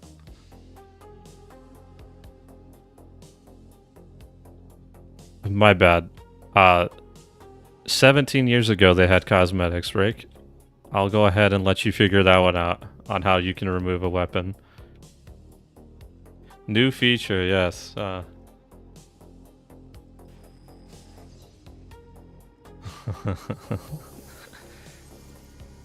Could have swore my champion had a shield. Fuck it up.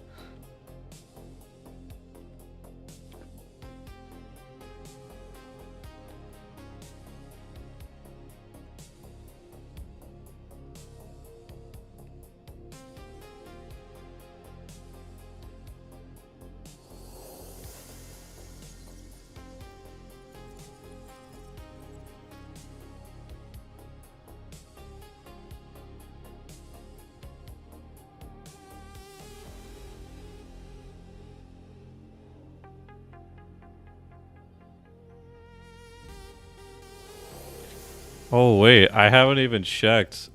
I have old Delving of Four Stones in my inventory. I wonder if those are relevant now.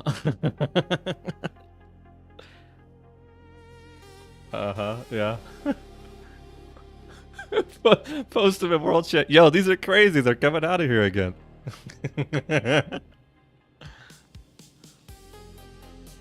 Alright, we smacking this guy?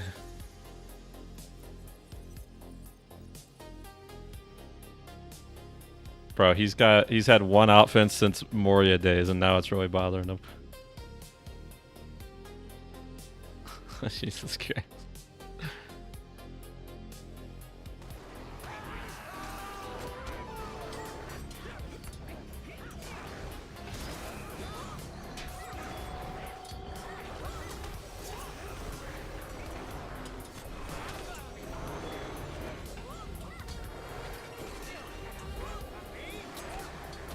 Oh shit.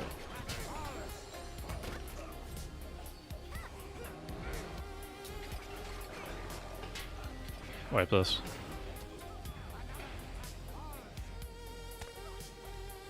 I lost my target.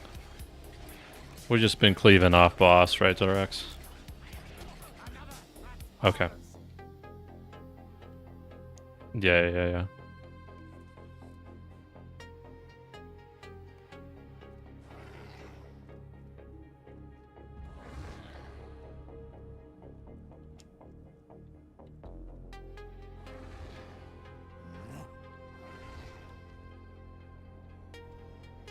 Alright, I popped open scrolls. Let's go again.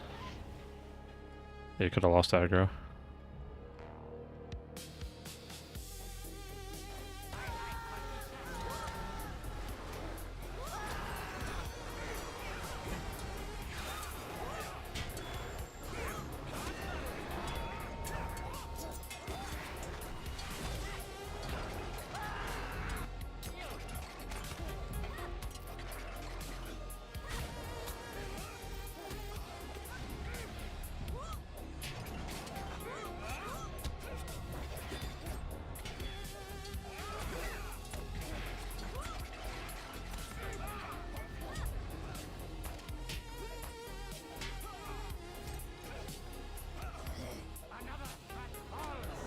Did you already use the res?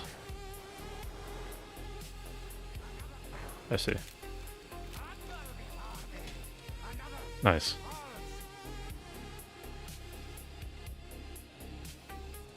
Next.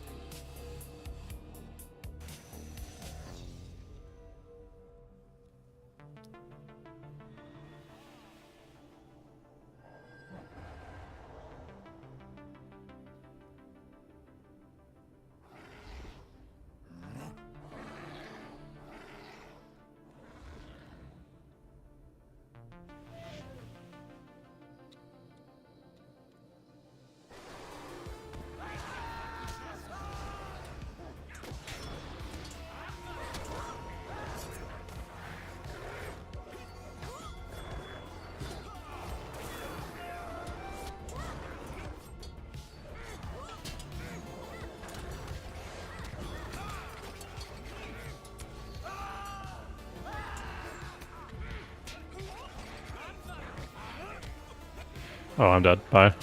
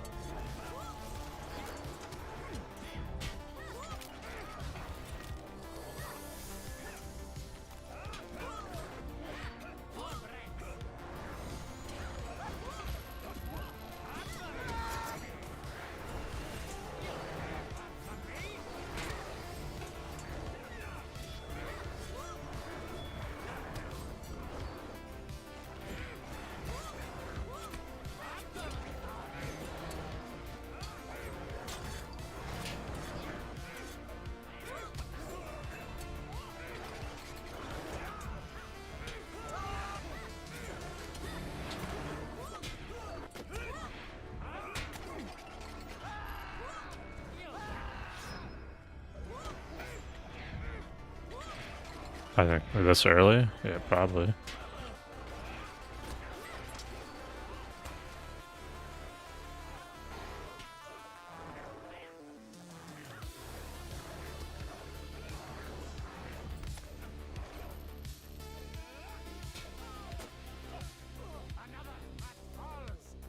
Let's put DNF on Griffey instead of me, Tithan.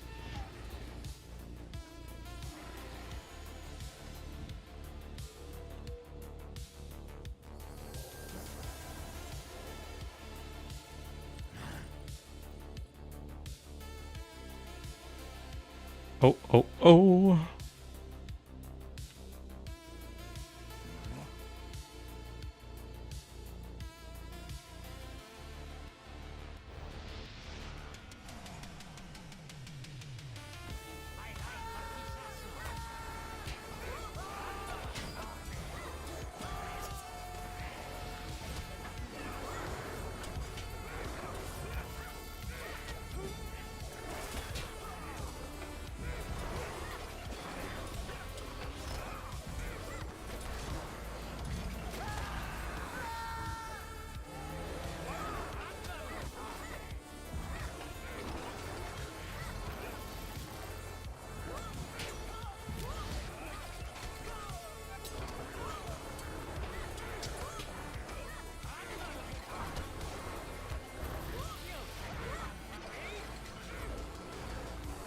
Wipe then. This will be a long night, chat.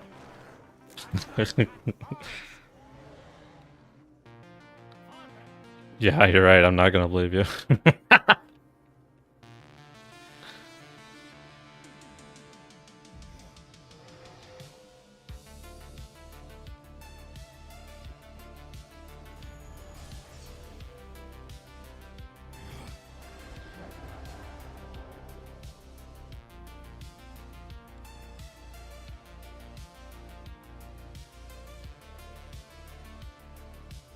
Nobody cares what I fucking think.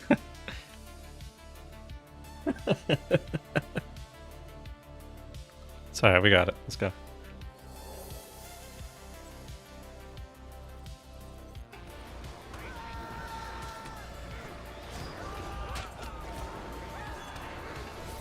Ah, that's so fucking painful.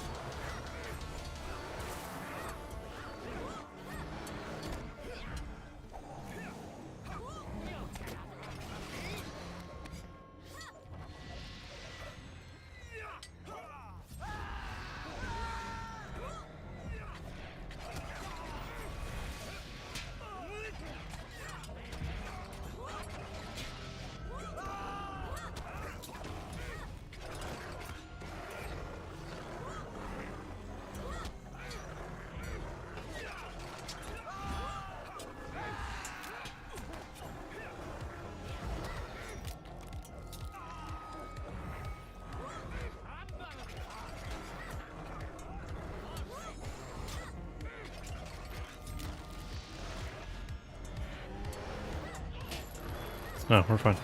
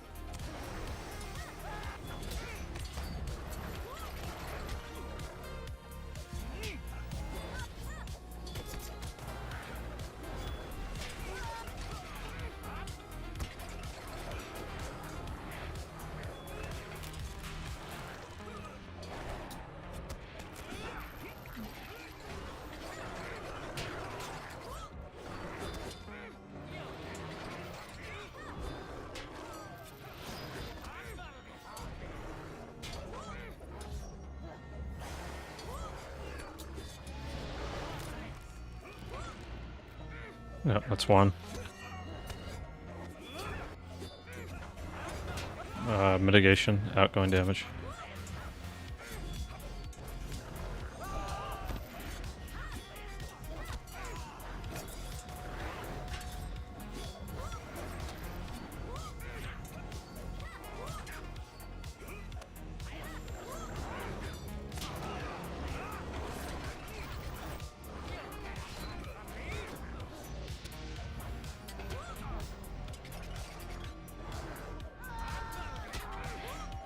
Oh boy.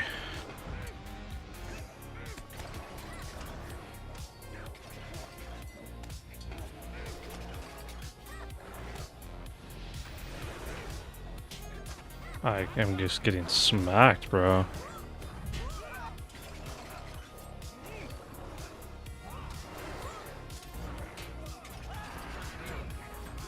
Why do so many in-game players prefer percentages as morale instead of numbers? Camps, the reason is because certain boss mechanics occur at the percentages of their health thresholds, not at the exact number. So, for example, like if a boss mechanic starts, it'll start at like 85% or 60%, something like that.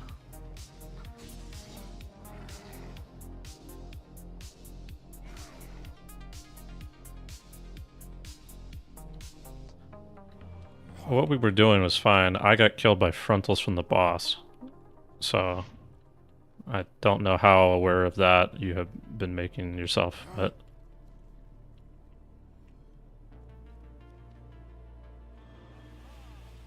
yeah, the best thing you can do is kind of just not move the boss nearly as much, right? Holy balls, shit hits like a truck in this mode. I can't imagine the amount of sweat required for the hardest mode. Fearless, that is? Yeah, yeah. Makes a lot of sense. Yeah, that's basically what it is. There are some plugins, cams, that people use that display the active health threshold of the boss, but also the plugin pulls in a different percentage. Like that is like 99.5 until it goes into the decimals. Whereas the game only supports like 1% of the time, right? Whole numbers. But yeah.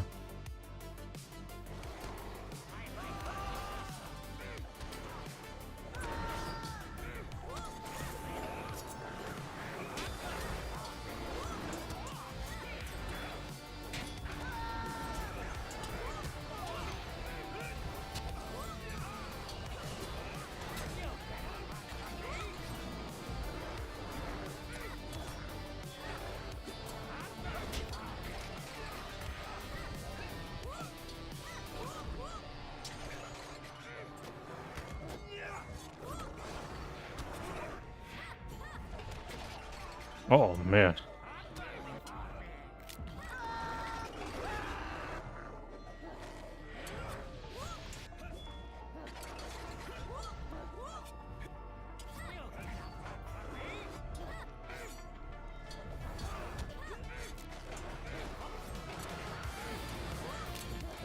No, I got one down.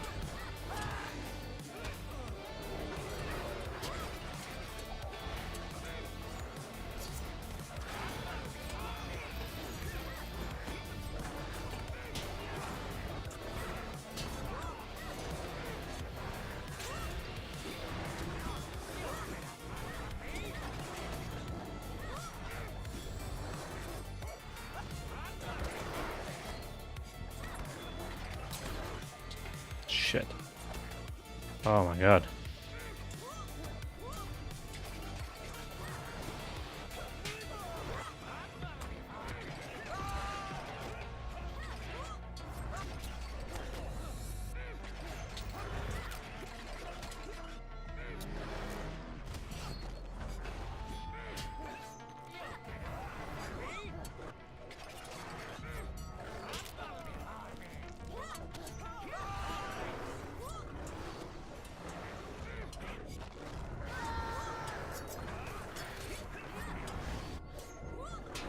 Hmm.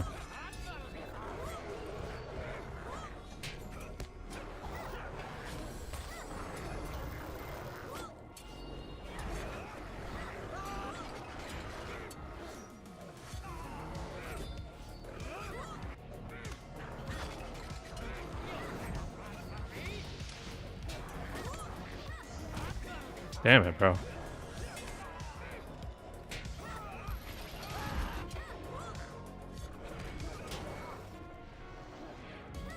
Oh, I'm dead. Oh, that's crazy.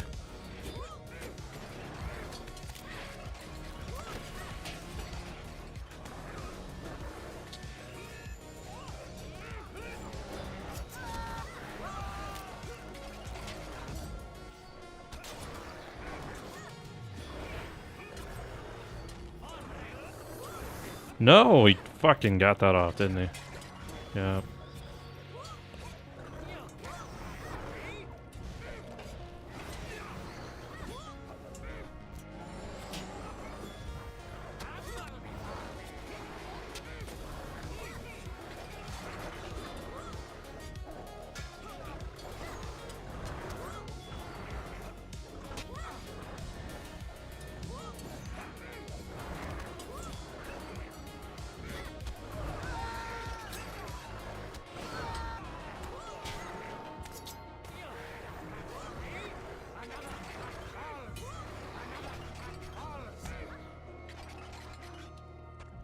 Damn.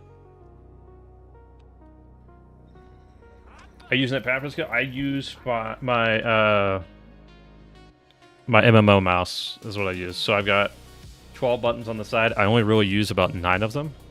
The first 9, because you know when you start to go like it's hard to show It's hard to show on camera, but so like this is first 3, this is next 3, this is third 3. That starts to cramp up a little bit. So when you get to the last bit there, hell no, right?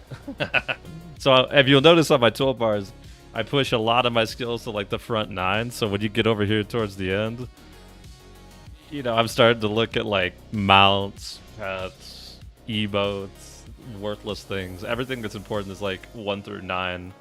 Alt, shift, control, you know? So I gotta hope it's scroll.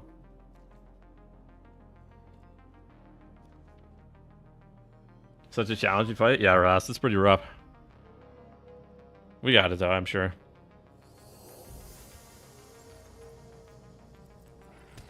As a melee, it's pretty fun, I'm not gonna lie.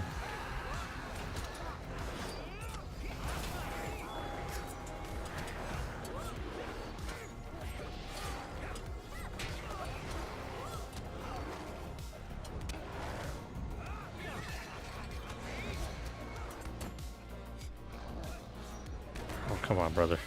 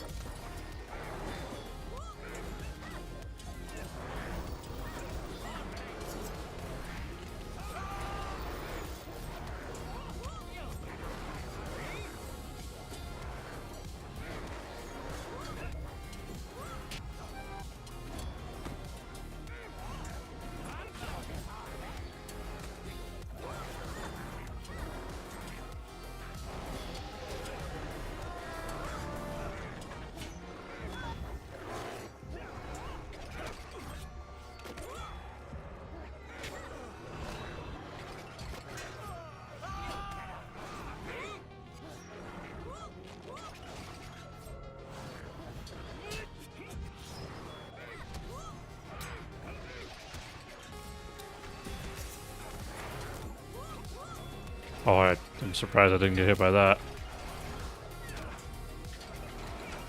Focus orange.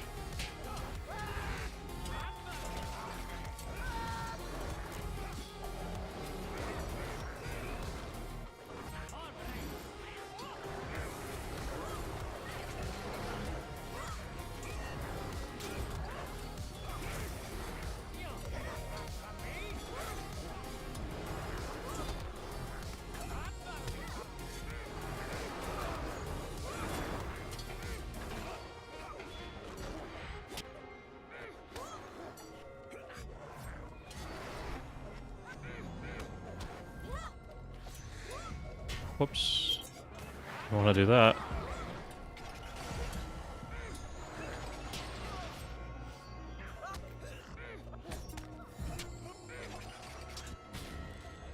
Oh man, that sucked.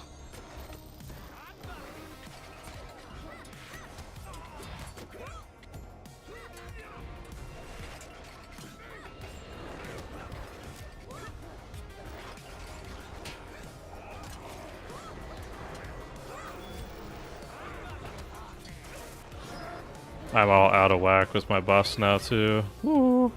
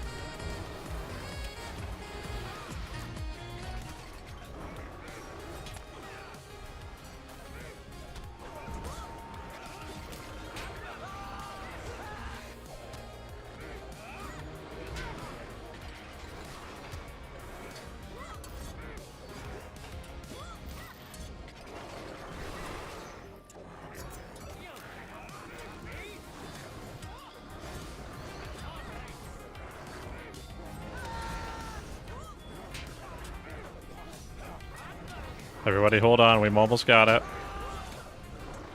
Stay on target. Stay on target.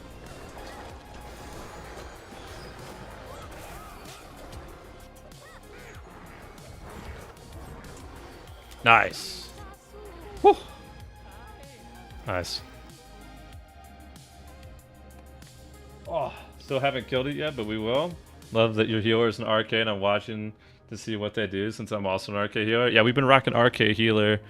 We have like 2 different group comps. This is a 6-man static that we typically bring in, but we have like this group and an alternate group as well. Also, Blood, thank you so much for the raid, sir. We were kind of locked in there for a second. Sorry about the, sorry I didn't notice, man. Oh, man. No worries. How was, I think you were in the moors, yeah? How was that, sir? Guys, if you guys are new to me or just the Twitch scene in general, be sure to check out Bloodborne, guys. He is also someone who is streams at the end-game scene of Lotro. He's been doing some moors lately since the new updates are out there. So be sure to check him out for sure. Brother in arms, standing alone in the duo of the end-game scene here at Twitch. Him and I. So, but no, I greatly appreciate the raid, good sir.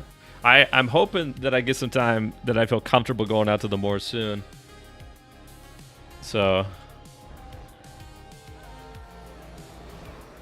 last couple times I've been wanting to go at least check out some stuff in the moors. It's been kind of filled up, so I'm hoping that kind of dies down a little bit. We get a little bit more opportunities to go out there on my own time instead of at a certain time. So there's no comfort, only pain. I like the idea that they came out with sub bonuses out there, though. I'm gonna be honest, I looked out there and saw a couple of sub bonuses themselves. It's crazy that they made sub bonuses for PvP. I don't even remember the last time that they did something like that. So I saw the descriptions of it and I was sitting there thinking, I was like, dude, if these move over to PvE, not that they would be competitive, but like that would be really interesting to see how it would interact with certain boss fights. You know me, I'm always thinking PvE nowadays, but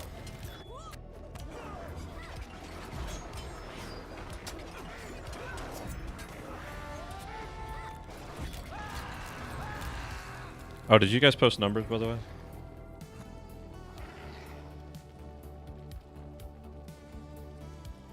Be the last one, yeah?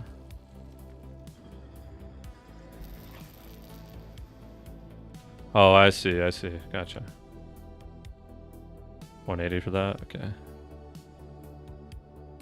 There's PvP in Lord of the Rings Online? Yes, yeah. We have, it's in the Eton Moors. If you go to, it's over here. You can only get there for swift travel, but this is the map that PvP exists on. So there's a collection of, obviously we have our characters that go out there as the free peoples, but then there's also some monster player classes.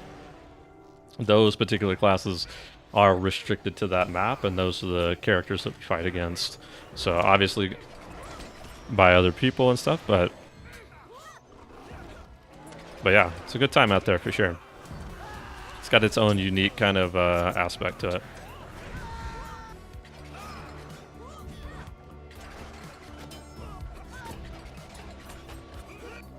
I don't know how you guys feel, but I think Boss 2 being a melee is so much fun when they finally get it right.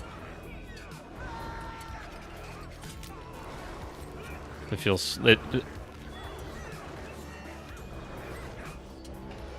it's just like one of those things where like I can't help but move around as a melee DPS anyway, and so like moving around constantly during that fight is just so much fun to me.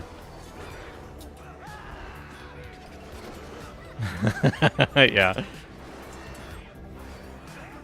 The RK healer rest, yeah, we got Tissan in here, and she is very helpful. She has plenty of guides on all types of classes, so if you have any kind of questions on what she's doing, feel free to just ask. That's what we're here to do, is kind of be helpful information.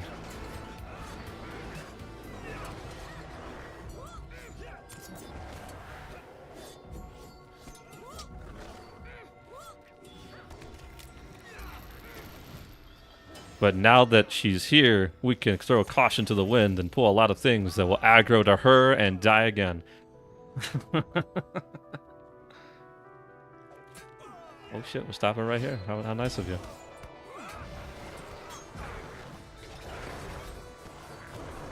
That's crazy.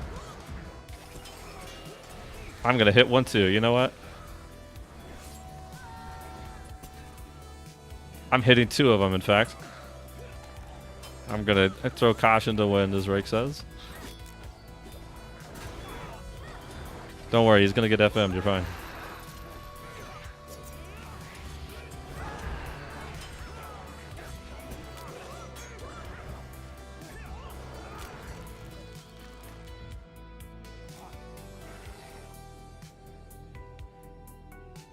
Vocab word of the day.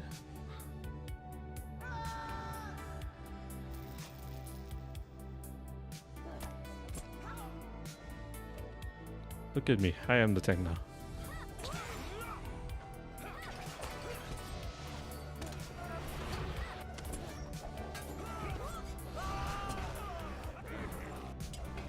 That's the only thing I've seen of that movie, actually.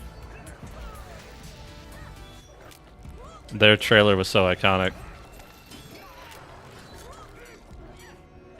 I don't know what movie it is.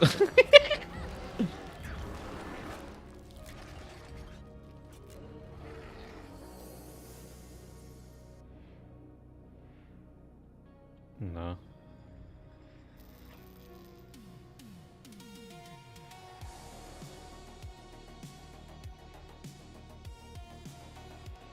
Okay.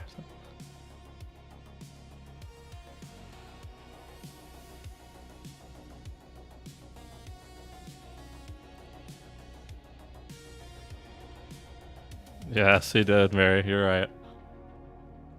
You continue to be a thorn in my What we got going on? Anything new for me? fight against the inevitable. This stuff gives D- me power Do you damage? Okay, cool. Because like all the crowd control, I have an FM and a daze.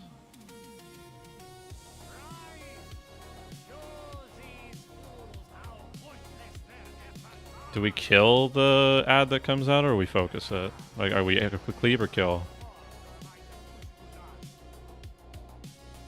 Okay, gotcha.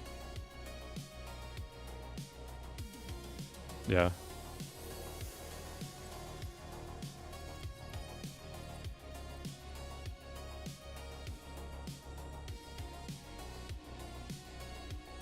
Okay, that's nice to know. Got it. Oh, okay, gotcha. Do we have to get like right up on top of the altar for like last time too? Alright, so you still have to hug that shit? Gotcha.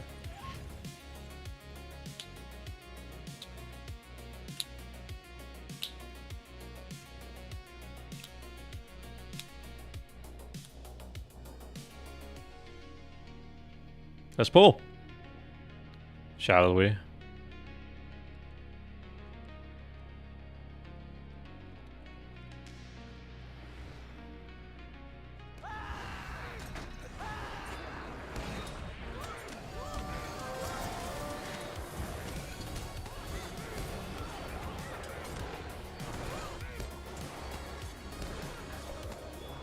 Here's the tank.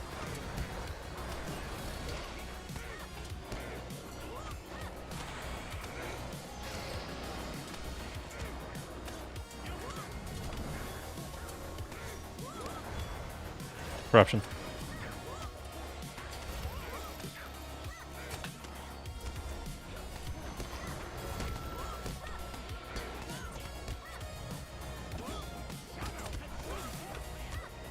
We did.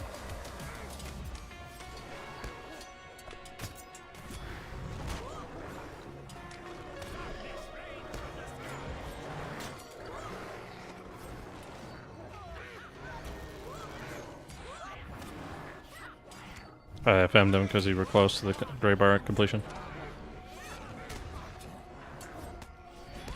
Use the daze next time. Yeah, brittle him if I do that. The stun, he would have had stun immunity, not daze immunity. Watch out, incoming.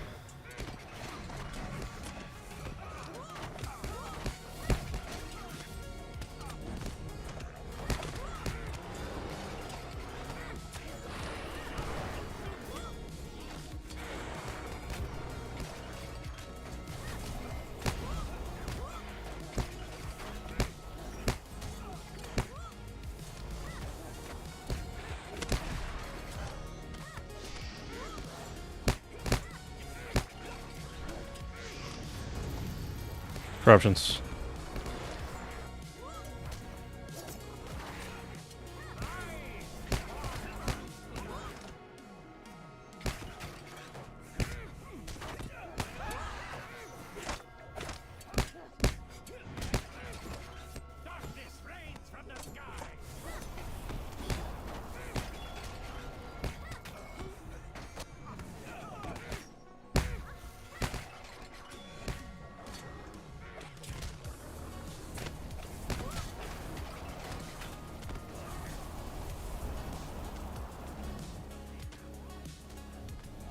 I mean, you want me to swap to LM? Is that what you need? Like, they're at a quarter at the time that you're complaining about them. This is where they're at on health. Well, then that didn't help us at all.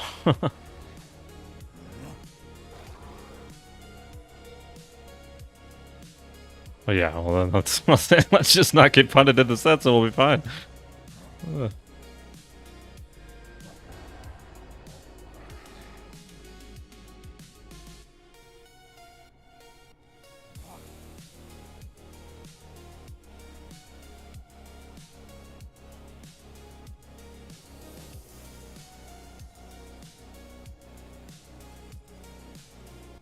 Or maybe.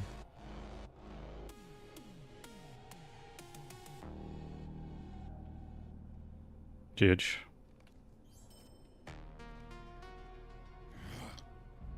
Oh.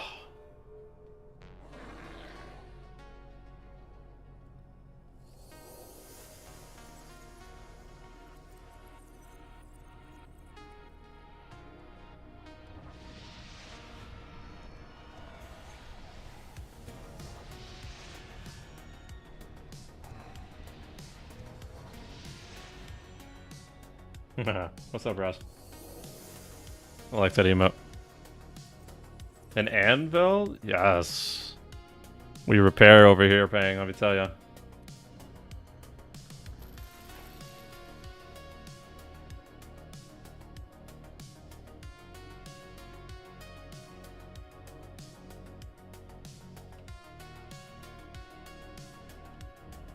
Bringing out the Bing guns? Yeah, absolutely. Slow.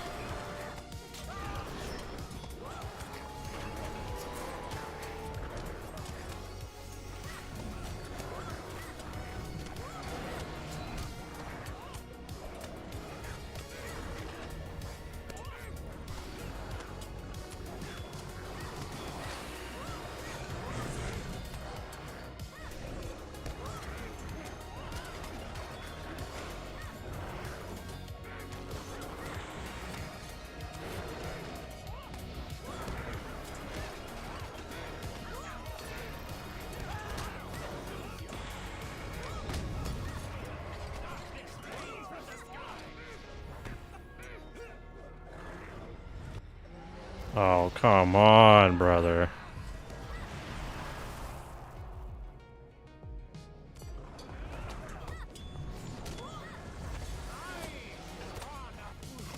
That's coming.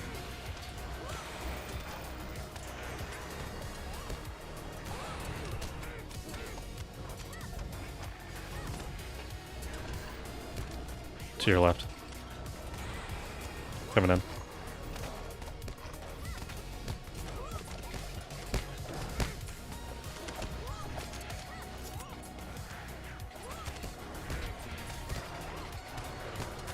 Corruptions.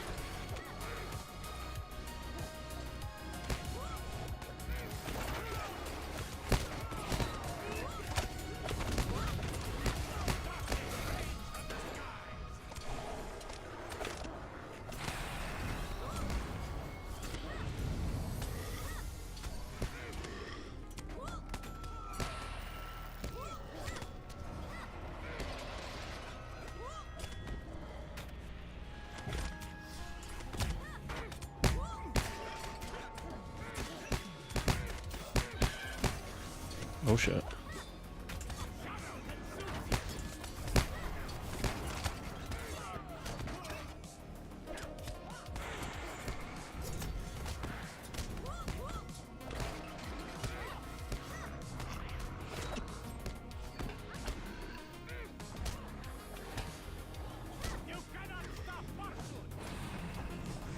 I think I'm gonna swap to LM, chap.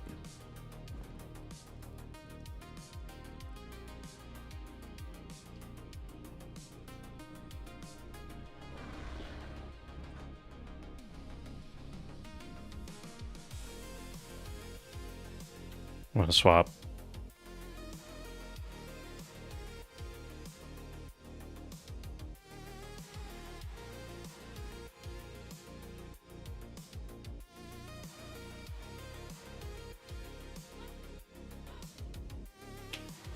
I'm swapping blue LM. This is gonna be better, I think. At least I think it will.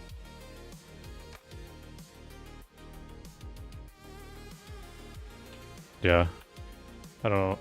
I'll have to check and see if I have it, but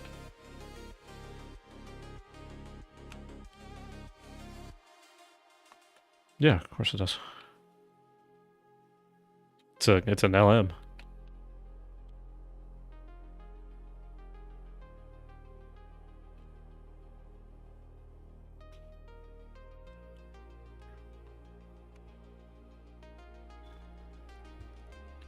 Damn, that's crazy. Go ahead and invite me on Peachcaster.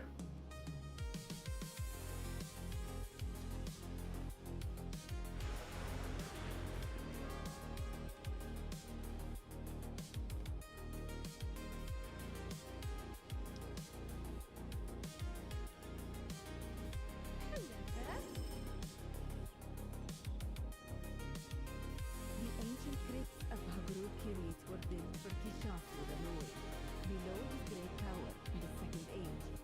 Sudugul now Oh. plans to use the corpses filling the crypts to raise an army of the undead for Banshee.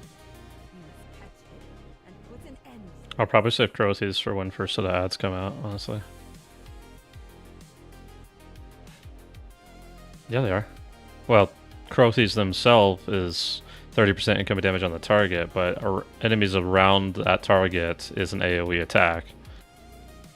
So, I'll probably do it for that purpose. See how it is. On the boss. Yeah, on the boss. I'll probably still do banner and 2 arms at the start, no problem, but then Crothies in the middle. See how... That's what I'm hoping, is that the banner's back and then should be fine.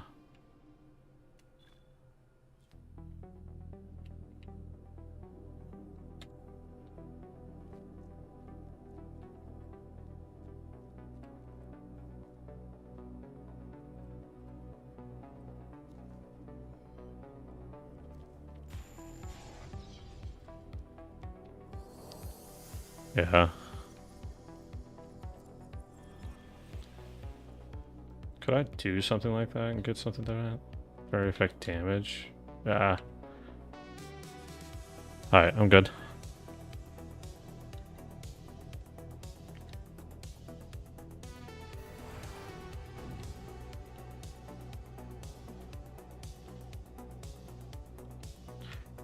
Come on.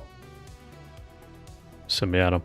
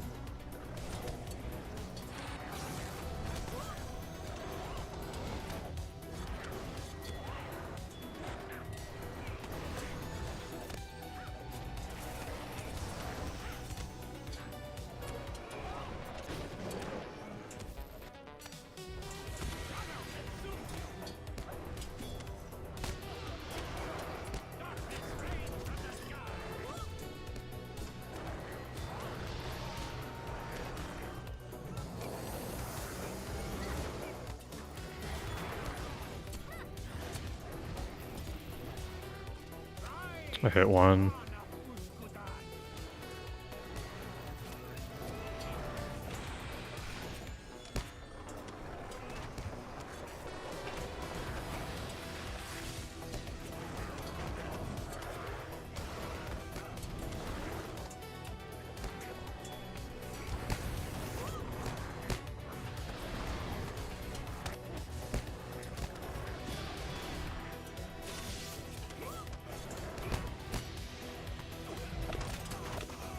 Corruption.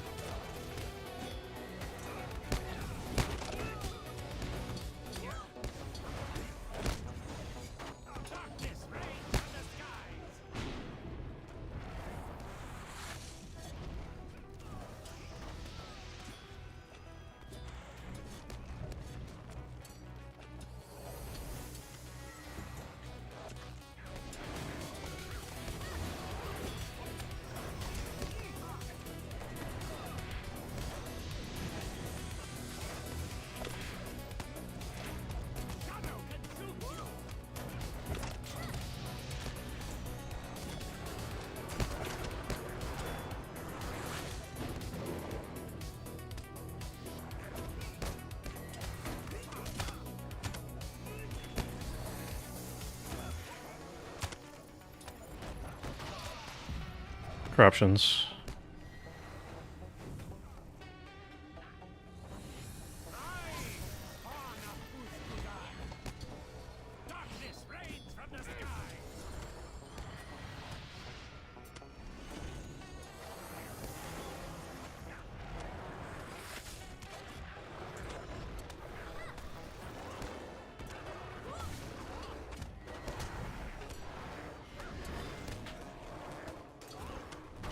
Keep him in Ring of Fire.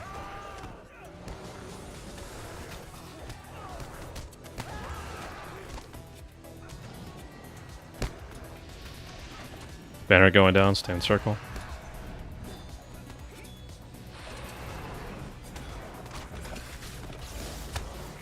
Got a deed done.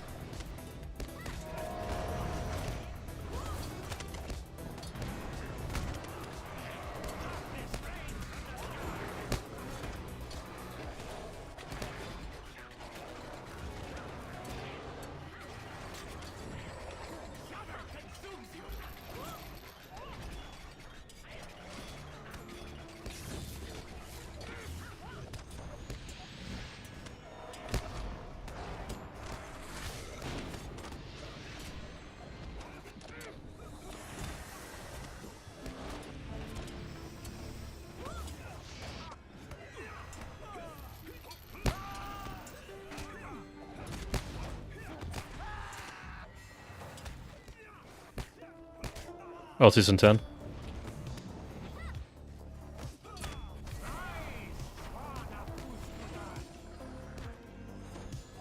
Ulti's.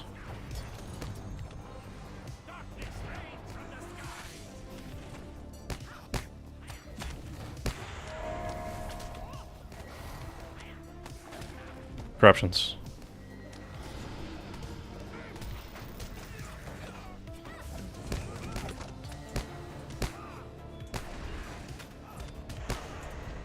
Banner's down. Over by me, ignore them.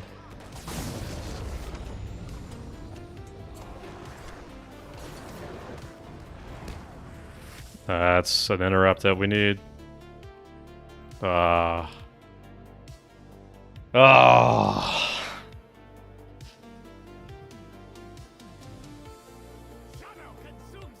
This is not a recoverable situation. Am I not running ACT? Oh, brother, I need to be running ACT.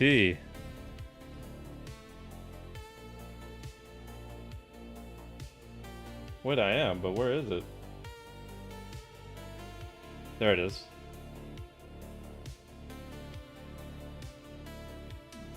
Dude, we're going, bro.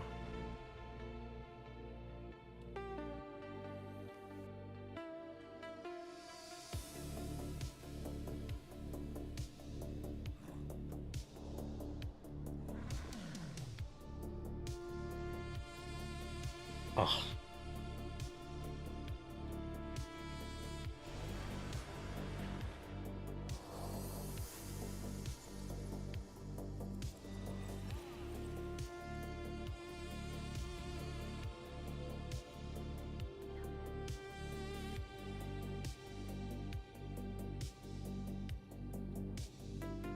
Oh yeah, single target. There you go.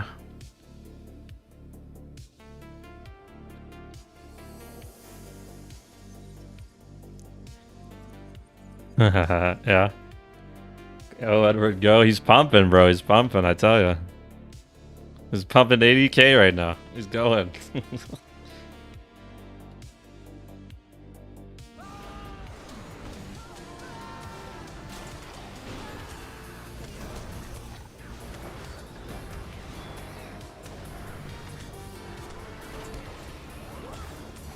Does Edward get the boss aura buff? Does not, sadly. Yeah, it doesn't look like it. Corruptions.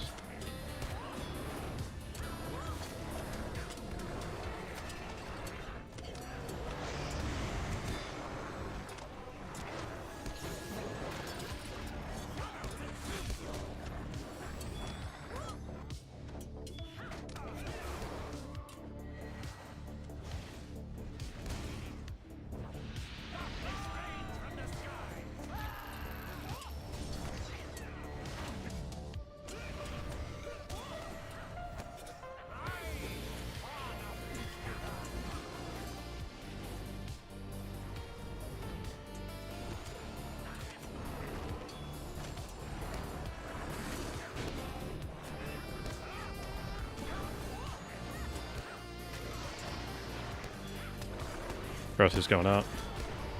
Putting a ring of fire for you.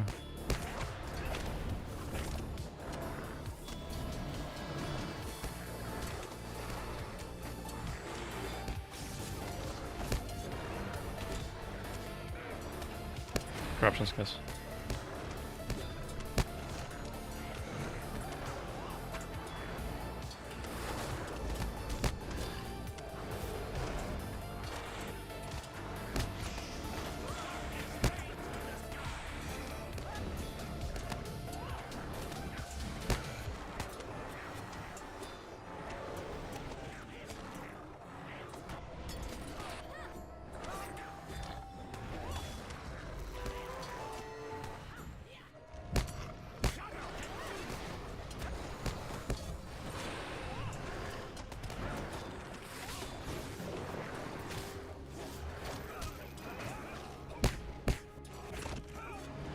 Should you still hit me with the line if I'm out of range from it?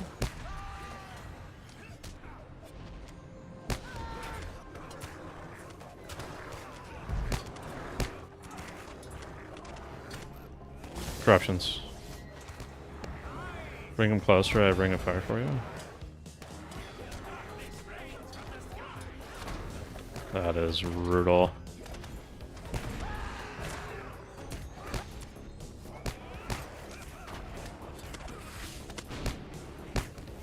New wave.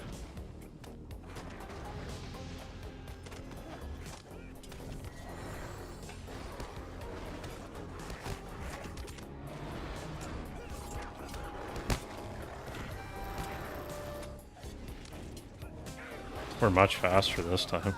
I don't know what we did this time.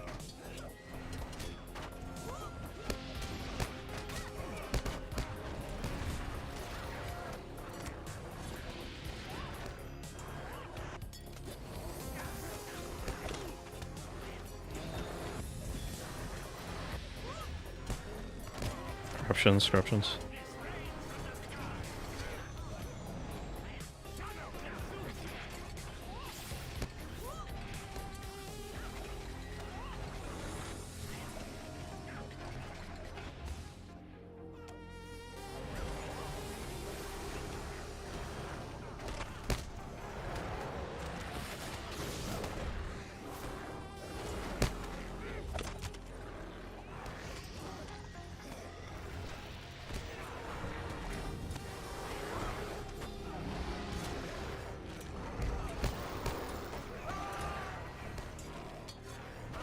Oh, season 10?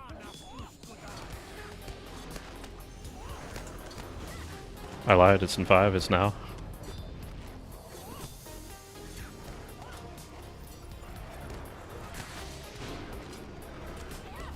Nice job. Wait, I forgot, kill the guy that gets shadow.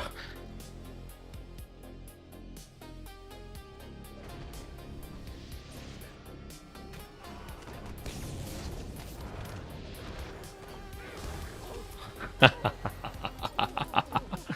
was fucking scary, huh? We were much faster on that one, though, I felt.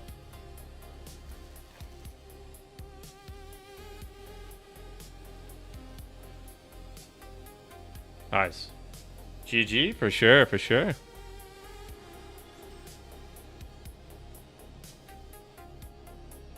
What the...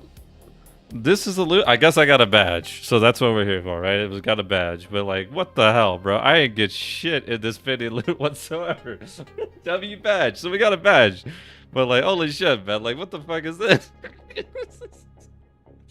Am I crazy for wanting the badge to be in my penny loot so I can grab it out and like, you know, go like that? Like, I feel like I got nothing. Oh man. That's crazy. Value should be tradable? I agree. I love the Zircon. What were the other two? Opal. Like, I love being able to trade those to get gold pockets last level cap, personally. Brings for a cool trading environment and player economy, right? So. Oh, alright, chat. I have so many cursed coins. Dude, I've actually been using all of my resources just to gear up shit, so. Hello!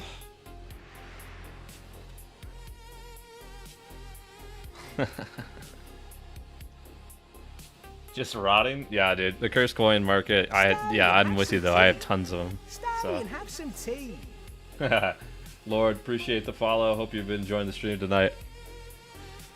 Chat, this is gonna be probably where we call it at the end of that one. That was a good run.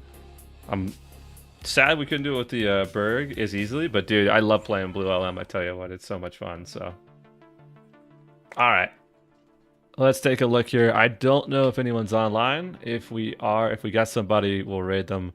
Otherwise, we'll probably just call it here, chat. Appreciate everybody for the follows, the raid from Mr. Bloodborne, and all of the subs that happened today. I do see a Big Ed online right now. I'm hoping that he's going to stick around. It looks like he's still questing about, so we're going to raid Big Ed. Great guy. He's always doing something and whatnot, so let's go take a look at him. Looks like he's over in Misty Mountains right now. We're going to go raid Big Ed, guys. We will probably be online, I want to say Friday is our next stream. Doing more raiding content, more in-game stuff, you know, the stuff. We also started doing Final Fantasy 14. I did one on Saturday, did one on Monday. So we might mix in one if I got nothing going on tomorrow or the day after. So be sure to check us out for that. But yeah, so appreciate everybody for big chilling and keeping the chat moving, guys. I will most likely catch you on Friday, if not sooner. If I don't catch you at certain points later in the week, I hope you have a great rest of your week, chat. Stay safe. And I will catch you guys in the next one. Take care, everybody.